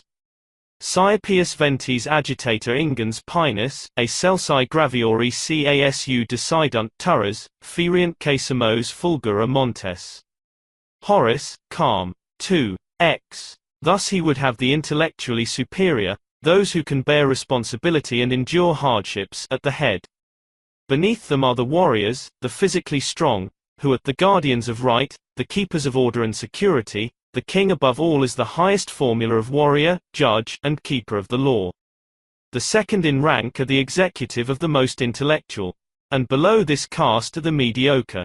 Handicraft, trade, agriculture, science, the greater part of art, in a word, the whole compass of business activity, is exclusively compatible with an average amount of ability and pretension. At the very base of the social edifice, Nietzsche sees the class of man who thrives best when he is well looked after and closely observed, the man who is happy to serve, not because he must, but because he is what he is, the man uncorrupted by political and religious lies concerning equality, liberty, and fraternity, who is half conscious of the abyss which separates him from his superiors, and who is happiest when performing those acts which are not beyond his limitations. He forestalls this sketch of his ideal society by enunciating the moral code wherewith he would transvalue our present values, and I shall now give this code without a single remark or comment, feeling quite sure that the reader who has understood Nietzsche so far will not require any assistance in seeing that it is the necessary and logical outcome of the rest of his teaching. What is good? All that increases the feeling of power, will to power, power itself in man. What is bad? All that proceeds from weakness. What is happiness? The feeling that power increases, that resistance is overcome. Not contentedness, but more power. Not peace at any price, but warfare. Not virtue, but capacity, virtue in the Renaissance style, virtue free from any moralic acid. I cannot well close this chapter on Nietzsche's sociological views without touching upon two of the most important elements in modern society, and his treatment of them. I refer to altruism, and to pity. I am more particularly anxious to express myself clearly on these 2 points, inasmuch as I know how many erroneous opinions are current in regard to Nietzsche's attitude towards them. In all gregarious communities, as is well known, altruism and pity have become very potent life-preserving factors, and it would be hard to find in Europe today, a city, a town, or a village, in which these 2 qualities are not considered the most creditable of virtues. Now, apart from the fact that this excessive praise of compassion and selflessness is a sign of slave values being in the ascendant, we must bear in mind two things. 1. That under our present system of society, in which cruelties are perpetrated far more brutal than any that could be found in antiquity, a sort of maudlin sentimentality has arisen among the oppressing classes, whereby they attempt to counterbalance their deeds of oppression with lavish acts of charity. This sentimentality is a sign that their conscience is no longer clean for the act of oppressing, because in their heart of hearts they feel themselves unworthy of being at the top. 2. That wherever 2 or 3 human beings collect together, a certain modicum of altruism and compassion is a prerequisite of their social unity. Dismissing observation 1 as the mere expression of a regrettable fact which scarcely requires substantiation, and which is responsible for more than 3/4 of the anomalies that characterize modern Western civilization, and passing over the suggestion that the excessive praise of compassion and selflessness denotes an ascendancy of slave values, for we have dealt with this question in Chapter 3. Let us turn to the more abstract proposition enunciated in Observation 2 and try to grasp Nietzsche's treatment of it. In the first place, let us understand that there are 2 kinds of pity and selflessness, just as there are 2 kinds of generosity. There is the pity, the selflessness and the generosity which is preached and praised as a virtue by him who urgently requires them because he is ill-constituted, needy, and hungry. And there is the pity, the selflessness and the generosity which suggests itself to the man overflowing with health, trust in the future, and confidence in his own powers. To such a man, pity, selflessness, and generosity are a means of discharging a certain plenitude of power, and in his case giving and bestowing are natural functions. In the first instance, the 3 virtues are preached from a utilitarian standpoint which tends to increase an undesirable type. In the second, they are the sign of the existence of a desirable type.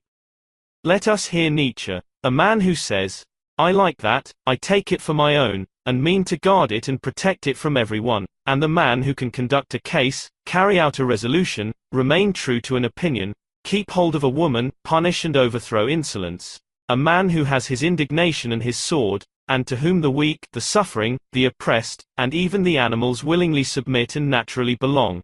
In short, a man who is a master by nature. When such a man has sympathy, well, that sympathy has value. But of what account is the sympathy of those who suffer? Or of those even who preach sympathy?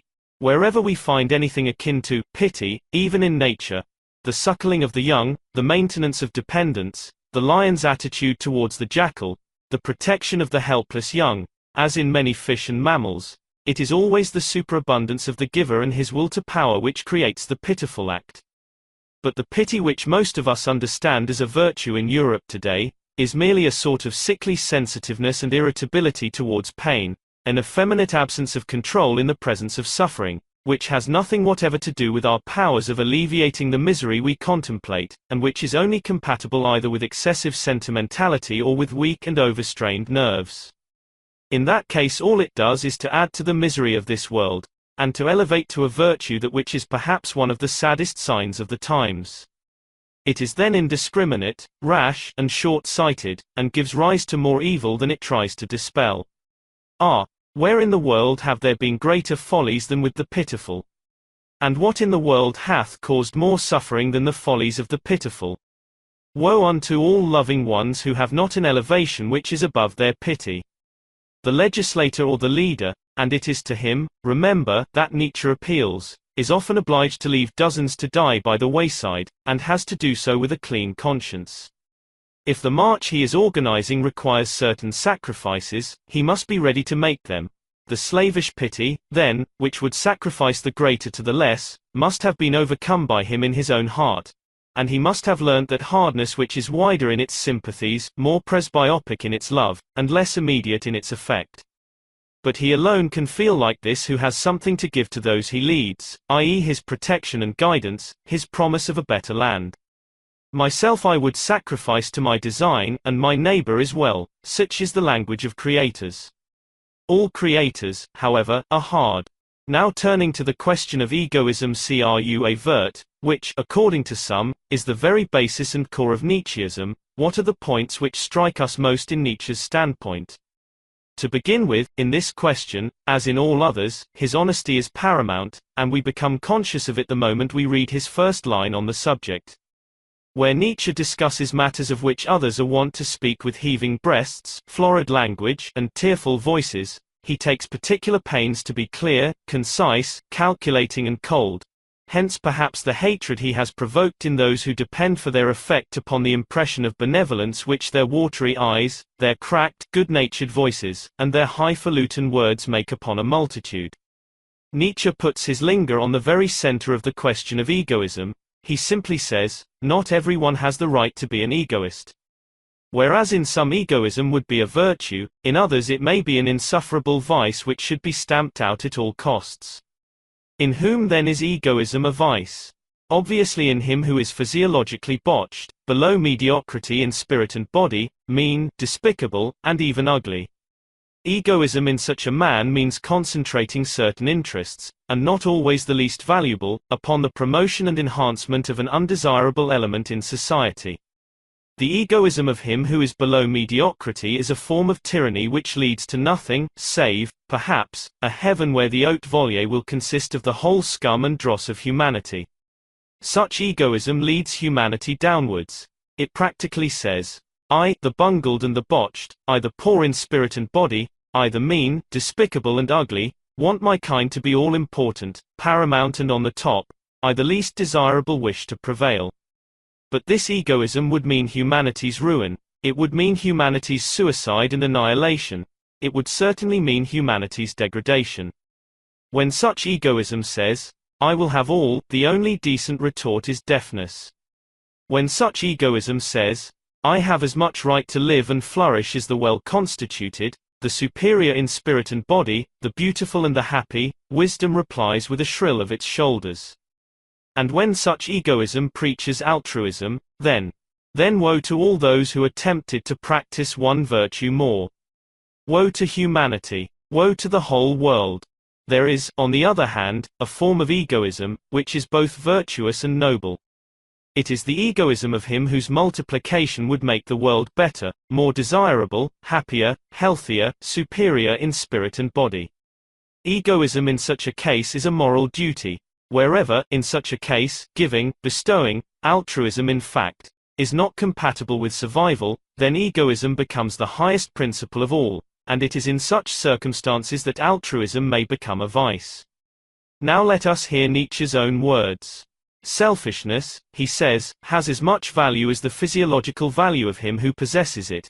It may be very valuable or it may be vile and contemptible. Each individual may be looked at with respect to whether he represents an ascending or a descending line of life. When that is determined, we have a canon for determining the value of his selfishness. If he represent the ascent in the line of life, his value is in fact very great, and on account of the collective life which in him makes a further step, the concern about his maintenance, about providing his optimum of conditions, may even be extreme. If he represent descending development, decay, chronic degeneration, or sickening, he has little worth, and the greatest fairness would have him take away as little as possible from the well-constituted. He is then no more than their parasite. This is all clear enough, but it is quite conceivable that a misunderstanding of it might lead to the most perverted notions of what Nietzsche actually stood for, and when I hear people inveighing against the so-called egoism of his teaching, and declaring it poisonous on that account, I often wonder whether they have really made any attempt at all to comprehend the above passage, and whether there is not perhaps something wrong with language itself, that a thought which to some seems expressed so clearly and unmistakably, should still prove confusing and incomprehensible to others. Speaking once more to higher men, then, Nietzsche tells them, with some reason on his side, that altruism may be the greatest danger, that altruism may be even the greatest temptation, that there are times when they must avoid it as they would avoid a plague. In periods of gestation, when plans and dreams of plans for the elevation of themselves and their fellows are taking shape in their minds, altruism may lure them sideways, it may make them diverge from their path, and it may make mankind one great thought the poorer. In this sense, and in this sense alone, does our author deprecate the altruistic virtues, But, again, I venture to remind readers that it is the simplest thing on earth to awaken suspicion against him by declaring, as some have declared, that his deprecation of altruism applies to all. No greater nonsense could be talked about Nietzsche than to say that he preached universal egoism. Universal egoism as opposed to select egoism is behind all the noisiest movements today. It is behind socialism, democracy, anarchy, and nihilism. But it is not behind Nietzscheism, and nobody who reads him with care could ever think so. With these observations in mind, we can read the following passages from Thus Spake Zarathustra without either surprise or indignation. Indeed, we may even learn a new valuation from them which will alter our whole outlook on life, though no such sudden revulsion of feeling need necessarily follow a study of Nietzsche's doctrine. Only when we have given his thoughts time to become linked up and coordinated in our minds are we likely to find that our view of the world has become in the least degree transformed. Do I advise you to love your neighbor? Rather do I advise you to flee from your neighbor and to love the most remote. Higher than love to your neighbor is love unto the most remote future man. It is the more remote, your children and your children's children, who pay for your love unto your neighbor. Your children's land ye shall love. Be this love your new nobility, the land undiscovered in the remotest sea. For it I bid your sails seek and seek. In your children ye shall make amends for being the children of your fathers, all the past shall ye thus redeem. This new table do I place over you. Summary and conclusion. When we have done rubbing our eyes and ears at the dazzling and startling novelty of all we have seen and heard, let us ask ourselves calmly and dispassionately what sort of man this is who has led us thus far into regions which, from their very unfamiliarity and exoticness, may have seemed to us both unpleasant and forbidding. This is no time for apologetics, or for pleading extenuating circumstances. Even if Nietzsche's doctrines have been presented in a form too undiluted to be inviting, it would scarcely mend matters, now, to beg pardon for them, and I have no intention of doing anything of the sort. But these questions may be put without any fear of assuming a penitential attitude, and I do not hesitate to put them. Was the promise of Nietzsche's life fulfilled? Did the task he started out with, the elevation of the type man, receive his best strength, his best endeavors, his sincerest application? However fundamentally we may disagree with his conclusions, were they reached by means of an upright attempt at grappling with the problems? To all of those questions there is but one answer, and that answer clears Nietzsche of all the slander and calumny to which he has been submitted for the last 30 years. However often we may think he has erred, it is nonsense any longer to speak of him as an anarchist, an advocate of brutality, a supporter of immorality in its worst modern sense, and a guardian saint of savage passions. If I have led any readers to suspect that he was all this, I can only entreat him to turn as soon as possible to the original works themselves, and there they will find that it was I who was wrong. Personally I believe, as Hippolyte Taine, Dr. George Brandes and Wagner believed, that Nietzsche's work is greater than his own or the next generation could ever suspect. Questions such as art, the future of science, and the future of religion, which Nietzsche treats with his customary skill, I have been unable to find room for, in this work. But in each of these departments, I believe, and in this belief I am by no means alone, that Nietzsche's speculations may prove of the very highest value. Already in biology there are signs that Nietzsche's conclusions are gaining ground. In art, as I hope to able to show elsewhere, his doctrines are likely to effect a salutary revolution, while, in the departments of history, psychology, jurisprudence and metaphysics, specialists will doubtless arise who will attempt to make innovations under his leadership. For the present, though the outlook is brighter than it was, Nietzscheism, that is to say, free-spiritedness, intellectual bravery, the ability to stand alone when everyone else has his arm linked in something, the courage to face unpleasant, fatal, and disconcerting truths, has not much hope of very general acceptance, among those to whom it really ought to appeal. Calumny, which had a long start, has deafened many to the cause and will continue deafening a larger number still, until the truth is ultimately known. Yet it is to be hoped that readers may learn to be less satisfied than they have been heretofore with second-hand accounts of what Nietzsche stood for, and that very shortly everybody who is interested in the matter will be able to reply to the slanderer with facts culled from Nietzsche's life and works. Mine enemies have grown strong, says Zarathustra, and I have disfigured the face of my teaching, so that my dearest friends have to blush for the gifts I gave them. But like a wind I shall one day blow amidst them, and take away their breath with my spirit, thus my future willeth it. Verily a strong wind is Zarathustra to all low lands, and his enemies and everything that spitteth and speweth he counselleth with such advice, beware of spitting against the wind.